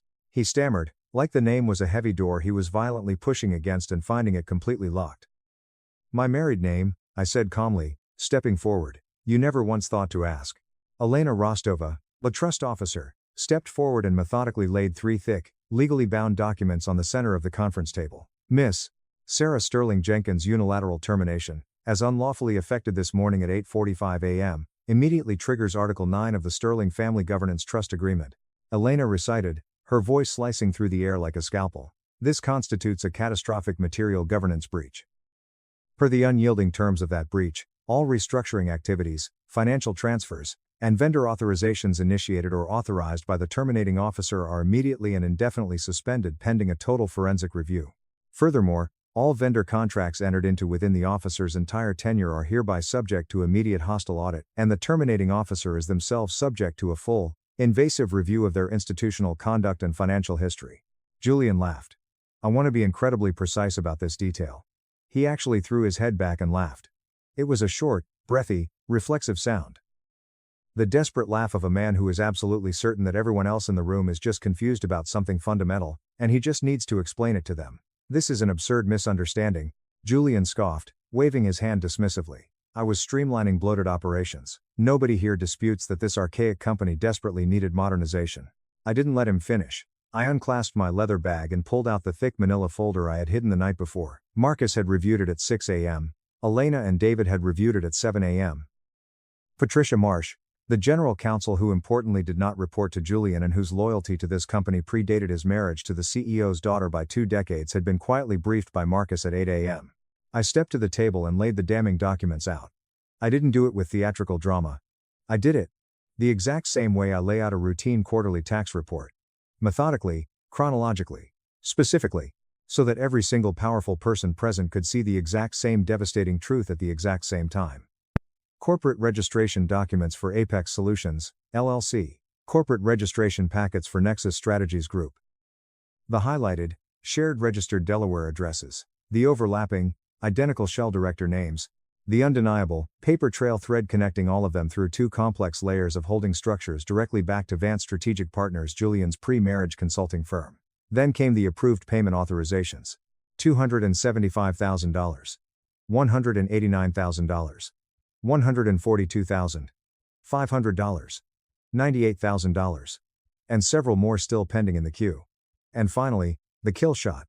One single, printed email, legally retrieved from the company's server under a covert legal hold Marcus had quietly initiated 5 days prior. The email was sent from Julian's personal, encrypted account to an address registered to the Delaware law office that had set up his shell companies. It was dated exactly 6 weeks ago. Exactly 3 weeks after I had sent my very first warning memo to the internal legal department. The printed email read, "Get Jenkins out of the way first.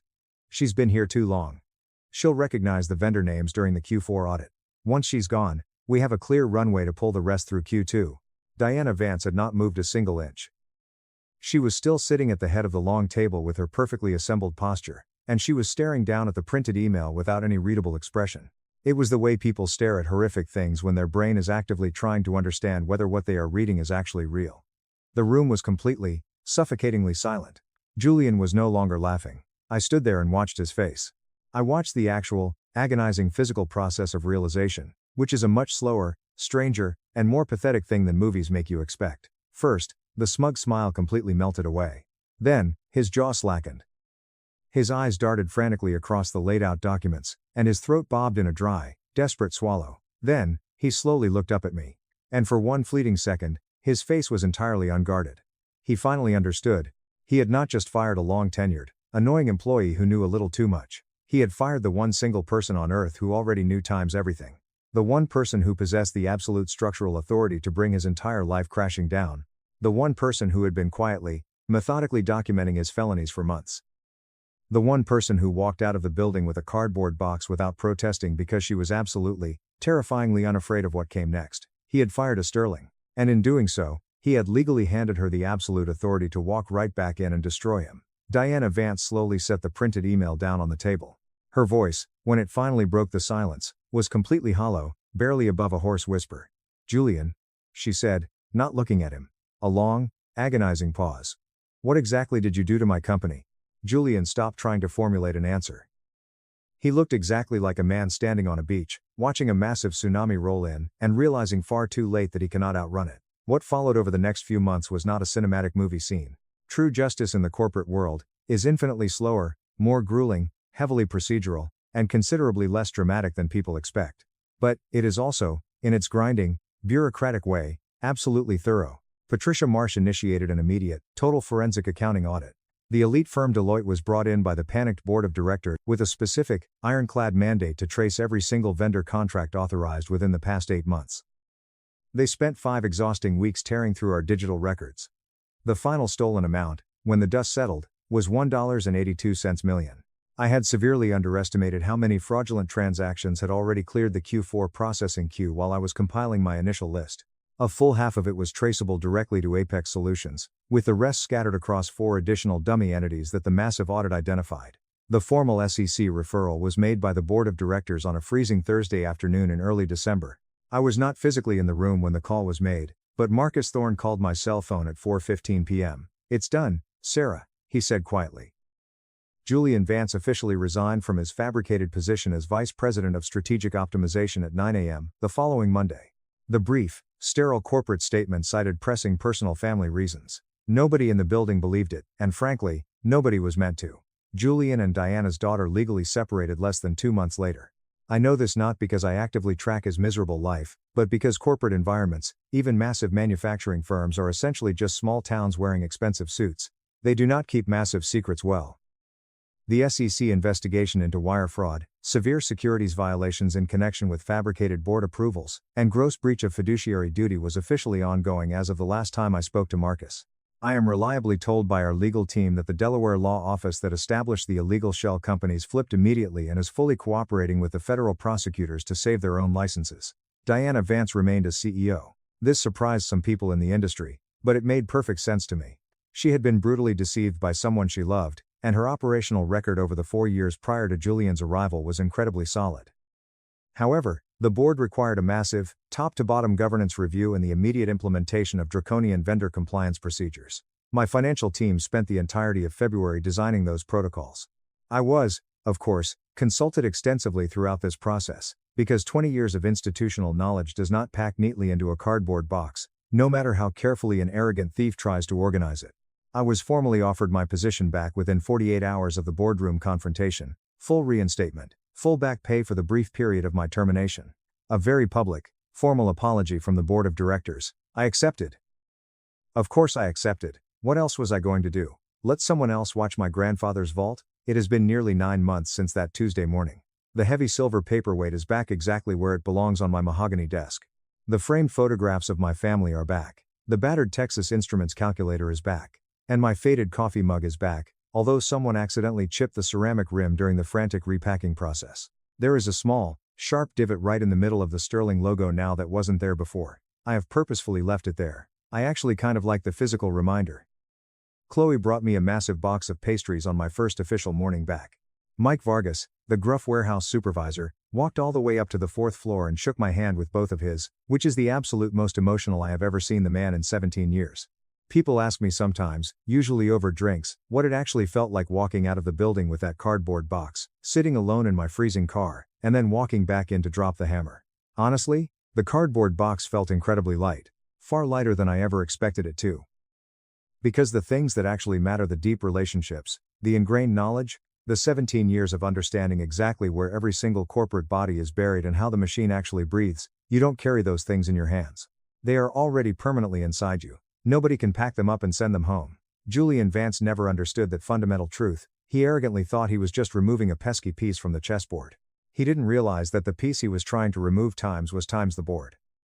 Robert Sterling built this massive company with his bare hands, a lot of sweat, and a bone-deep belief that the working people who show up every single day to do the grinding, exhausting work absolutely deserve to have someone in the executive building who is paying close attention. For 17 years, I tried my hardest to be that person. I think I will try for another 17. The massive oil portrait is still hanging proudly in the main lobby. Robert, with his rolled-up sleeves, imaginary sawdust on his boots, and that expression of patient, permanent, unyielding certainty. Every single morning when I scan my badge and walk in, I look up and nod at it. He always knew I would handle the thieves. He just built the heavy steel structure to make absolutely sure I had the weapon to do it. Top comments. User 1, the fact that he literally yelled "nobody reads the appendices" in front of the general counsel and the board chairman is the most glorious, self-immolating nepo baby moment I have ever read. The sheer arrogance to think you can embezzle nearly $2 million and just box up the one person who notices. Masterclass revenge, Sarah. User 2. Corporate lawyer here. Reading the breakdown of the Sterling Family Governance Trust was absolute poetry. The operational requirement clause is such a brilliant, ironclad dead man's switch. Your grandfather didn't just leave you a job, he left you a loaded shotgun hidden under the floorboards just in case the new owners tried to burn the house down. Phenomenal foresight. User 3. He didn't realize the piece he was trying to remove times the board. Chills. Absolute chills. I love how you didn't freak out when he handed you the box. You just folded the NDA, packed it up, and let him hang himself with his own rope. I hope he enjoys federal prison. My family fired me as their free accountant via text, forgetting I was the sole guarantor on their $300,000 credit line. So, I froze their accounts, and uncovered a felony. My name is Clara, and I'm 29 years old. The notification that liquidated my role as the family bank, punching bag, and free financial fixer didn't happen during a scream-filled, plate-smashing argument. It arrived silently, vibrating against the mahogany table during a high-stakes corporate audit meeting that could define my entire career. It was a Tuesday afternoon. The air in the conference room was sterile, cold, and smelled faintly of dry erase markers and expensive coffee. My phone screen lit up with my mother's name, Diane. A single line of text appeared on the illuminated glass. We found a new partner. We don't need your negativity and constant oversight anymore. We're cutting ties. No warning. No phone call. Just that. 5 seconds later, my younger sister, Chloe, reacted to the message with a heart emoji. A literal red heart. I sat there and stared at the message, the taste of my lukewarm water suddenly turning metallic and bitter in my mouth. I didn't even feel anger right away. I just felt the kind of heavy, detached numbness that comes when you've watched a condemned building collapse in slow motion, and you are finally watching the dust settle over the rubble. So, I excused myself from the audit meeting. I didn't slam the door. I didn't make a scene in front of the senior partners. I walked calmly down the hallway to my private office, closed the heavy glass door, pulled down the privacy blinds, and locked it. My hands were perfectly steady as I opened my laptop and woke up the screen. I didn't reply to the text. I didn't ask why. I didn't beg for an explanation. Instead, I logged directly into the family business banking portal. These were the accounts I had managed entirely for free for the last 3 years. The ledgers I had spent my weekends violently untangling while they were out spending money they didn't have. The transactions populated on my screen immediately, a glaring testament to their financial delusion. There was Chloe's recent influencer trip to Mykonos, brazenly classified as a marketing expense. There was my father Richard's lease on a $65,000 luxury sports car, charged directly to the company card. And there was the $4,200 monthly withdrawal, vaguely labeled operating expenses, that I knew for a fact went straight into my mother's personal checking account to fund her country club lifestyle. They thought they were so incredibly clever. They thought they had found a new investor, some hard money lender who didn't ask annoying questions, who didn't demand receipts, and who wouldn't hold them accountable. To them, that meant they didn't need my strict oversight anymore. They thought I was just a buzzkill daughter trying to ruin their fun. But they forgot one crucial detail. They forgot that I am a forensic accountant. And they definitely, catastrophically forgot that I was the sole personal guarantor on their $300,000 commercial line of credit. I opened the bank portal for the $300,000 credit line. The cursor hovered over the management tab. For 3 agonizing years, I had been their ultimate safety net. I had co-signed the massive loan because they cornered me, looked me in the eye, and swore it was to build a family legacy that we would all share. I had covered their exorbitant interest payments out of my own pocket when they were short on cash. I had meticulously fixed their fraudulent tax returns when they tried to claim luxury vacations to the Maldives as legitimate business trips. I had been the only adult in the room while they played house with $250,000 of other people's money. And the absolute second they thought they had secured a better deal with less oversight, they discarded me via a cowardly text message. I moved my mouse and clicked, freeze account. A harsh red confirmation window popped up on the screen. Are you sure you want to suspend all activity on this credit line? I didn't hesitate for a fraction of a second. I clicked, yes. Then, I navigated to the guarantor section of the banking portal. I selected the option to initiate the permanent removal of the guarantor due to a fundamental breach of contract and bad faith dealing. The bank system prompted me for documentation. I took a screenshot of the text message from my mother, highlighting the words, "We're cutting ties," and attached it as legally binding evidence of the severance of our business relationship. I hit submit. The screen refreshed with a loading wheel, and then the final message appeared. Request pending, account frozen. Line of credit suspended. It was done. The action was immediate, silent, and entirely lethal to their business operations. I sat back in my ergonomic desk chair, the profound silence of my locked office pressing against my ears. My phone buzzed again. This time, it wasn't my mother, it was an automated notification from the bank. Alert. Commercial line of credit ending in 4,492 has been suspended. All linked cards have been deactivated. I watched the notification slowly fade from the lock screen. I expected to feel a crushing wave of guilt. I expected to feel the familiar panic of letting my family down. But I didn't feel guilty at all. I felt incredibly light. I felt like I had just set down a massive, lead-lined backpack filled with rocks that I had been forced to carry since I was 22 years old. I thought of the countless sleepless nights I'd spent going over their chaotic ledgers, desperately trying to find legal ways to make the numbers work, trying to save them from their own staggering incompetence. I thought of the dozens of times I'd had to say no to my fiancé, Mark, about taking a simple weekend trip because I had to drain my savings to pay for an emergency plumbing repair on one of their poorly inspected flip houses. I had been their silent investor, their unpaid fixer, their ultimate insurance policy, and they had treated me like a disposable employee they could fire at will. Well, they were about to find out exactly what happens when the insurance policy gets canceled without a refund. I opened my work email and drafted a brief, highly professional message to the new hard money lender they had foolishly mentioned in previous arguments, the shady one known for exorbitant interest rates and predatory terms. Subject: Notice of guarantor withdrawal, Richard and Diane, last name, to whom it may concern. Please find attached the bank confirmation regarding the suspension of the primary credit line for the aforementioned parties. I am no longer serving as the personal guarantor for any of their business or personal ventures. Govern yourselves accordingly. I attached the PDF bank confirmation. I didn't need to say anything else, it was a professional courtesy. If this new lender was foolish enough to invest based on my pristine credit score and professional reputation, they deserved to know that specific asset was permanently off the table. I hit send. Then, I closed my laptop. The blue glow of the screen vanished, leaving me bathed in the soft, natural afternoon light filtering through the blinds. I caught my reflection in the glass of the window. I looked different, calmer, sharper. I wasn't the desperate people-pleasing daughter who begged for scraps of approval anymore. I was a senior forensic auditor who had just permanently closed a file on a catastrophically bad investment. I picked up my phone, went into my contacts, and blocked their numbers. Mom, Dad, Chloe. One by one, block, block, block. I didn't want to hear the sheer panic in their voices when the company credit cards were humiliatingly declined at expensive restaurants. I didn't want to hear the screaming when the checks to their contractors bounced. I wanted absolute silence. And for the first time in my entire life, I was going to get it. People always ask me why. Why does a highly educated, smart woman, a forensic accountant who literally hunts down corporate fraud for a living, sign her financial life away to people who clearly don't respect her? It wasn't because I was weak, it wasn't even because I was afraid of them.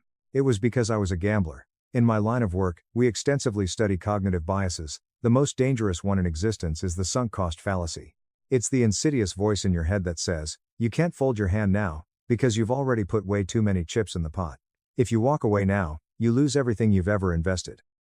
But if you stay, if you put in just a little more money, a little more effort, maybe you can turn it all around. Maybe you can finally hit the jackpot.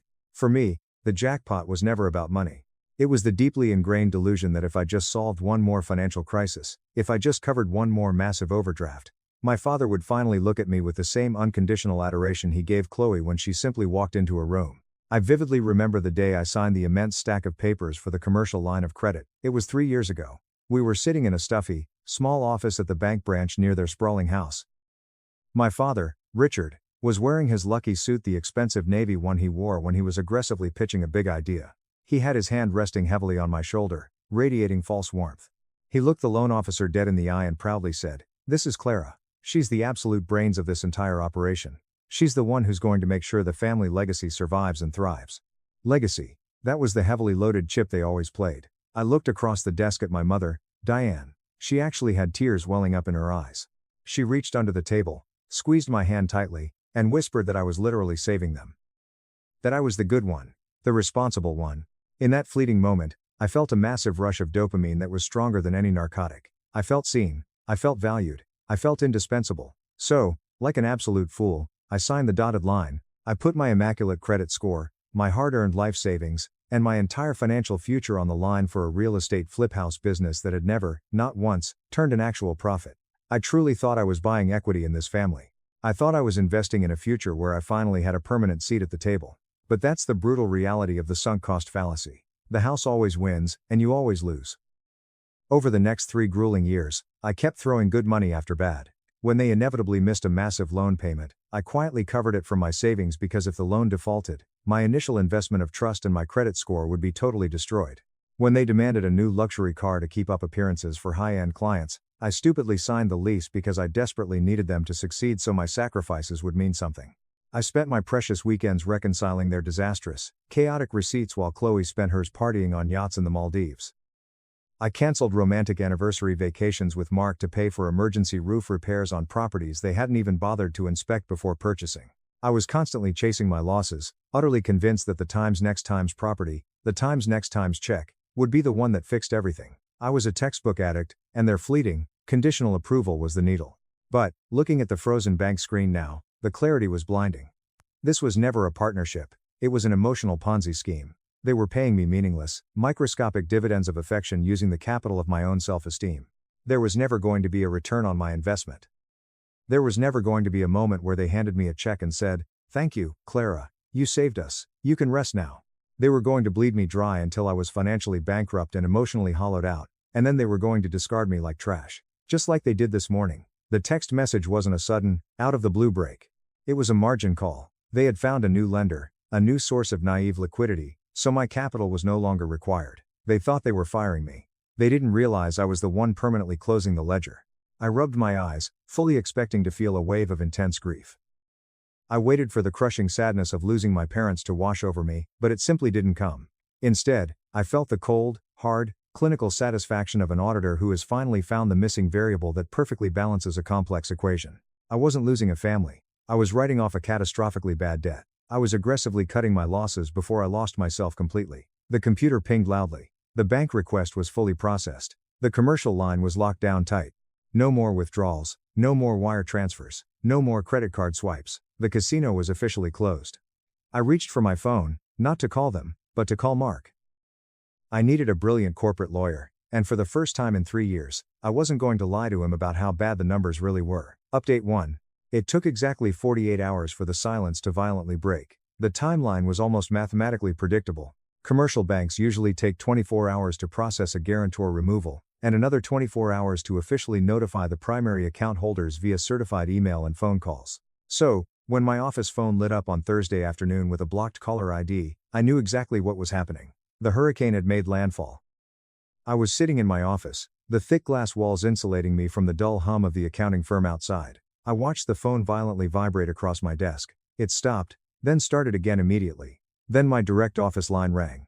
I let it go straight to voicemail. Then my email notification chimed loudly. Subject: urgent, medical emergency, please call immediately.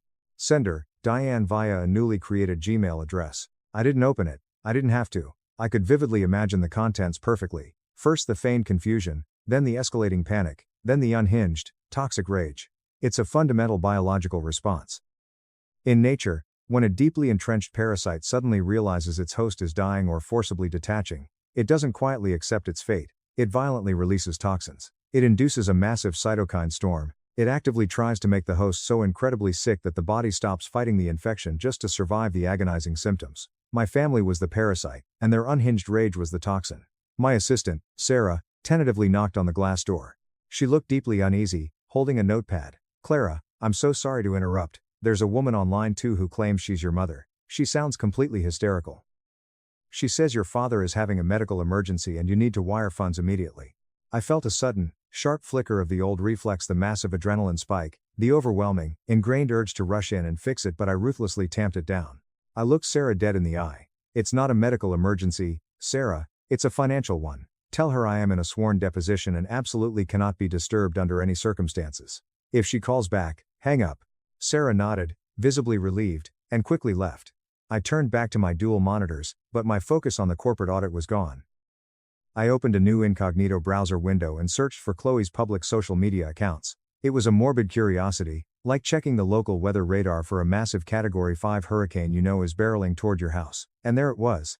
A video posted exactly 20 minutes ago. Chloe was sitting in the driver's seat of her imported SUV. The ring light lighting was absolutely perfect. A single, pristine tear was strategically glistening on her lower lash line without ruining her expensive mascara. The caption read, "When toxic family members try to ruin your success because they're deeply jealous of your light." Number: betrayal. Number: narcissistic abuse. Number: healing. She was vague booking, masterfully crafting a completely fictitious narrative where she was the innocent, hardworking victim of my sudden, unprovoked cruelty. I just don't understand how someone who shares your blood can be so incredibly hateful. She whispered to the camera, her voice trembling with practiced fragility. We were finally getting somewhere. We were finally building our dream, and she just violently pulled the rug out from under us with zero warning, just because she can't stand to see us happy and thriving. But we will rise above this toxicity. The comments section was already overflowing with sickening sympathy. Stay strong, Queen. Jealousy is a literal disease. Cut them off, babe. You don't need her negative energy. I scrolled through the comments, feeling a wave of absolute, freezing detachment. They were brazenly rewriting history in real time for an audience of strangers. They weren't panicking because they missed my presence in their lives. They were panicking because the company credit card had just been humiliatingly declined at the luxury gas station. They were panicking because the new investor, the shady one they had so gleefully discarded me for, had likely run a routine credit check, seen the massive, glaring red flag of a freshly frozen $300,000 line of credit, and immediately pulled their funding. Then came the voicemails. I had my phone on strict, do not disturb, but the automatic text transcripts appeared directly in my inbox. My father, Richard, had left 3 messages. His voice wasn't sad, or confused, it was utterly venomous. You think you're so damn smart, Clara? You think this little stunt is funny? You just cost us the biggest deal of our lives. The new funding fell through, because your bank froze the primary assets. You are going to fix this immediately. You are going to call the loan officer right now, grovel, and tell them it was a massive mistake. Or so help me God, I will retain counsel and sue you for breach of fiduciary duty and intentional interference with business relations. Fiduciary duty. I actually laughed out loud in my empty office. He was throwing around complex legal buzzwords he'd half heard on a television procedural. He was entirely too stupid to understand that a personal guarantor has absolutely zero fiduciary duty to the borrower. In fact, it's the exact opposite. The borrower has a strict legal and ethical duty to the guarantor not to default or mismanage funds. He was literally threatening me with severe legal action for refusing to let him continue robbing me blind. I watched the notifications roll in for another hour.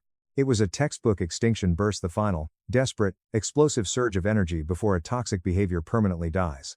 They were throwing everything at the wall to see what would stick: immense guilt, weaponized shame, legal threats, public humiliation. They were desperately trying to trigger the old Clara.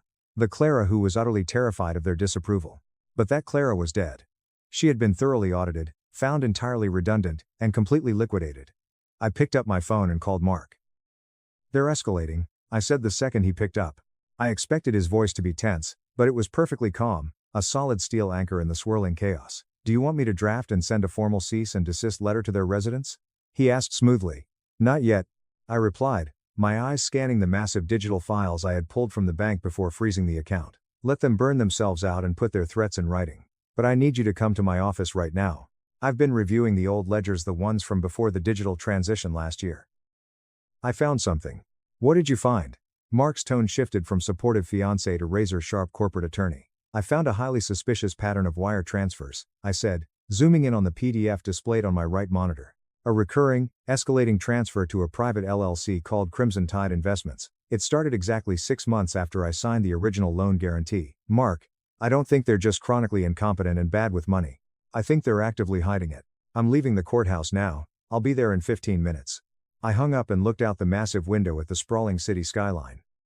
The frantic panic playing out on my phone screen felt incredibly distant now, like a police siren wailing several blocks away. They were screaming and thrashing because the free money tap had finally been turned off. But they didn't realize that a frozen credit line was the absolute least of their impending problems. I was about to turn on the blinding fluorescent lights, and parasites absolutely hate the light. Mark arrived exactly 15 minutes later. He didn't bring comfort food or wine. He brought his heavy leather briefcase, his encrypted laptop, and a massive banker's box of yellow legal pads. That is exactly why I love him. He deeply understands that for me, true peace of mind doesn't come from empty platitudes, it comes from airtight, irrefutable documentation.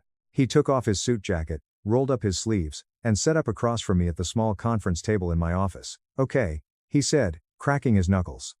"Let's look at your total liability. If they actually try to sue for breach of fiduciary duty, it's complete legal nonsense, and I'll get it dismissed with prejudice in a day. But we need to make absolutely sure your guarantor withdrawal was bulletproof. Show me the books."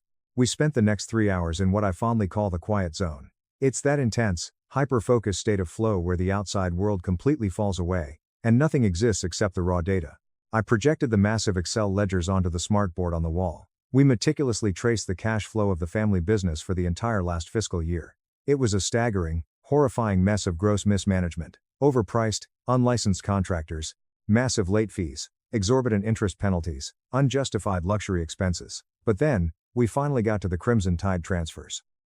"Right there," I said, pointing a laser pointer at a specific line item from 8 months ago. "Transfer to external vendor, Crimson Tide Investments. Oh, $12,000. Labeled as consulting retainer." "Oh." Mark frowned, leaning closer to the board. "Who the hell are they?" "I've reviewed their vendor lists before. I've never seen a formalized contract for a company by that name."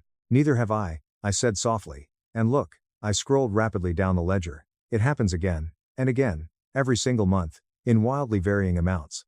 $8,500. $15,000. $10,200. Always labeled with incredibly vague, non-specific terms. Site management, design retainer, strategic consulting." I sat down at my desk, opened the State Secretary of State's official business registry portal. It's a matter of public record, a powerful tool I use literally every single day to catch wealthy executives trying to illegally hide assets during hostile divorces or bankruptcies. I slowly typed in Times Crimson Tide Investments LLC. The search wheel spun for one agonizing, endless second before the official results popped up on the screen. I felt all the blood rapidly drain from my face, leaving me cold. Registered agent, Diane. Last name, my mother. Principal address, a generic P.O. box in a small town 3 hours away. But that wasn't the smoking gun. I dug much deeper, pulling the actual scanned PDF of the original articles of organization filed with the state. The LLC wasn't a standard operating business. It was legally structured as a pass-through entity for a private trust. Beneficiary, the Chloe Future Trust. I sat back in my chair, the air leaving my lungs in a sharp, painful hiss. Mark stared at the screen, his brilliant lawyer brain rapidly clicking the disparate pieces together faster than I could even say them out loud. They weren't just carelessly spending the money, Clara, he said, his voice dropping low and turning incredibly dangerous. They were systematically laundering it. It was the ultimate missing variable. The complex math finally, horrifyingly made sense. They had aggressively borrowed $300,000 against my pristine credit score. Thanks for watching. They constantly claimed the flipping business was failing, that they were completely broke, that they desperately needed me to cover the massive interest payments out of my savings because market conditions were tough. But the real estate market wasn't tough at all.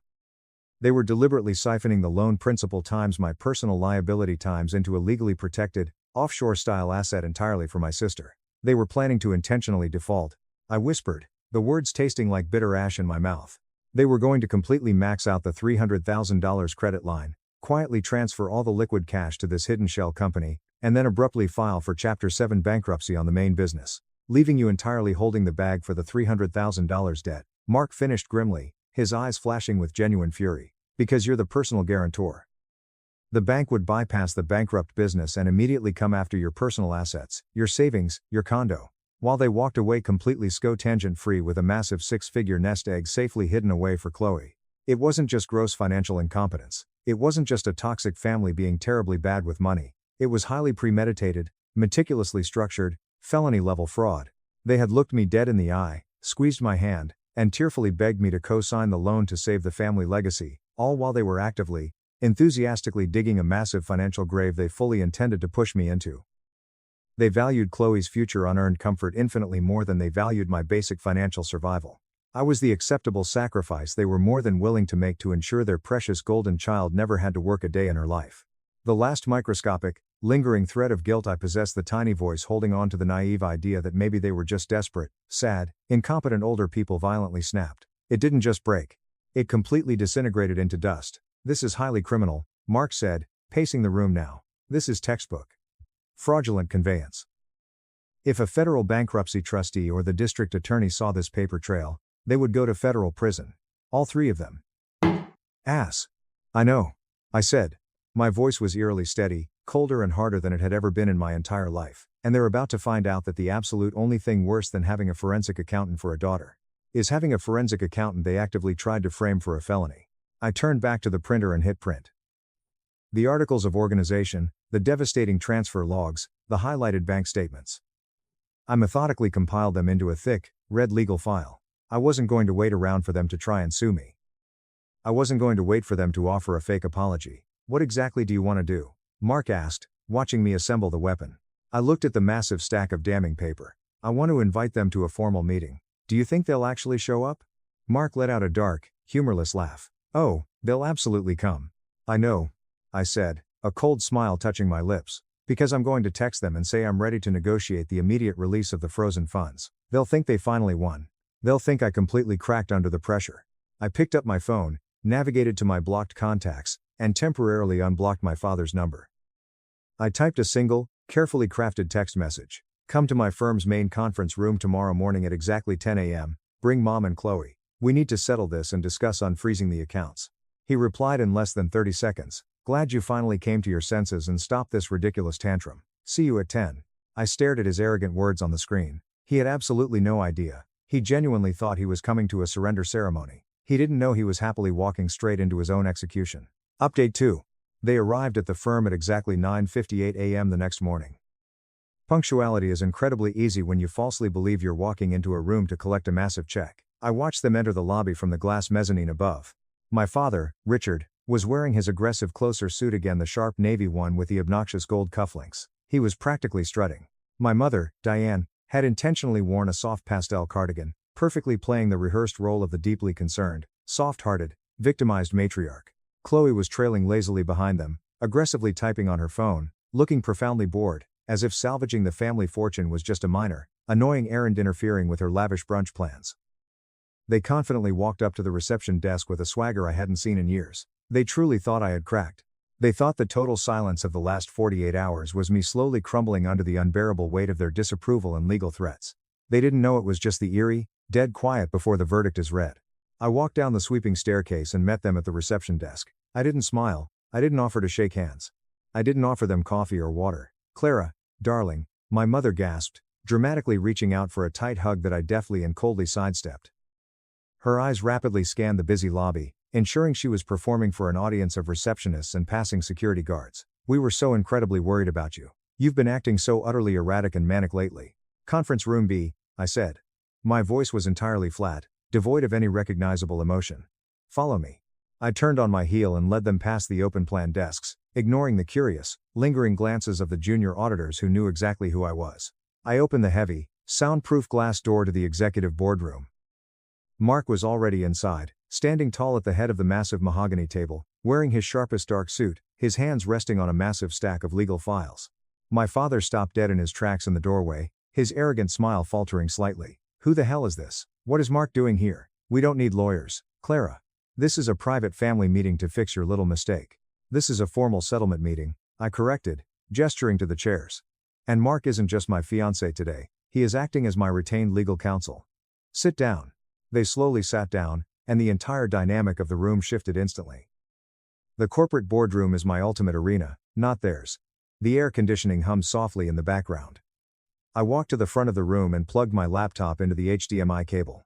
The ceiling projector whirred loudly to life, casting a harsh, blinding white light onto the massive screen behind me. I assume you're here to demand I unfreeze the $300,000 credit line, I said, remaining standing while they were forced to look up at me. We're here to accept your formal apology, my father snapped, aggressively leaning back in his leather chair, trying desperately to reclaim the rapidly shrinking space.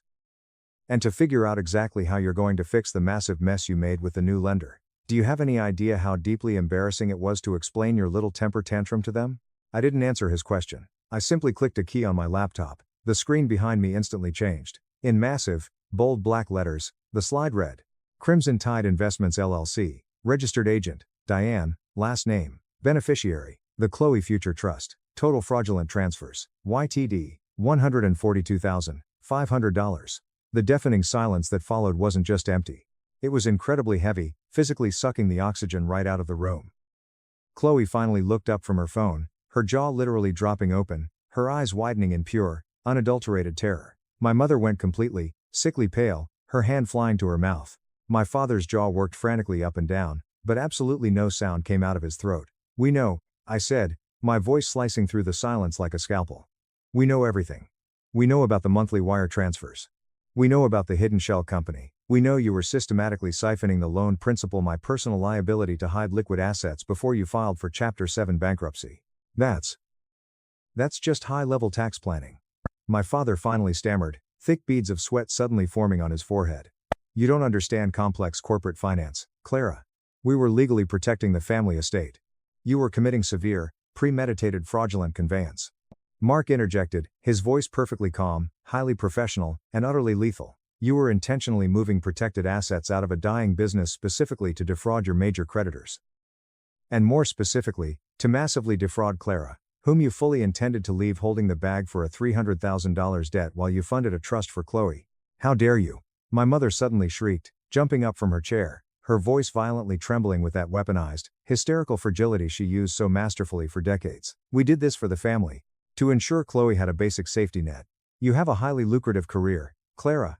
You can easily handle the debt. Your sister needs financial support. You are incredibly selfish. They all started shouting at once then, a chaotic, deafening wall of noise. My father screaming wildly about ungrateful, traitorous daughters. My mother violently sobbing about how I was maliciously twisting their deep parental love into something ugly.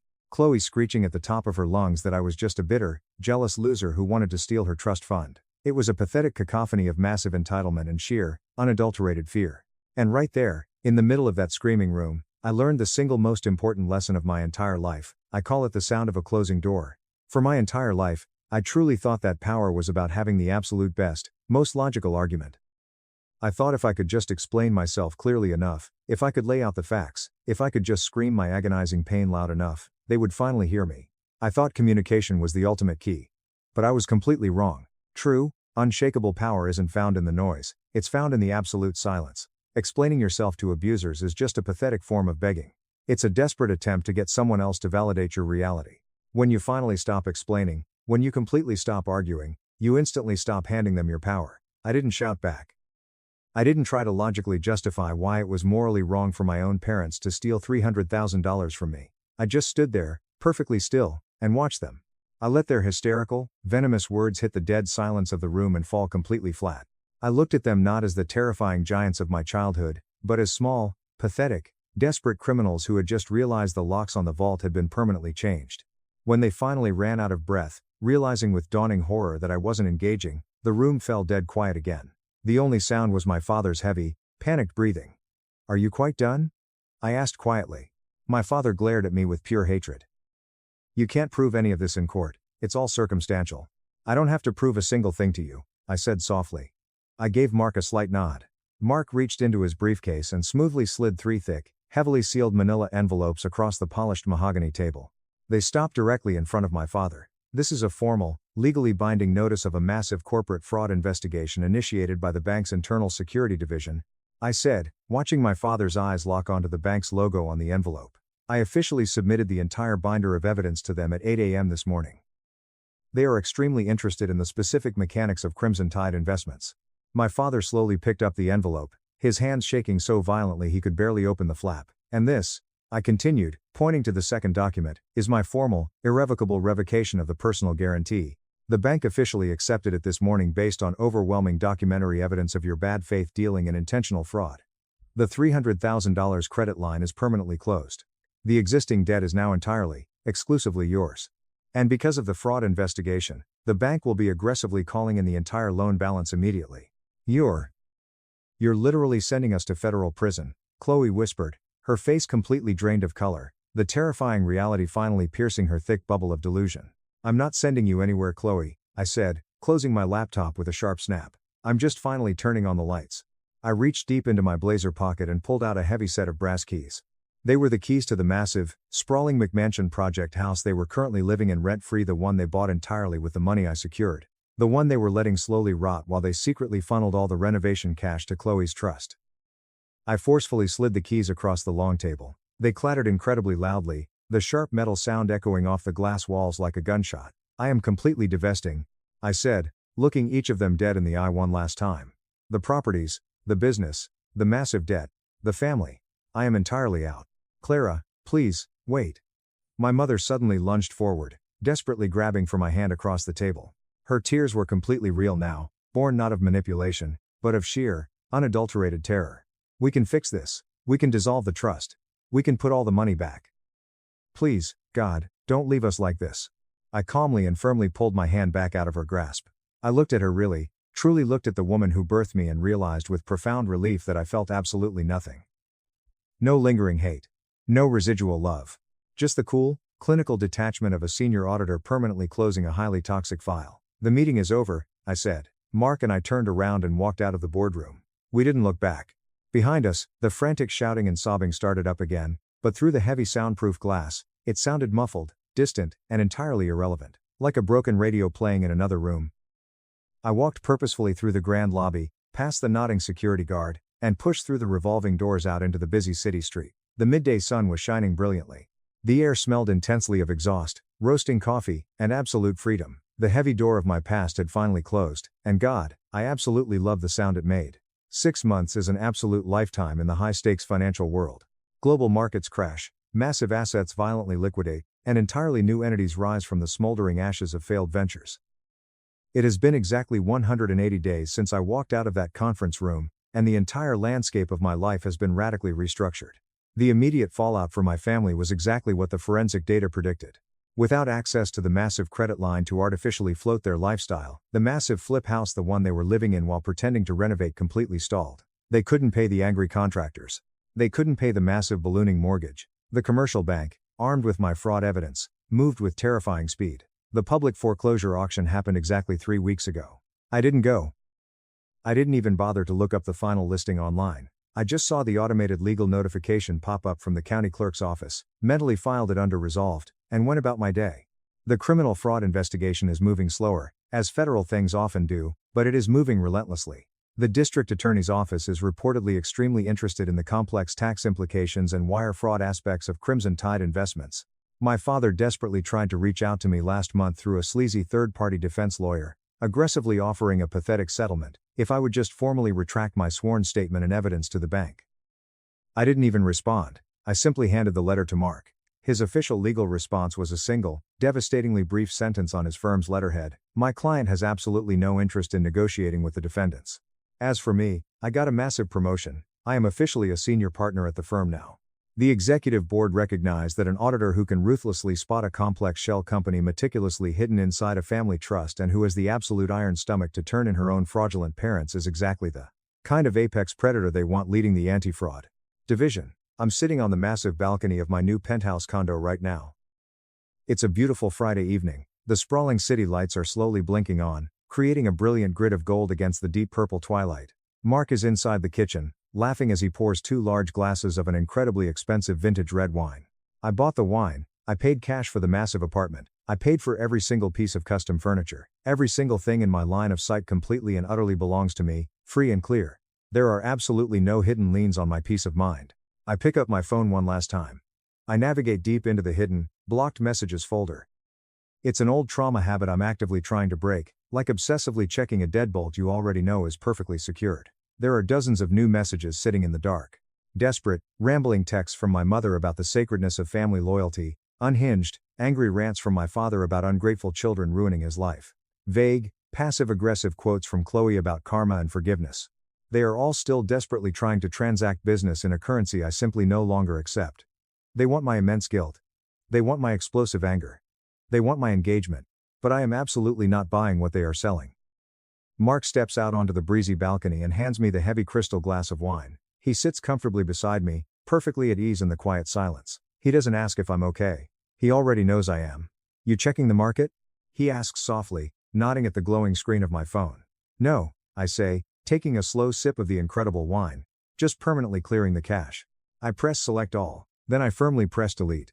The massive wall of toxic messages vanishes instantly. The dark history is gone. The server is completely wiped clean. I look out at the beautiful, glowing city. For years, I truly thought solvency was just a complex math problem. I thought it was purely about ensuring your total assets exceeded your total liabilities. I genuinely thought if I just poured enough money, enough time, and enough of my soul into the massive black hole of my family's endless expectations, eventually I would be in the black. Eventually, I would finally be worthy of their love. But I realized tonight that true solvency isn't about money at all. It's about emotional liquidity. It's the profound, unshakable ability to walk away from a catastrophically bad investment without ever looking back over your shoulder. It's the absolute freedom to wake up in the morning and know with total certainty that you do not owe anyone a single piece of your soul just to keep their fake peace. It's knowing that your inherent value isn't determined by how much you can be financially abused and used. My family is completely bankrupt. Not just financially, but morally, spiritually, and emotionally. They selfishly spent absolutely everything they had. My deep trust, my unconditional love, my fierce loyalty, and today, they have absolutely nothing left to show for it but a massive pile of debt and a looming criminal indictment. But me? I am incredibly profitable. I have my unshakable integrity, I have my brilliant career. I have my deep peace, and I have the beautiful, echoing sound of a closing door that is going to stay locked forever. Top comments. User 1. As a fellow CPA, reading the part where you found the pass-through entity to your sister's trust made my blood run entirely cold. That wasn't just them being bad at business, that was a highly calculated, predatory move to destroy your financial future so your golden child sister could live comfortably. The fact that they tried to write it off as tax planning when confronted is hilarious. Enjoy the promotion, you absolutely earned it. User 2. Corporate lawyer here. Your fiancé Mark handled that boardroom meeting flawlessly. The moment they threatened you with breach of fiduciary duty, I literally laughed out loud. They had no idea they were actively committing fraudulent conveyance and wire fraud. The DA is going to have an absolute field day with those ledgers. Please post an update when the indictments finally drop. User 3. Explaining is a form of begging. Wow, I really needed to read that today. I've spent the last 5 years trying to explain to my toxic parents why their behavior hurts me, hoping they'll finally have a breakthrough. You just made me realize that my silence is the only power I have left. Thank you for sharing this, Clara. Enjoy your beautiful, drama-free life on that balcony. My parents secretly forged my signature to steal my house. So, I dug into their past and uncovered a $350,000 secret that put them behind bars. My dad looked me dead in the eyes across the dining room table, his face devoid of any paternal warmth, and said, "We'll take it another way," after I flat out refused to sign my house over to my golden child brother. 3 days later, I sat in a bank manager's cold, sterile office staring at a fraudulent mortgage refinance application with my expertly forged signature, suddenly realizing my own parents were trying to steal the only thing I'd ever built. So, I dug into their past, uncovered a massive criminal conspiracy that spanned decades, and let the police slap the cuffs on them right in my front yard while I recorded the whole thing. Growing up, My older brother, Liam, who is now 33, was the undisputed golden child of our family. And I am not talking about minor, subtle favoritism where he got an extra scoop of ice cream after dinner. I am talking about full-on, unwavering, this kid is the second coming of Christ treatment. It was absolutely ridiculous, and it shaped my entire worldview.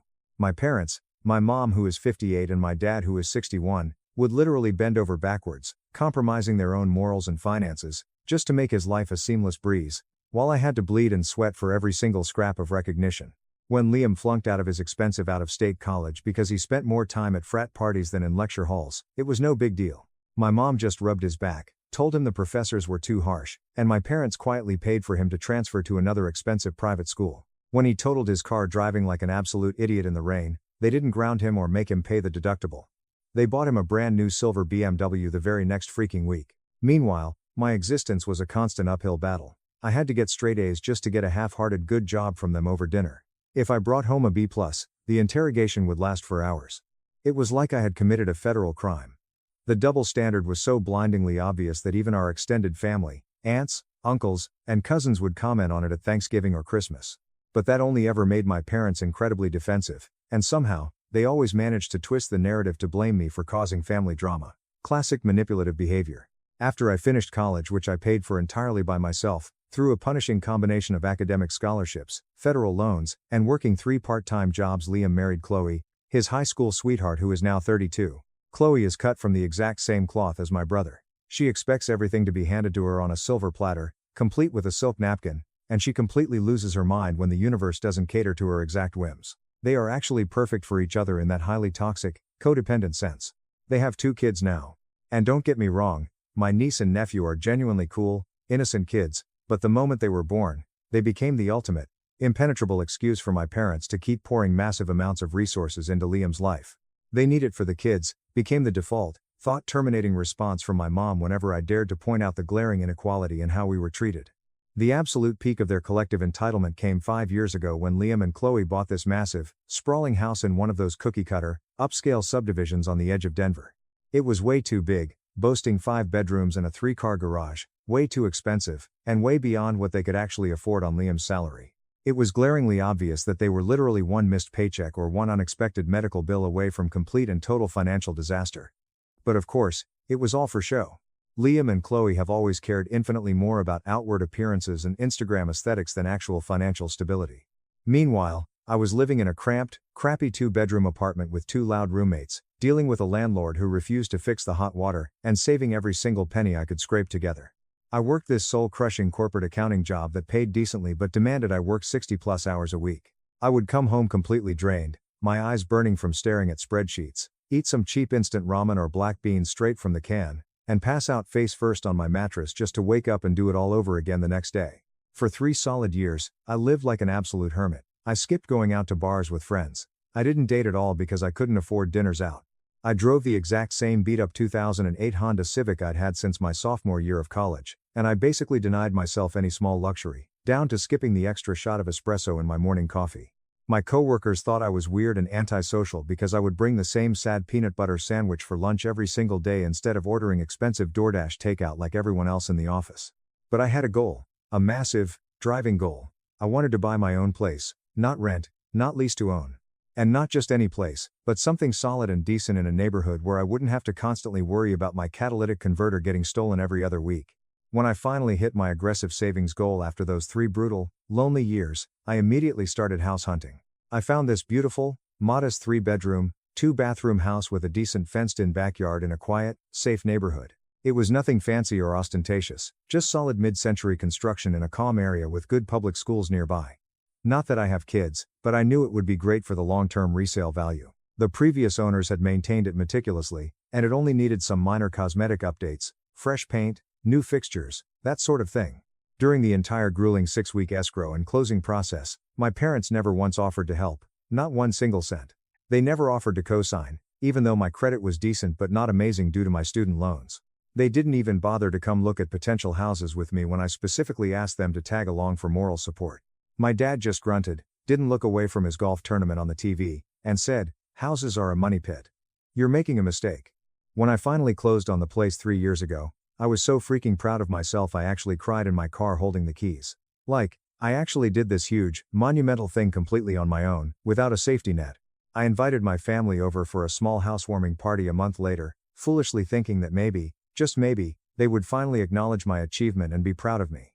Instead, Dad walked through the front door, didn't even take off his shoes, immediately pointed out a microscopic crack in the drywall near the baseboards, and asked in a condescending tone if I'd had the foundation professionally checked because the house was probably sinking. Mom didn't even say congratulations. Her very first sentence was asking when I was going to buy a real bed for the guest room so Liam and Chloe could stay over if they drank too much in the city. And Liam, he just looked around my living room, smirked, and said, "It's cozy," in that specific, venomous tone that clearly meant small and pathetic. But whatever. I didn't care. The place was mine, my name was on the deed, and I was obsessed with it. I spent all my weekends fixing things up, painting the rooms a warm gray, learning how to replace a garbage disposal and install ceiling fans by watching endless YouTube tutorials. I even built a small wooden deck in the backyard by myself last summer, measuring and cutting every piece of lumber. The house became my ultimate project, my sanctuary away from the world. Meanwhile, Liam and Chloe were secretly drowning, struggling intensely with their massive mortgage, but they fought tooth and nail to keep up appearances. They would host these lavish, catered backyard barbecues and buy brand new, modern furniture on high-interest credit cards they couldn't afford to pay off. My parents would quietly bail them out whenever things got too tight. They'd pay their car insurance for a few months, cover the kids' private preschool tuition, or float them loans of $5,000 or $10,000 that everyone knew would never, ever get repaid. I would go over to my parents' house for mandatory Sunday family dinners and just sit there in silence, listening to them all talk animatedly about Liam's supposed job prospects or the kids' expensive extracurricular activities, while absolutely nobody bothered to ask about my recent promotion to senior accountant or the kitchen cabinet renovation I had just finished by hand. It was the classic, toxic family dynamic that had never changed, and I had accepted it. So, that is exactly where things stood until a couple of months ago. Me, living quietly in my modest house that I worked my ass off to afford, and Liam, living wildly beyond his means in a McMansion with my parents' constant, enabling support. Then, the house of cards collapsed. Liam lost his job. He was working as a regional director for some mid-tier tech startup, making decent money on paper, but definitely not enough to sustain their ridiculous lifestyle. According to Liam, the company was restructuring and his entire department got unfairly cut. But according to a mutual buddy of ours who works in the same industry, Liam had been on thin ice with HR for months because he kept missing sales targets, showing up late, and expensing lavish personal lunches to the corporate card. Either way, suddenly the income stopped, and he couldn't make their massive mortgage payments. They missed 1 month. Then another. My parents stepped in and helped for a bit, draining their own savings, but it quickly became painfully clear that even they couldn't keep up with Liam's exorbitant housing costs plus all their other luxury car leases and credit card minimums. After missing 3 full months of payments, the bank started sending nasty letters, and foreclosure was looking entirely inevitable. Liam and Chloe were absolutely freaking out, crying at family gatherings, but they still stubbornly refused to even consider downsizing or selling the house before things got worse. They kept expecting some magical financial miracle to fall from the sky and save them from the consequences of their own incredibly poor decisions. And that is exactly when my parents cooked up their master plan, the moment where things went from typical, annoying family bullshit to absolute, unhinged insanity. About 2 months back, my parents called and specifically invited me over for dinner on a random Tuesday night. We usually only do family dinners every few weeks, mostly when Mom decides she hasn't criticized my life choices in person for too long, so a Tuesday felt weird. But I figured it would just be the usual routine of them complaining about the economy and subtly praising Liam. When I pulled into their driveway and walked inside, something felt deeply off right away. The atmosphere was thick and heavy. Mom had made my absolute favorite meal, homemade baked ziti with garlic bread, which she literally only ever does when she is about to ask for a massive favor. Dad was being weirdly nice, offering me a beer and actually asking about my work projects instead of just nodding along and looking at his phone. Liam and Chloe finally showed up 20 minutes late, looking incredibly stressed, with dark circles under their eyes, but desperately trying to hide it behind fake smiles. We had barely started eating, the food still steaming on our plates, when Dad abruptly cleared his throat, put down his fork, and dropped the bomb. He looked at me and said, in a completely calm, conversational tone, that since Liam has a wife and 2 kids and I don't, I should just give Liam my house because it makes the most logistical sense for the family. I literally stopped chewing. The food just sat in my mouth as my brain completely stalled, trying to process what the actual fuck I had just heard. My mom leaned forward and gave me that smile. If you have a highly manipulative, narcissistic mother, you know the exact smile I'm talking about. The sweet, condescending, venomous one. You can always get another house, sweetheart. She cooed. You're young, you have a good job, and you don't have a family to worry about housing. Think of your niece and nephew. You wouldn't want them out on the street, would you? You want me to just give them my house? I asked, my voice cracking, staring at them like they had all simultaneously grown second heads. Dad shrugged his shoulders casually, like he was asking me to spot Liam $20 for gas. Not give, exactly. We could figure out a rent-to-own situation later, but they need a stable place immediately. Their house is going into foreclosure. And since you're alone in that 3-bedroom, it would be the right, Christian thing to do. My brain was seriously short-circuiting. The sheer audacity was paralyzing. I looked over at Liam and Chloe, who were both staring intently at their half-eaten pasta, completely avoiding eye contact with me. They had clearly been in on this entire psychotic plan from the beginning. I stared back at my parents, trying to understand how we got to this point in reality. These people roused me. They were sitting there with completely straight faces, casually asking me to hand over the deed to the property I had sacrificed years of my youth, my social life, and my mental health for, to my brother who had never worked hard for a single thing in his entire pathetic life. I swallowed the food dryly. No, I said. Absolutely not.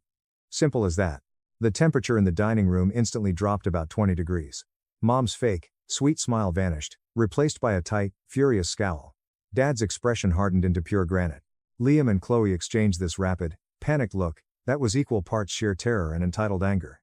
My mom took a slow, deliberate sip of her ice water, placed the glass down perfectly on the coaster, locked eyes with me, and calmly said, "Well, then we'll take it another way." I felt this immediate, freezing chill run rapidly down my spine. The hairs on my arms stood up. What the hell is that supposed to mean? I demanded, my heart suddenly hammering against my ribs. Dad waved his hand dismissively, picking up his fork again. Forget it, just think about it. You're being selfish, as usual. I didn't eat another bite.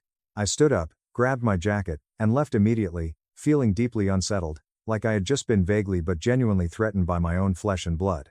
When I got home, I immediately double-checked that all my important documents, my passport, my deed, my birth certificate were securely locked in my heavy fireproof safe in the closet, and not sitting in a box at my parents' house.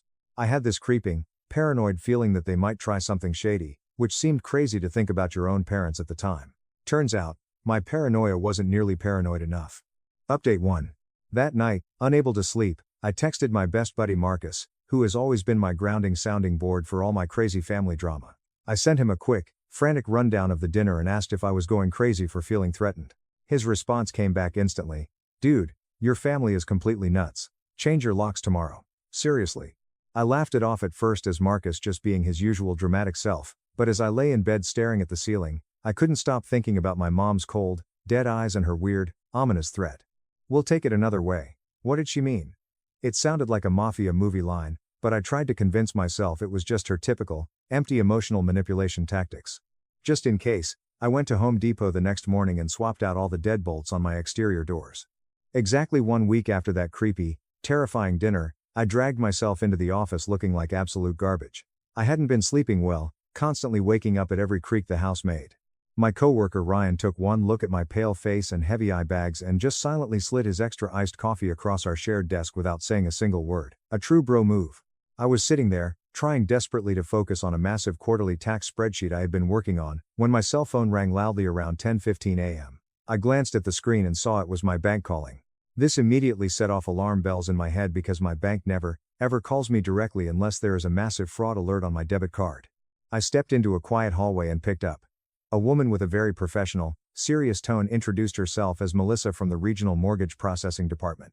She asked, very politely, if she could just confirm a few minor personal details regarding my recent mortgage refinance application. I stopped walking. I stood frozen in the middle of the corporate hallway. "My what?" I asked, my voice barely a whisper. Melissa patiently explained that their branch had received a comprehensive request that very morning to completely refinance my home mortgage and pull out a significant amount of equity. The request was submitted electronically under my name, but there were some slight inconsistencies in the uploaded documentation, specifically a mismatch in the signature styles, and an unrecognized IP address that had automatically flagged their internal security system for a manual review. I felt all the blood rush out of my head. I told her flat out, almost shouting, that I had never submitted any refinance application, not even close, and that I was perfectly happy with my current fixed-rate mortgage. There was a heavy pause on the line, then Melissa said, "Well, sir, someone did, and they have all of your personal identifying information." My stomach completely dropped into my shoes. I felt physically nauseous, like I was going to throw up right there on the carpet. I immediately begged her to put a hard freeze on the account. "Don't process anything. Don't approve anything. Lock the entire file down. I pleaded. She assured me she would immediately freeze the application pending a full fraud investigation and advised me to come into a physical branch immediately. I didn't even go back to my desk. I texted my boss that I had an extreme, sudden family emergency, ran to the parking garage, and drove like a maniac straight to the main bank branch downtown. When I sprinted through the glass doors, breathless and sweating, I demanded to speak with someone from the mortgage fraud department. I was ushered into a private glass office where a senior loan officer, a guy named David, pulled up the flag paperwork on his computer monitor. When David turned the screen toward me so I could read it, I literally felt the room spin. There it was. A complete, highly detailed mortgage refinance application, entirely in my name. Every single piece of my sensitive personal info was perfectly filled out. My social security number, my exact date of birth, my current employer, my income details, my tax history, but the absolute gut punch, the thing that made me see red, was the ownership structure. The new mortgage application requested that the deed and the loan be restructured to include my parents' names as equal co-owners of the property. They had actually tried to forge my signature. David pointed out the digital uploads of the signed documents. I recognized the handwriting instantly. It was my mother's distinct, looping cursive, trying desperately to mimic my sloppy signature. They had clearly used old. Then he ordered 2 large pepperoni pizzas, and we sat on the couch watching mindless action movies until midnight, intentionally not talking about my family at all. It was the only sliver of peace I'd had in weeks. Update 2. That night, long after Marcus had gone home and I was lying in the dark trying to sleep, my phone buzzed on the nightstand. It was a text from my brother, Liam. We need to talk. Meet me at the diner on Main Street. Please. It's about Mom and Dad's situation. It's worse than you think. I stared at the glowing screen for a long time. Every instinct told me to ignore it, to block his number and let the lawyers handle everything. But the phrase worse than you think hooked me. How could it possibly get worse than loan sharks and decades of identity theft? I had to know. When I pulled into the flickering, neon-lit parking lot of the 2-4-hour diner at 11:30 p.m., Liam's obnoxious, oversized SUV was the only car there besides a rusty sedan belonging to the cook. The diner was completely empty, smelling strongly of stale coffee and old grease. Liam was sitting in a back corner booth, hunched over a mug of black coffee, looking absolutely terrible. He hadn't shaved in days, his eyes were bloodshot, and he was visibly trembling. I slid into the vinyl booth across from him, keeping my jacket on. What is this about, Liam? I asked coldly, because if you are here to try and convince me to drop the criminal charges, or to beg for my house again, you are wasting both of our time, and I'm leaving. It's not that, he said quietly, his voice cracking. Well, not exactly. He wrapped both hands around his coffee mug, staring down into the dark liquid. I didn't know they actually went through with it, he confessed. With using your name for the mortgage and the old loans. They talked about it years ago, when things first got tight. Dad said they needed to leverage all available family resources or some twisted BS like that. I honestly thought it was just them talking big. I didn't think they'd actually forge your name. My stomach churned with fresh anger. So, you knew they were contemplating identity theft, and you didn't warn me? Not for sure. He pleaded defensively, finally looking up at me. They mentioned it once or twice after a few drinks. I told Dad it was a terrible idea. You have to believe me, I didn't take any of that money from you personally. I scoffed, shaking my head in disgust. You didn't take it personally, but you happily spent it. And you still had absolutely no problem sitting at that dining room table and trying to guilt-trip me into handing over the deed to my house. Liam flinched, actually looking ashamed. That's when things got terrifyingly interesting. Liam looked genuinely, physically scared as he leaned across the sticky table and explained exactly how deep our parents were buried in trouble. Turns out, the massive debts Julian had uncovered were just the absolute tip of the iceberg. According to Liam, our parents didn't just owe money to shady online lenders, they owed over $150,000 to actual, violent loan sharks connected to an illegal gambling ring Dad had gotten involved with. One of the collectors had recently shown up at Liam's house and casually mentioned knowing exactly where Liam's kids went to preschool. The insane, desperate scheme to steal my house suddenly made horrifying, logical sense. They weren't just trying to help Liam keep his McMansion, and they weren't just being their usual controlling, entitled selves. They were utterly desperate for hard, tangible real estate collateral to pay off incredibly dangerous people who were threatening their grandchildren. It didn't make what they did right, not by a long shot, but it perfectly explained the extreme, reckless measures they were taking. But then Liam dropped the real, earth-shattering shocker, the thing that finally broke whatever tiny sliver of familial loyalty I had left. They didn't just use your name, Liam whispered, tears actually welling up in his eyes. Our parents, they also took out loans in my kids' names, my babies. I stared at him, my jaw practically hitting the table. What? My toddlers, Liam choked out, wiping his face. They used their social security numbers. They created fake credit profiles and took out thousands of dollars in payday loans and credit cards using the kids' identities. The sheer, unadulterated evil of it washed over me. These innocent kids would probably discover the horrific mess when they turned 18, tried to get a student loan for college or their first apartment, and found out they were already tens of thousands of dollars in defaulted debt, their credit scores completely annihilated before their lives even began. By their own grandparents. When I asked Liam how the hell he found out about this, he explained that he had stumbled across a hidden, lockboxed folder of identity documents while desperately searching through our parents' home office for his own birth certificate last week. The folder was a goldmine of fraud. It contained everyone's sensitive information, mine, his, the toddlers, and even some of our extended cousins. I asked him point blank about the vandalism at my house. The eggs, the cut power. Liam actually looked deeply ashamed, staring at the table. He admitted it was a stupid, spiteful plan orchestrated by our mom to intimidate me into dropping the issue. He acknowledged he was a coward and never should have gone along with it, but mom had convinced him that if I went to the police, the loan sharks would come for his kids. When I suggested more normal, legal solutions like them selling their house, or Liam downsizing, or everyone just declaring bankruptcy, Liam laughed bitterly. He explained that our parents' house already had 3 mortgages on it and was completely underwater by at least $250,000. And filing for legal bankruptcy wouldn't solve the illegal loan shark problem anyway. The sharks don't care about court orders.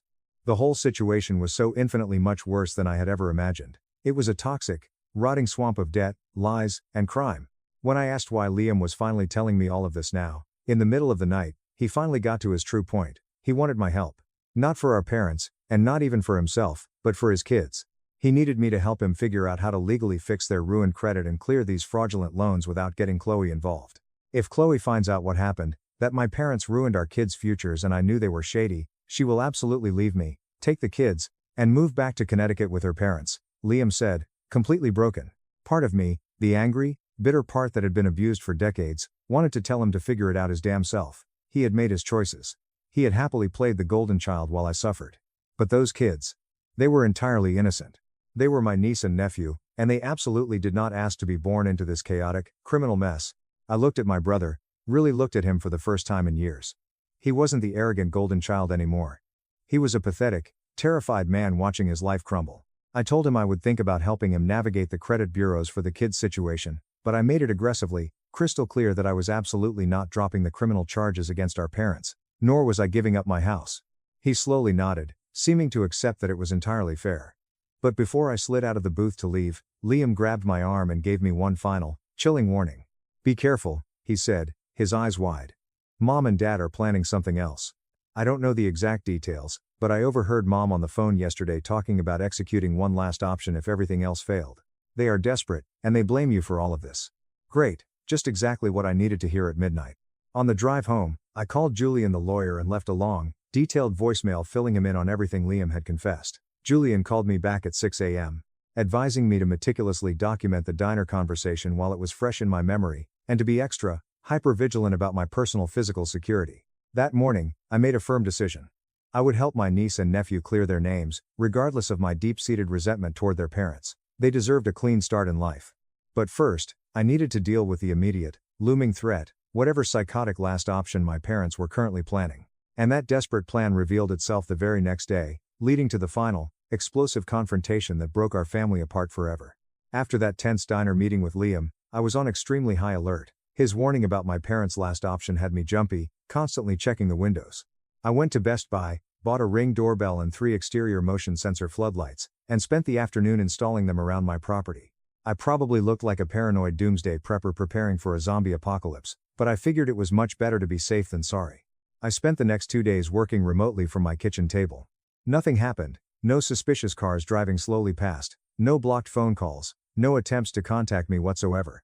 The absolute, dead quiet was honestly almost worse than the harassment. It felt like the heavy silence before a massive hurricane hits. Then, on the afternoon of the 3rd day, I got a highly anticipated email from Julian. He had finally received the official, subpoenaed documents from the bank regarding that mysterious personal loan taken out in my name 7 years ago. The evidence was absolutely damning and undeniable. There was a copy of the original contract featuring my poorly forged signature, my social security number, and bank routing records showing all the loan proceeds were deposited directly into my parents' joint checking account.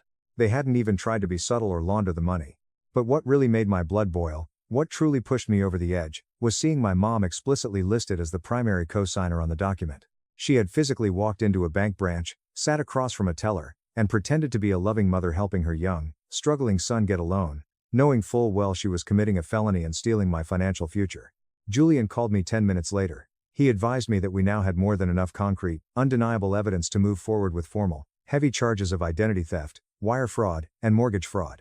He had prepared all the necessary legal paperwork and just needed my final, verbal approval to hand the entire massive file over to the police and the district attorney's financial crimes division. This was it. The ultimate point of no return. If I gave Julian the go-ahead, my parents would almost certainly be arrested, prosecuted, and sent to federal prison. Despite everything horrific they had done to me, despite the abuse and the theft, actually pulling the trigger on sending your own parents to jail is an incredibly heavy, soul-crushing thing to process. I sat in silence for a long minute, but then I thought about my niece and nephew, just innocent toddlers, with their credit scores already being maliciously destroyed by their own grandparents. I thought about the 7 years of financial lies. I thought about the brazen attempt to steal my house, the egging, the cut power, the blackmail with my teenage medical records. Do it, I told Julian into the phone. Give them everything. Around 8 p.m. And that same evening, just as the sun was setting and the sky was turning dark purple, I heard the crunch of tires on gravel. A car pulled aggressively into my driveway. I immediately checked the live security camera feed on my phone and saw my parents' silver Lexus parked directly behind my Honda. My heart started pounding against my ribs like a jackhammer. I immediately texted Julian, "They're here right now at my house. Send the police." Julian texted back instantly, "Welfare check ordered, do not let them inside. Keep them talking outside. Record everything." I took a deep breath, activated the audio recording app on my phone, slipped it into my front shirt pocket, and unlocked the front door. I stepped out onto the porch, leaving the heavy screen door locked between us. My parents were marching up the walkway. Dad looked furious, his face red, fists clenched. Mom looked frantic, clutching her purse tightly. "You're really going to do this over a simple family misunderstanding?" Mom snapped immediately, not even saying hello. "Misunderstanding?" I laughed, a harsh, bitter sound. "You systematically stole my identity for 7 years. You forged my signature on a federal mortgage document. You blackmailed me." Dad stepped aggressively forward, jabbing his thick finger at me through the screen. "Lower your damn voice. We are still your parents, and you will show us respect. How could you do this to us after everything we've done for you? You mean after you stole from me?" I shot back, my voice echoing in the quiet neighborhood. "Real parents do not steal their children's futures to pay off illegal loan sharks." Mom gasped, realizing Liam had talked. "We gave you life. We put a roof over your head, and this is how you repay us? By trying to put us in a cage? Do you even realize how heartless and evil you've become? You gave me absolutely nothing except deep-seated trust issues, a mountain of therapy bills, and ruined credit." I yelled. Mom's face went completely purple with rage. Dad let out a roar, lunged forward, and actually grabbed the handle of the screen door, violently trying to rip it open to get to me. Right on absolute, perfect cue, the flashing red and blue lights illuminated the street. 2 squad cars and an unmarked sedan tore around the corner and screeched to a halt in front of my house. The police and a detective from the Financial Crimes Unit, coordinated brilliantly by Julian for a welfare check at exactly 8:30 p.m., jumped out of their vehicles. Mom instantly switched into her innocent, confused old lady mode. "Officers, thank goodness. Our son is having a mental breakdown, he's threatening us." But the detective, holding a thick file folder that I recognized from Julian's office, wasn't buying a single second of her act. He walked straight up the driveway. Dad, realizing exactly what was happening, actually turned and tried to sprint down the side of the house toward the backyard. A younger officer tackled him into my freshly planted rose bushes before he made it 10 feet. They were both aggressively handcuffed, pushed against the hood of the Lexus, and loudly read their Miranda rights right there in my driveway for all my neighbors to see. As they were being led toward the back of the cruisers, Mom turned back to look at me, her face streaked with mascara tears, making one last, desperate, manipulative plea. "You wouldn't really do this to your own mother, please." I stood on the porch, looked her dead in the eyes, and said the truest words I've ever spoken. "You did this to yourself." I watched the cruisers drive away, the flashing lights fading into the distance. After they were gone, I sat down heavily on my front concrete steps, suddenly overwhelmed by a wave of pure, bone-deep exhaustion. It was finally over. But it didn't feel like a massive victory. It just felt empty and sad. My phone buzzed in my pocket, a text from Liam. "Is it done?" I replied simply, "Yes, they're in custody." 10 minutes later, Liam's SUV pulled up to the curb. He got out, looking just as physically and emotionally drained as I felt, walked up the driveway, and sat down right beside me on the concrete steps. "You okay?" I asked, staring straight ahead at the street. He let out a short, bitter laugh. No. Not really. Everything is ruined. Me neither, I admitted. We sat there in complete silence for a long time, just watching the streetlights flicker on as the neighborhood got completely dark. What happens now? Liam finally asked, his voice hollow. They'll be formally arraigned tomorrow morning, I said. Julian says bail will probably be denied given the flight risk and the loan sharks. He nodded slowly. And the kids, their credit? We'll have to file specific police reports about their identities being used tomorrow, I told him. And Chloe is going to find out. There's no hiding this anymore, Liam. He buried his face in his hands and just wept quietly. The legal case moved incredibly quickly after that. The mountain of paper evidence Julian and the detectives had compiled was absolutely overwhelming. My parents tried everything to fight it, of course. They shamelessly blamed me. They blamed Liam. They even tried to sue the bank for not catching their own fraud earlier, which the judge found hilarious. None of their manipulative tactics worked in a real court of law. They both took plea deals to avoid a lengthy trial. Both got actual federal prison time. Years, not months. Mom got 4 years for multiple counts of aggravated identity theft and wire fraud. Dad got 6 years, heavily influenced by his prior 90s convictions and because the judge deemed him the primary mastermind of the operation. Liam had to hire his own lawyer and fight tooth and nail for months to clear his young kids' names from the fraudulent debt, but with the massive federal case against our parents backing him up, he eventually managed to get the credit bureaus to wipe the slates clean. But Chloe did exactly what Liam feared. The absolute second she found out that her perfect in-laws were criminals and that Liam's family had endangered her children, she filed for divorce. She took the kids and moved all the way back to her parents' massive estate in Connecticut. I honestly cannot say I blame her one bit. She is currently allowing Liam strictly supervised visits every other weekend, which is honestly more grace than I expected her to give him. As for me, I cleared my name completely from that old defaulted loan. My credit score bounced back. I kept my beautiful, hard-earned house.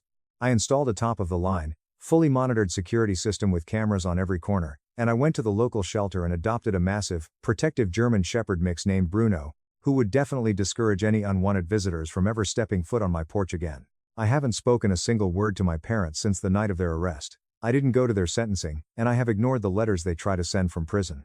I am not sure I will ever speak to them again for as long as I live. Liam and I text occasionally now, mostly just updating each other on practical, legal stuff or sharing brief updates about my niece and nephew. We will absolutely never be close brothers. There is just way too much painful history, too much resentment, and too much foundational damage for anything resembling a normal sibling relationship. But we are civil, and that's enough for me. I always grew up thinking that family was supposed to mean something profound. That no matter what happened in life, your parents would inherently have your back and protect you from the world, but mine never did. They didn't see me as a son, a human being, or a person to love. They just saw me as a financial investment, a backup plan, a disposable resource to be ruthlessly exploited whenever their golden child needed a bailout. And when I finally stood up for myself and refused to be used anymore, they actively tried to destroy my life. I do not regret turning them in. Not for a single second. Because the hard, brutal truth is, they never even acted like my parents. Not in any way that actually mattered. So, that's it, that is my story. It is not exactly a heartwarming, feel-good family tale with a neat, happy bow at the end. But hey, at least I still have my house, my peace of mind, and my absolute freedom. And at the end of the day, sleeping soundly in the home I built for myself with my dog at my feet is a hell of a lot more important to me than keeping toxic people in my life just because we share the same blood. Top comments. USARIT. Holy hell, OP. I was angry for you when they just asked for the house, but forging a mortgage application and stealing their own grandchildren's identities to pay off the mob? That is a level of depravity I can't even fathom. You did the absolute right thing putting them behind bars. Enjoy your house and give Bruno a steak for being a good boy. USERTO. The fact that your mom tried to blackmail you with your teenage therapy records, which they probably manipulated the doctor into writing anyway, shows exactly how narcissistic and evil she is. She thought she could destroy your career to steal your home. So glad your lawyer was a bulldog and uncovered their criminal past. Stay safe. User Trey.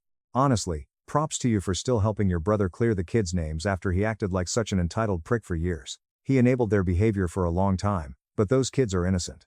It sucks his marriage fell apart, but that's the consequence of ignoring red flags. So glad you got out of that swamp intact.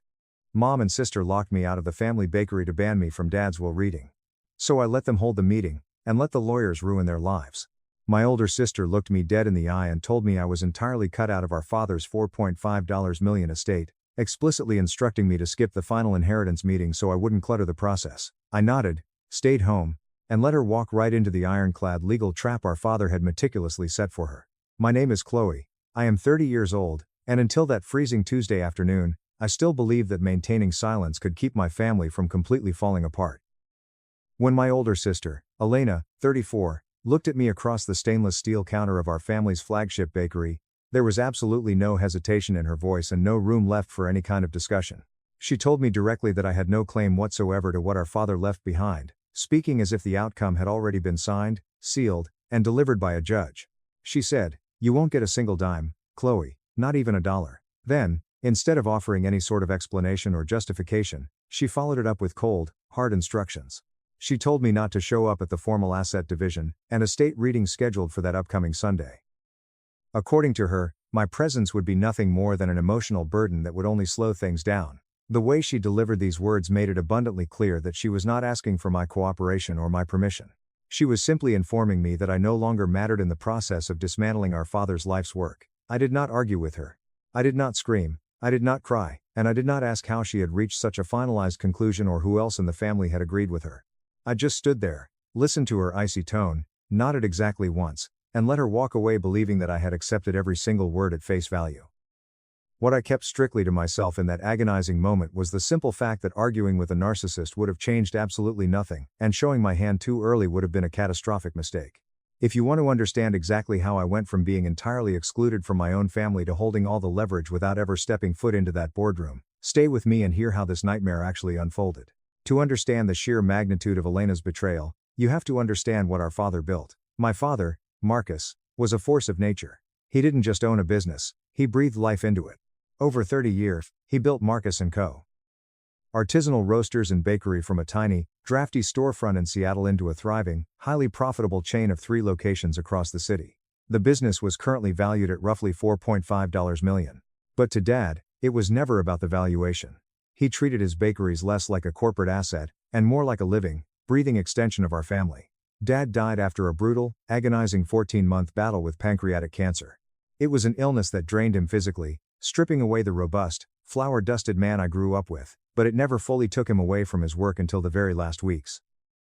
Even from his hospital bed, with IVs strapped to his thinning arms, he reviewed inventory sheets, approved payroll personally, and kept the financial records incredibly close to his chest.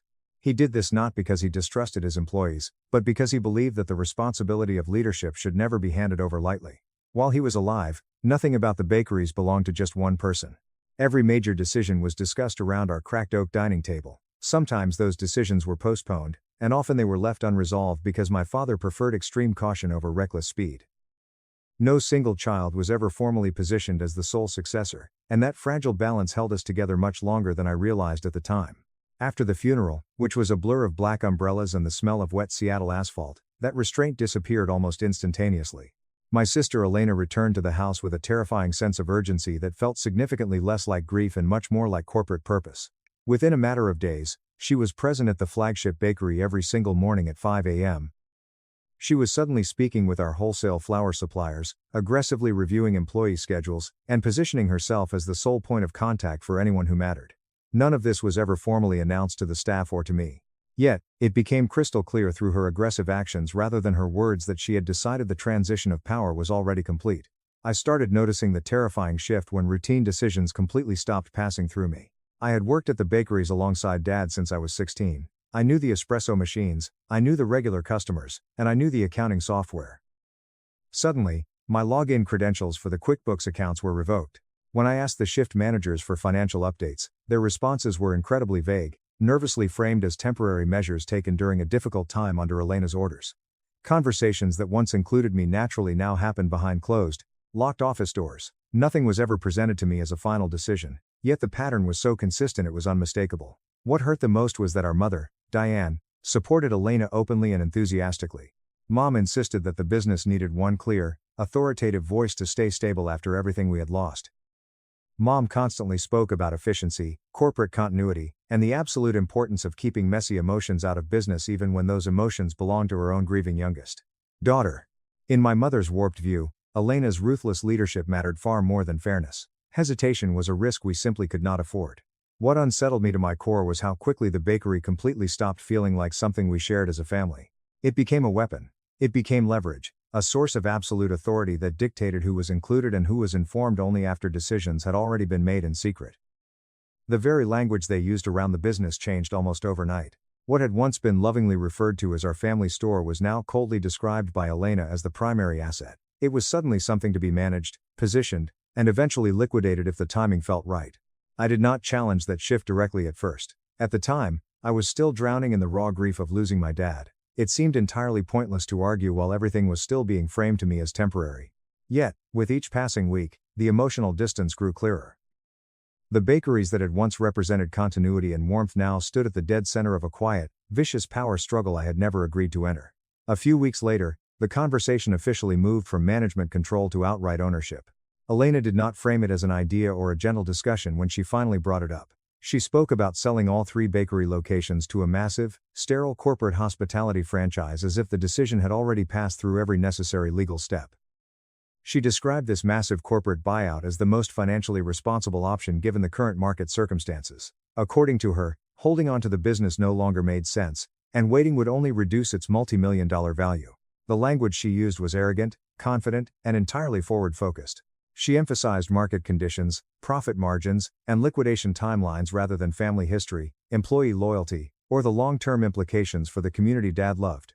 What stood out to me was not just the horrific plan itself, but how incredibly far along it already seemed to be. Legal documents were mentioned casually in passing.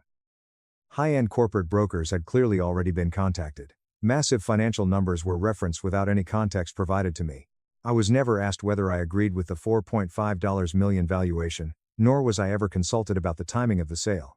The entire process had moved ahead quietly without my consent, my signature, or my involvement, as though my position as a legal heir simply did not factor into the outcome at all. When I finally pushed back and asked how the bakeries had been assessed so quickly, and whether multiple offers had been considered, Elena dismissed my questions with a wave of her hand. She said the intricate details were being handled by professionals and that there was absolutely no need to complicate things with too many emotional opinions.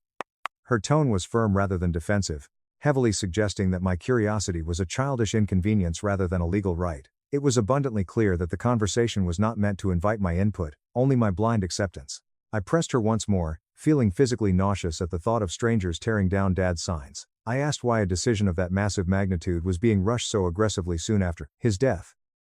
The bakeries had not been struggling financially. In fact, we had our most profitable quarter right before Dad passed. There had been absolutely no indication that immediate action or liquidation was required. Elena responded by completely shifting the focus away from the business itself. She coldly stated that prolonged discussions only created delays and unnecessary family tension.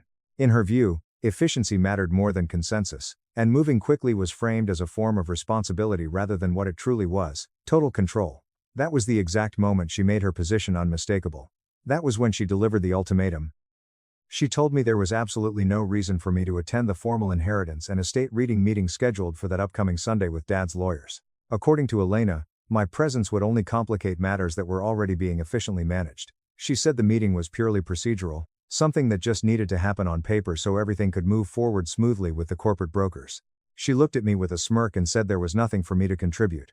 I asked her directly, my voice shaking with restrained anger, why I was being excluded from a legal meeting that involved assets we both had a legal stake in as his daughters. Her response avoided the core question entirely. She said this was not about exclusion, but about practicality. She repeated that fewer voices made the legal process easier. There was no mention of mutual agreement, no acknowledgement whatsoever that my consent might legally matter. There was only the arrogant assumption that my absence would simplify the outcome for her. Mom supported Elena's position without a single shred of hesitation. Mom agreed that it would be vastly better if I just stayed away, saying that the family had already been through enough stress, and that reducing friction should be our top priority. In Mom's view, the lawyer's boardroom was not a place for emotions or unresolved sibling disagreements, and my attendance was framed as a potential chaotic disruption rather than a legal right. The conversation ended without any resolution, not because there was nothing left to say, but because the boundaries had been drawn with permanent marker. The bakeries were no longer being treated as something we shared, but as a transaction to be finalized. Decisions were being made in advance, my access was being actively limited, and my role had quietly been shifted from participant to an unwanted observer. I did not argue further. At that exact point, it was painfully obvious that logic, fairness, or tears would not change the direction things were moving.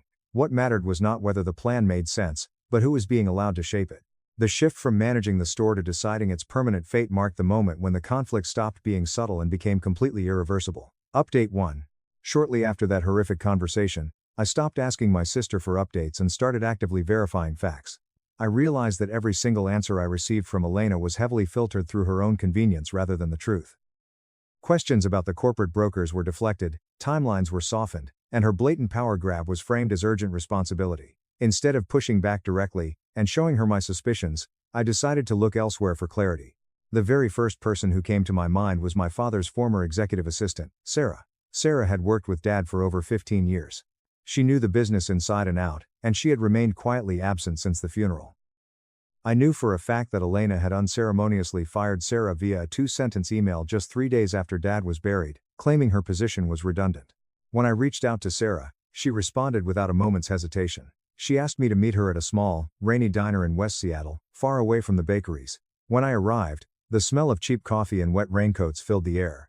Sarah didn't ask why I was calling or what I hoped to hear. She simply looked at me with a sad, knowing smile and said she had been expecting this exact moment to come eventually. During our 2-hour conversation in that diner booth, Sarah confirmed something that immediately shifted my entire understanding of the situation. My father, Marcus, had not left matters unresolved, messy, or informal, as Elena constantly implied. He had prepared his will meticulously, carefully revising it more than once with a team of lawyers as his health rapidly declined. He wanted to ensure that every single clause reflected his deliberate, calculated intent rather than last-minute emotional decisions. Sarah explained that Dad had worked incredibly closely with his lead attorney, Mr. Vance, during his final months. He reviewed not only the asset distribution but also the strict conditions tied to management decisions involving the family bakeries. He had been crystal clear about separating ownership from control, knowing full well that confusion between the two often created conflict rather than unity. According to Sarah, those distinctions were not vague suggestions scribbled on a napkin. They were formal, ironclad legal provisions documented and signed while he was fully competent and aware. Before ending our diner meeting, Sarah reached into her leather tote bag and handed me a thick, sealed envelope. I recognized it immediately by the sharp, careful handwriting on the front.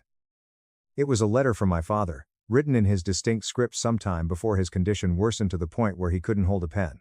Sarah said she had been given strict instructions by Dad to hand this letter over to me only if certain circumstances arose, circumstances that now felt painfully, devastatingly obvious. I did not open the letter right away. Just holding the thick paper was enough to confirm what I had already begun to suspect in my gut. My father had fully anticipated this exact tension between his children, and he had planned accordingly. When I finally got home and sat on my couch, my hands shaking, I opened the envelope. The letter was not meant to explain his legal decisions in tedious detail, or to comfort me emotionally with platitudes. Its sole purpose was to acknowledge what he knew would happen, and to remind me that silence did not mean exclusion.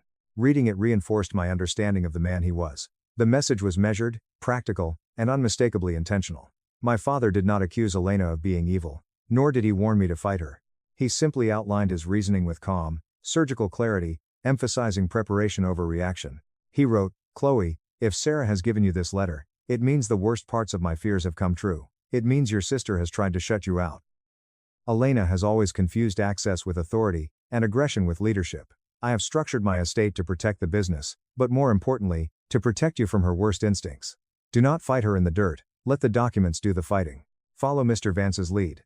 I love you, and I trust you." It became glaringly clear that my exclusion from recent decisions was not an oversight by Dad, but a massive, fatal miscalculation by Elena, who assumed that holding the keys equaled holding the power. That realization fundamentally changed how I viewed the upcoming Sunday meeting. What Elena had framed as a necessary gathering to finalize her corporate buyout now appeared to be procedural rather than decisive. The key outcomes had already been determined through legal channels long before Elena's greed entered the equation. Attendance, I suddenly understood, was not a requirement for legitimacy, but a performance designed to reinforce Elena's illusion of control. For the very first time since my father passed away, the heavy knot of anxiety in my chest dissolved. I felt absolutely no pressure to correct Elena's assumptions or defend my forced absence. I saw clearly why Elena had pushed so hard to move quickly, and why my presence had suddenly become so inconvenient to her. The arrogant confidence behind her decisions relied entirely on the belief that I lacked information, not standing. With that absolute clarity, my next step was incredibly simple. I chose not to attend the meeting scheduled for that weekend. It was not an act of avoidance. It was not an act of surrender. It was a calculated decision grounded in knowledge rather than fear. Whatever unfolded in that mahogany boardroom would do so without my participation, not because I lacked interest, but because I finally understood that my position did not depend on being in the room. To ensure the trap was fully set, I sent Elena a text message on Saturday evening. I kept it brief and devoid of emotion, Understood about tomorrow. I won't be there to complicate things, let me know when it's done. Elena replied 3 minutes later. Good decision. It's for the best. Don't show up. The lawyers. And Mom. And I have it handled. I took a screenshot of that text, forwarded it immediately to Sarah, and went to sleep with a profound sense of peace. That Sunday morning, the meeting went forward without me. The conference room at the downtown legal firm was prepared early, according to what I later confirmed through documents and Mr. Vance's detailed account. Mr. Vance, the lead attorney responsible for formally reading my father's will, arrived first with a massive, complete copy of the estate file. Mr. Sterling, a secondary corporate lawyer who had worked alongside my father on prior real estate matters, joined shortly after. Everyone present in the room, which included Elena, Mom, and a representative from the corporate buyout firm Elena had prematurely invited, assumed the absence of the youngest heir was procedural rather than intentional, since the formal legal notice had explicitly stated that all beneficiaries were required to attend. When the meeting began, the tone appeared incredibly controlled and confident. Elena sat at the head of the table, listening closely as the primary provisions of the will were read aloud by Mr. Vance. Those initial sections addressed general asset distribution, outstanding financial obligations, and administrative authority. Nothing in the opening language challenged Elena's expectations. From her arrogant perspective, the process seemed to be moving exactly as she had planned, reinforcing her belief that she had successfully secured total control through preparation and timing. The catastrophic shift came when Mr. Vance physically paused, closed the main folder, and cleared his throat before continuing. He referenced an additional, heavily guarded clause attached to the main document, an addendum that had been filed entirely separately but carried absolute, equal legal weight. This clause was formally known as an inter rem or poison pill provision. It specifically addressed participation, manipulation, and interference. Mr. Vance read the clause aloud to the dead silent room. It stated, with zero ambiguity, that if any named heir was deliberately discouraged, actively misled, or explicitly excluded from attending the formal reading of the will or any subsequent decision-making sessions, the authority to manage, sell, or liquidate the contested assets would be automatically and permanently reassigned away from the offending party. The room reportedly fell deathly quiet as the dense legal language was clarified in plain English. The clause did not accuse Elena by name, but it required the attorneys to determine, right then and there, whether intentional exclusion had occurred. Mr. Vance looked directly at Elena and asked, for the official record, why Chloe was not present. Elena, completely unaware of the trap, confidently stated that I had voluntarily chosen to abstain from the process due to emotional distress. That was when Mr. Vance pulled out a secondary folder. Inside were printed copies of the communications Sarah had legally secured and submitted prior to the meeting. Those records included Elena's written instructions advising me not to attend, framing my absence as unnecessary, and the final text message from the night before explicitly telling me, "Don't show up." Under the strict terms outlined by my father, that documented behavior met the exact legal threshold of intentional obstruction and coercion. Once that determination was made by the attorneys, the consequence followed immediately, leaving absolutely no room for negotiation. Control over all decisions related to the family bakeries was instantly and permanently removed from Elena's authority. The will specified that in cases of interference, all executive management rights, voting shares, and liquidation authority would be redirected entirely to the non-offending heir, me. The goal was to prevent any heir from manipulating access in order to secure leverage before a final settlement. My father had foreseen her greed, and he had built a wall she crashed right into. At that exact point, the meeting could not proceed as originally intended. The corporate buyers Elena had brought along looked incredibly uncomfortable. Questions were raised, frantic objections were attempted by Elena, but the ironclad language of the trust allowed zero flexibility. The attorneys calmly explained that this specific clause had been designed precisely for situations where arrogance replaced fairness. The absolute authority that Elena believed she had secured was no longer valid under the conditions created by her very own text messages. At 10:15 a.m., 5 minutes after the clause was enforced, my phone rang. I was sitting on my couch, drinking a cup of Dad's favorite dark roast. The caller ID displayed Mr. Vance's name. His voice was remarkably controlled but carried an underlying tone of vindication when he spoke, explaining exactly what had just transpired and asking if I could come to the office later that afternoon to sign the new executive documents. Before I even had time to respond to Mr. Vance, a barrage of notifications appeared on my screen. It was a flood of frantic messages from Elena. They were drastically shorter and far less confident than anything she had sent before, desperately suggesting that perhaps the situation could still be discussed privately. I did not answer a single one of her messages. From where I stood, the outcome had already fundamentally shifted. The Sunday meeting that had been designed by my sister to finalize her control had instead perfectly activated the very safeguard my father had put in place to destroy her leverage.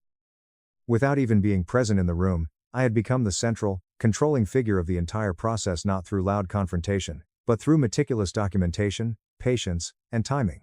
That Sunday ended with no resolution for Elena, no corporate signatures, and absolutely no clear path forward for the person who had expected total certainty. The authority over the multi-million-dollar business was no longer in the hands of someone who believed exclusion was a winning strategy. What had been intended as a quiet confirmation of her power turned into a devastating legal reset that could not be reversed by persuasion, crying, or pressure. Update 2. The following Monday morning, the tone completely and pathetically changed. Mom and Elena arrived unannounced at my house. They stood on my front porch, not with the blazing anger I expected at first, but with a carefully rehearsed, sickly sweet calm that felt entirely deliberate rather than sincere.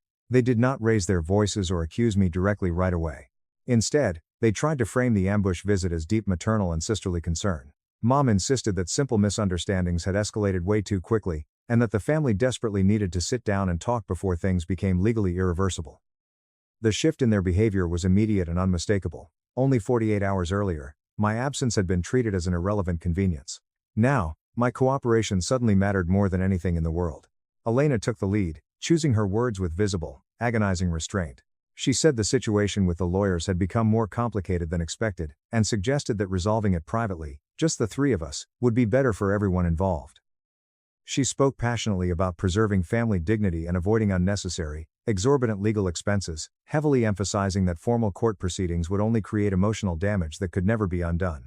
Her tone heavily implied a compromise, yet her specific phrasing still assumed I would accept conditions that had already been decided without me. She wanted me to sign a waiver, nullifying the poison pill clause. I stood in my doorway and listened to them without interrupting. I didn't stay quiet because I agreed. I stayed quiet because I wanted to hear exactly how far their desperate narrative had shifted. When Elena finally stopped talking and proposed a private arrangement outside formal legal channels, I responded clearly, maintaining eye contact, and showing zero emotion. I told her, any discussion involving the bakeries, the trust, or the estate will need to go directly through Mr. Vance. Do not come to my house again. I did not negotiate terms. I did not ask for clarification. I simply stated an unbreakable boundary and refused to cross it. That response changed the atmosphere instantly. The fake smiles dropped. Elena's carefully maintained composure faltered, instantly replaced by vicious frustration she no longer attempted to disguise.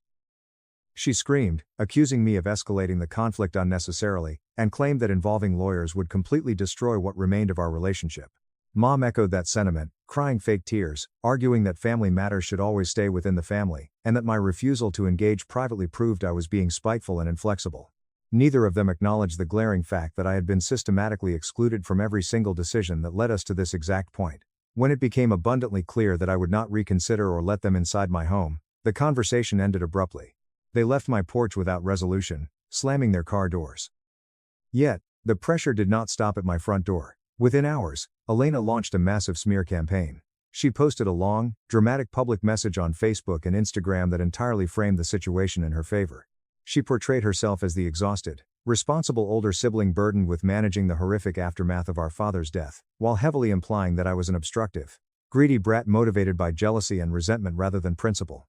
She avoided legal specifics, but her toxic intent was clear. The post was designed to shape public perception before the actual facts could surface. Mom supported that strategy, privately messaging family friends and encouraging Elena to prepare documentation for potential litigation. Mom described the legal process as something we needed to be ready for to protect the business from Chloe's erratic behavior, positioning herself as practical rather than confrontational. I actively chose not to respond publicly. I did not correct the narrative online, I did not reply to the confused comments from distant relatives, and I did not attempt to defend myself through indirect channels.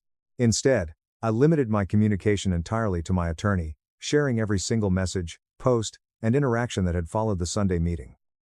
Silence was not passive in this case. It was highly intentional, carefully measured, and perfectly aligned with the legal framework Dad had already put in place. What stood out most that morning was how quickly their fake concern turned into aggressive pressure when my cooperation was no longer guaranteed. The appeal to family unity dissolved the exact second it failed to produce my compliance. I understood then that the conflict had moved far beyond a simple disagreement and into a brutal phase, where my restraint would be tested not by emotion, but by relentless consistency. By the end of that day, I had not spoken another word to either of them directly.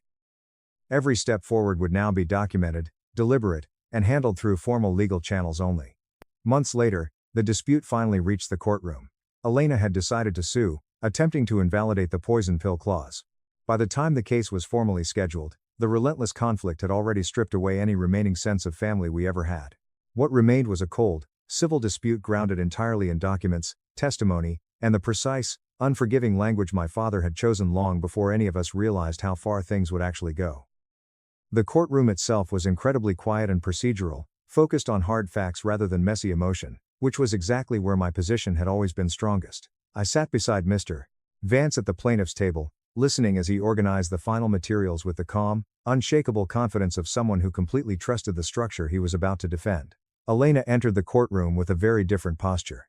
She looked exhausted, angry, and desperate. Her expensive lawyer's strategy relied entirely on asserting control through timing, authority, and the baseless assumption that her earlier access to the store's operations somehow translated into legal ownership. When the proceedings began, her attorney attempted to frame the massive dispute as a simple, tragic misunderstanding between grieving siblings. He suggested that my absence from the inheritance meeting had been entirely voluntary, and that Elena's subsequent actions with the corporate buyers were taken in good faith, to preserve the multi-million-dollar value of the business. The argument leaned heavily on emotional interpretation rather than documentation, which became increasingly, embarrassingly apparent as the hearing progressed. When Mr. Vance stood to speak, the tone in the room shifted noticeably. He did not begin with emotion, grief, or family history. Instead, he clinically outlined the exact legal structure of my father's will, emphasizing that it had been drafted with extreme foresight, and reviewed multiple times by independent counsel, while my father was fully medically competent. He explained that the document included a specific protective clause designed to prevent coercion, exclusion, or unilateral control by any single heir during the vulnerable transition period. This clause stated clearly that if an heir was deliberately discouraged or obstructed from participating in a required legal process, authority over the contested asset would be reassigned according to predetermined conditions. Mr. Vance then systematically presented the evidence. He showed the court that I had been explicitly instructed not to attend the inheritance meeting, not as a gentle suggestion, but as a hostile directive. The emails, the text messages, Sarah's witness accounts, and the timing of Elena's corporate meetings all perfectly supported the undeniable conclusion that my exclusion had been highly intentional, malicious, and calculated. The judge reviewed these materials carefully, focusing on consistency rather than emotional intent. What legally mattered was not why Elena made the decision, but whether her documented actions violated the strict safeguards my father had put in place. Elena's arrogant response faltered completely under judicial scrutiny. Her claim that the meeting would have proceeded the exact same way regardless of my presence directly contradicted the language of the will, which defined participation as a strict legal requirement rather than a casual formality. Her lawyer's attempts to frame the protective clause as ambiguous were instantly dismissed when Mr. Vance pointed out that the provision had been reviewed and signed by 3 independent witnesses before my father's passing. The judge acknowledged this directly, noting that absolute clarity, not flexibility, had been the primary goal of the document. The final ruling itself was delivered without dramatics, but it was utterly devastating for them. The court affirmed the full, unquestionable validity of the will, including the protective clause. As a direct result, Elena was formally and permanently stripped of any unilateral authority to sell, transfer, liquidate, or manage the bakeries. Control over all executive decisions related to the $4.5 million business was reassigned entirely to me, according to the strict conditions my father had specified, effectively neutralizing every single action Elena had taken without proper consent. The court further stated that any future attempts by Elena or Mom to bypass these conditions would constitute a direct, punishable violation of the estate order. What surprised me most was not the legal outcome, but how incredibly final everything suddenly felt. The judge made it abundantly clear that this ruling resolved not only the ownership question, but also the legal boundaries between us moving forward. From that point on, all communication regarding the estate or the business payouts was to occur strictly through counsel. There would be no informal negotiations, no reinterpretation of roles, and absolutely no expectation of reconciliation imposed by the court. As the hearing concluded and the gavel fell, I felt a quiet, overwhelming sense of closure rather than a triumphant victory. The decision confirmed what I had understood for months, that my father had anticipated this exact conflict, and had chosen rigid structure over sentiment to protect what he built. Whatever family ties had once existed were now legally, permanently severed, not through my anger or retaliation, but through a process that followed the exact rules my father trusted more than any promise made after he was gone. After the dust finally settled, the consequences became visible in ways no argument or screaming match could ever undo. What followed was not loud or dramatic, but it was absolutely permanent. Elena lost every single claim to control over the business once the court ruling took effect, including any authority to negotiate a sale or make operational decisions. The trust provisions were enforced exactly as written, which meant her access to the financial records ended immediately. She still receives a small, heavily restricted monthly stipend from the trust, but she can never touch the principal or the business itself. Mom also faced severe consequences she did not expect.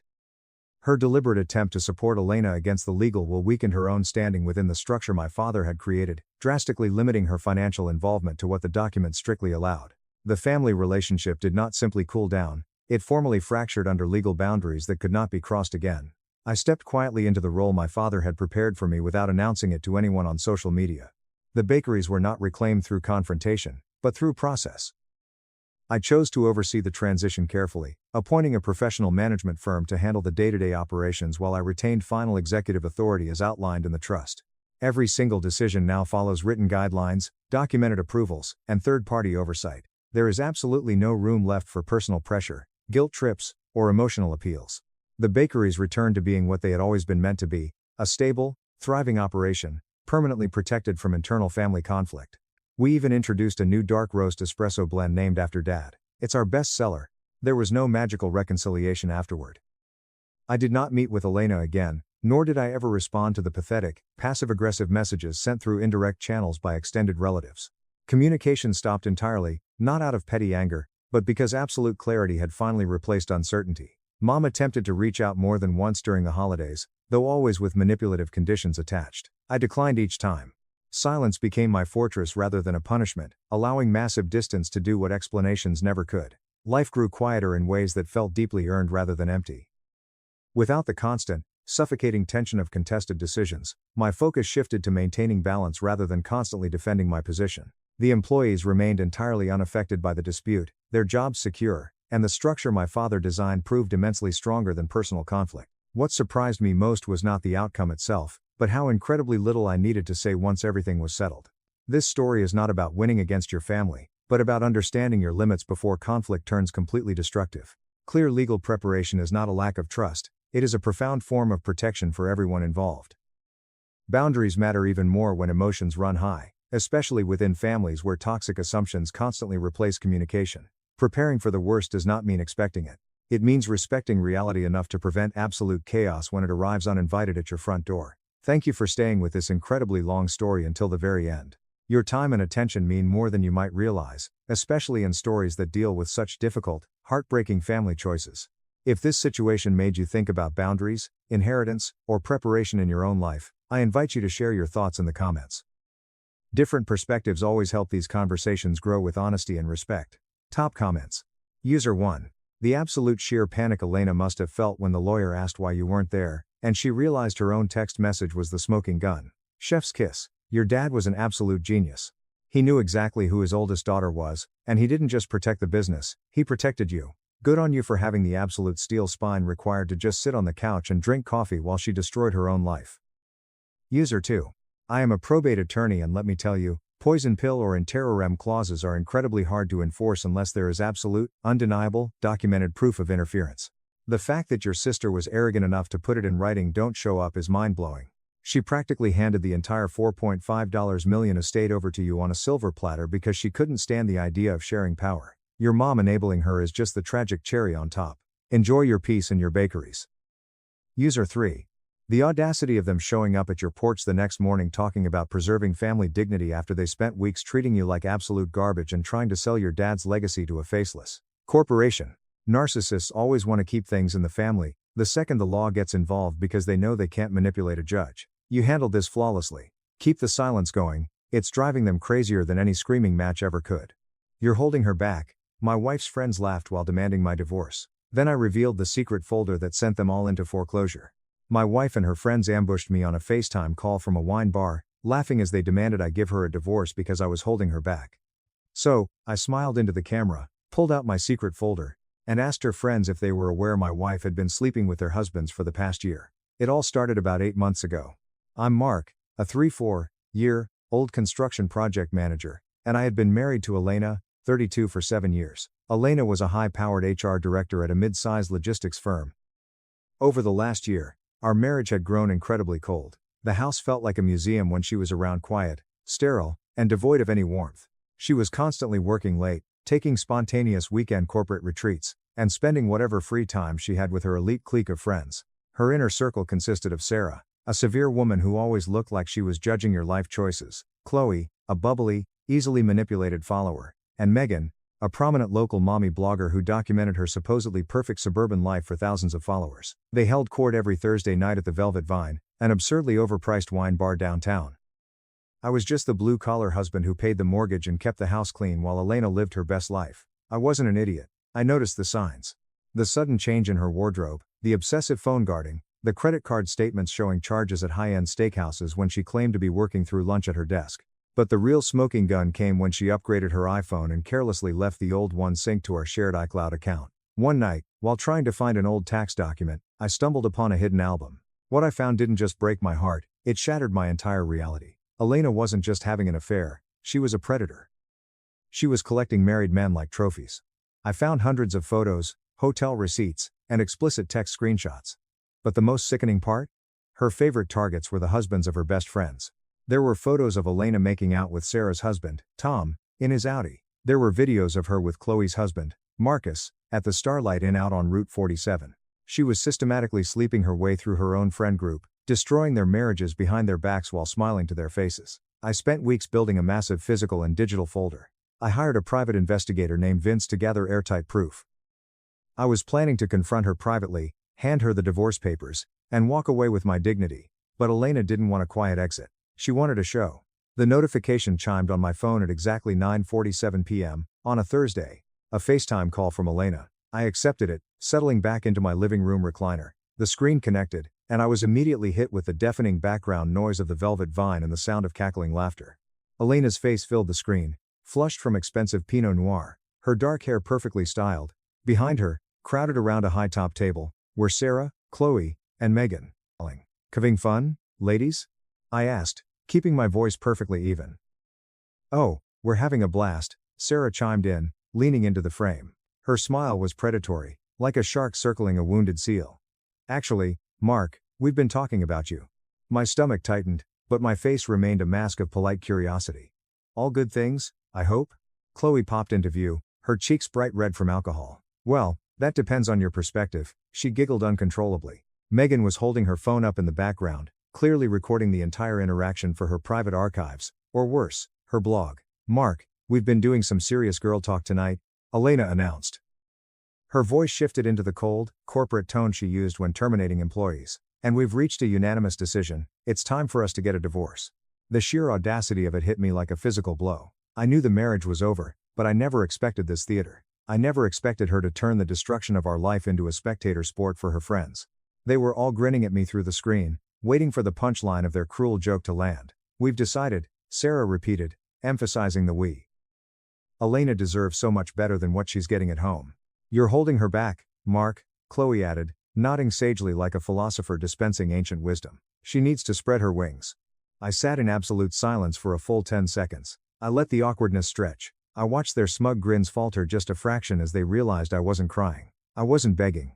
I wasn't giving them the emotional breakdown they so desperately wanted to witness. I leaned forward, resting my elbows on my knees. "So," I said quietly, my voice cutting through the bar noise, "none of you care that she's been sleeping with your husbands?" The laughter died instantly. It was as if someone had pulled the plug on the entire table. 4 faces stared at me through the screen, their expressions violently shifting from smug satisfaction to absolute, paralyzing confusion. "What did you just say?" Sarah's voice was sharp, all pretense of tipsy friendliness completely evaporated. "You heard me," I said, standing up and walking closer to the camera so my face filled their screens. "Elena, should I tell them about Tom and Marcus? Or should we start with the iCloud photos from the Starlight Inn?" Elena's face went chalk white. The wine glass in her hand trembled visibly. "Mark, you're being ridiculous." "You're just trying to." "Am I?" I interrupted, my voice turning to ice.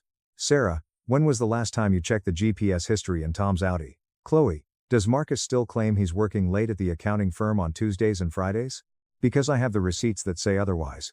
The silence on their end was deafening. I could see Sarah and Chloe slowly turning their heads to look at Elena, doubt and terror creeping into their eyes. "Nice try, Mark," Megan finally said, though her voice wavered.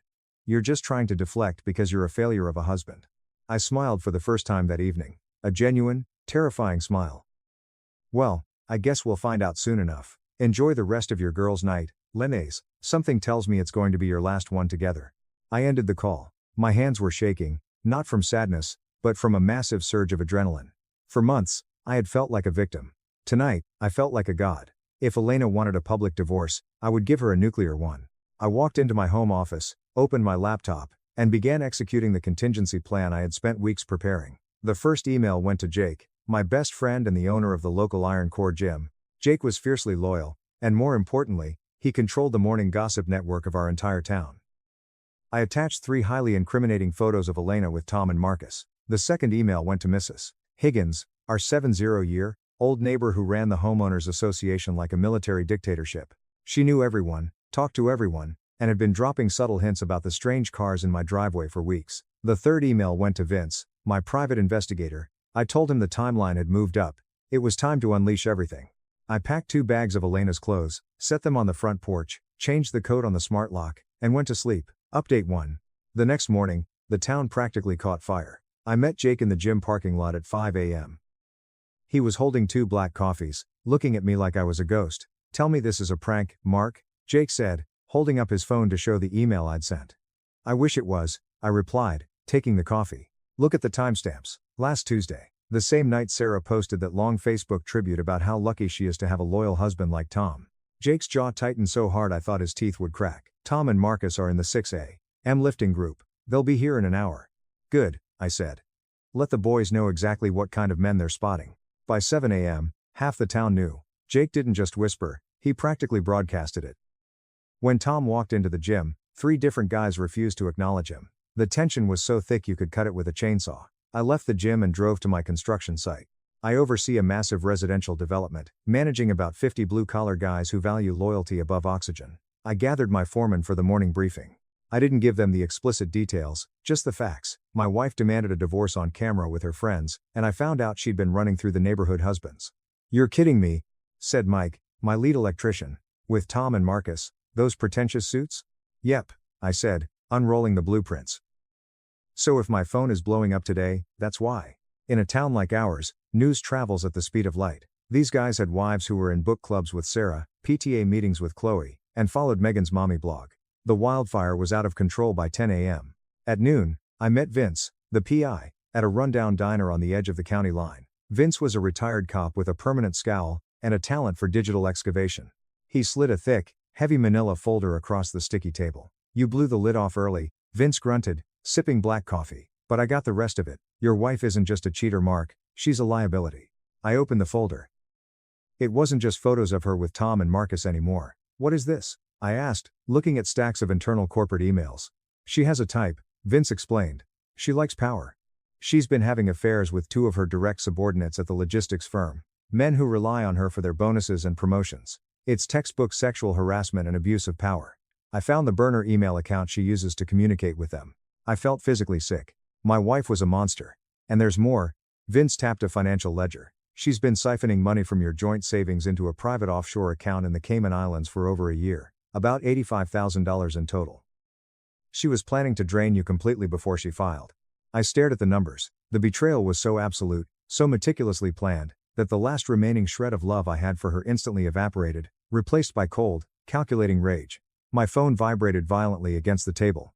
It was a text from Jake. "Sarah just showed up at the gym looking for you. She is screaming in the parking lot. Tom is locked in his car refusing to come out." I paid Vince, took the folder, and drove straight to Elena's corporate office. The receptionist looked terrified when I walked in. "Mr. Davis, Elena left strict instructions that she isn't seeing visitors." "I'm her husband," I said smoothly, walking past the desk, "and this is a family emergency." I pushed open the heavy glass door to Elena's corner office. She was frantically pacing behind her desk, looking like she hadn't slept a single second. When she saw me, her eyes darted to the blinds, making sure they were closed. "What the hell did you do?" she hissed, her voice trembling with raw panic. "Sarah and Chloe have been calling me nonstop. Marcus packed a bag and left Chloe this morning." "You ruined my life." "I didn't ruin anything," I said, dropping the massive manila folder onto her pristine glass desk. The thud echoed in the silent room. "I just turned on the lights. You're the one who let the roaches in." I opened the folder and spread the documents out like a deck of cards. The photos with Tom, the motel receipts with Marcus, the bank statements showing the $85,000 she stole from our joint account, and finally, the internal emails with her subordinates. Elena stopped breathing. Her eyes widened to the size of saucers as she stared at the HR nightmare laid out before her. If your firm's board of directors sees these emails, Elena, you won't just be fired. You'll be blacklisted from the industry. You might even face a civil lawsuit for workplace harassment. And as for the $85,000 you embezzled from our family, that's fraud. She sank into her expensive ergonomic chair, her arrogant facade completely collapsing. She looked small, pathetic, and utterly terrified. What do you want? She whispered, tears finally spilling over her mascara. I want the house. I want the $85,000 wired back to my personal account by 5 p.m. today. I want you to sign the uncontested divorce papers my lawyer is drafting right now. You will take nothing but your clothes and your car. If you fight me on a single dime, this folder goes to the CEO of your company, and then I hand it over to the police. Mark, please, she sobbed, reaching out for my hand. I was just confused. The spark was gone. I didn't mean for any of this to happen. I pulled my hand back like she was radioactive. You didn't mean to trip and fall onto your best friend's husbands? You didn't mean to accidentally wire 85 grand to the Caymans? Save the performance, Elena. You have until 5 p.m. I turned and walked out of the office, leaving her sobbing in the ruins of the life she destroyed. Update 2. When I got home that evening, there was a black SUV parked in my driveway. Sarah and Chloe were standing on my front porch. They looked like they had aged a decade in 24 hours. Sarah's usually immaculate hair was a mess, and Chloe's eyes were swollen shut from crying. I walked up the driveway, keys in hand, projecting absolute calm. Mark, Sarah choked out, her voice cracking. Please, we need to talk to you. I unlocked the door and left it open for them to follow. They practically collapsed onto my living room sofa, the very same sofa where I had sat the night they tried to humiliate me. Are you happy now? Sarah snapped, a brief flash of her old venom returning. Tom confessed, he admitted to everything. My kids are crying upstairs because their father is sleeping at a Motel 6. You blew up our families. I didn't blow up anything, Sarah, I said, leaning against the doorframe. Tom and Elena planted the bomb. I just showed you the timer. But you didn't have to do it like this. Chloe wailed, burying her face in her hands. Marcus told me he wants a divorce. He says he's in love with Elena. Why didn't you just come to us privately? Why did you have to tell the whole town? I stared at them, letting the sheer hypocrisy of their words wash over me. Privately? I laughed, a harsh, humorless sound. Like how you came to me privately? Like how you cornered me on a video call in a crowded bar to demand I divorce my wife because I was holding her back. They both flinched, looking away in deep shame. You wanted to play God with my marriage, I continued, my voice dangerously low. You wanted to sit on your high horses and judge me while your husbands were tearing my life apart. You enabled her. You cheered her on. You thought it was an entertaining little drama for your wine nights. Well, now the drama is in your living rooms. Enjoy the show. We didn't know. Sarah pleaded, tears streaming down her face. I swear to God, Mark, we didn't know she was sleeping with them. You didn't want to know. I corrected her. You saw the signs. You knew Tom was unaccounted for. You knew Marcus was lying. But it was easier to blame me for Elena's misery than to look at your own broken marriages. I walked over to the front door and opened it wider. Get out of my house. And next time you decide to stage an intervention, make sure your own backyard isn't a toxic waste dump. They left in silence, the weight of their shattered realities crushing them. The next few days were a blur of legal paperwork and financial transactions.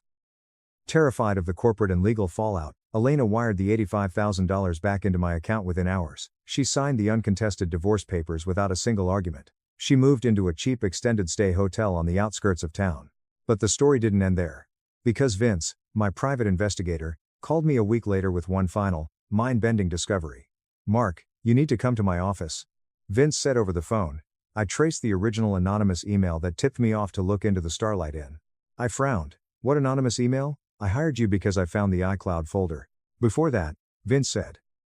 2 months ago, I got an anonymous tip on my business site suggesting I look into Elena Davis and Tom. I ignored it because no one was paying me, until you hired me. I just ran a deep IP trace on that old tip. When I got to Vince's office, he turned his monitor around. The IP address and the burner email were registered to a local coffee shop's public Wi-Fi, but the MAC address of the device matched a laptop registered to Megan. Megan, the mommy blogger.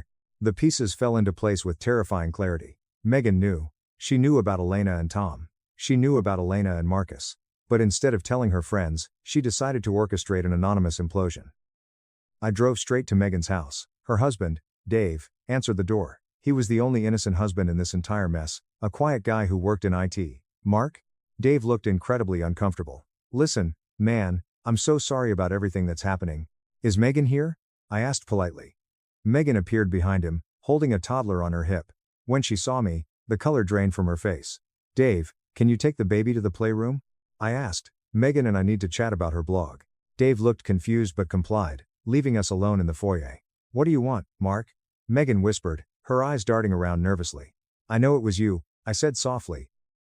I know you sent the anonymous tip to the PI 2 months ago. You knew Elena was sleeping with Tom and Marcus.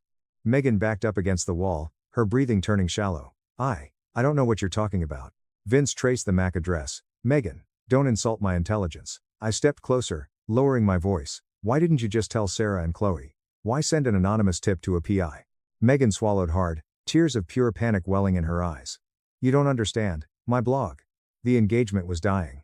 The sponsorships were drying up. I got a literary agent who said I needed a compelling narrative for a book deal. Something dark. Suburban secrets. I needed the friend group to implode naturally so I could document the fallout anonymously. I needed the drama. 5. Lest. 5. Knife. 5. I stared at her, utterly repulsed. Elena was a predator, but Megan was a parasite. She was willing to sacrifice the marriages of her 2 best friends, just to get material for a book deal. You're sick, I said. Please, Mark, she begged, grabbing my arm. Don't tell Dave, don't tell Sarah or Chloe. They've lost enough. If they know I knew, they'll destroy me. I'll lose everything. I looked down at her hand on my arm, then back up to her desperate, pleading eyes. You sat at that wine bar, I said, my voice eerily calm. You recorded me being humiliated. You called me a failure of a husband, knowing exactly what my wife was doing to your friends. You wanted content, Megan? I pulled my phone out of my pocket. I had already dialed Sarah, Chloe, and Dave on a merged group call the moment Dave walked away.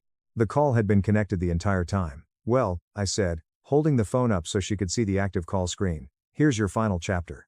I hit end call, turned around, and walked out of her house. Before I even reached my truck, I heard the sound of Dave screaming from inside. Top comments. User 1. This is the most satisfying scorched earth revenge I have ever read. The fact that the blogger friend was orchestrating the whole thing for a book deal is actual supervillain behavior. You handled this like an absolute king. Enjoy your house and your $85K. User 2. The absolute audacity of them FaceTiming you to demand a divorce while 2 of them are literally getting cheated on by the same woman. The lack of self-awareness is staggering. Good on you for not warning them. They made their bed, now they can sleep in it, alone. User 3.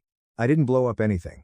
Tom and Elena planted the bomb. I just showed you the timer. That is the coldest, hardest line I have ever heard in my life. I hope you are healing. Mark. You dodged a massive, sociopathic bullet.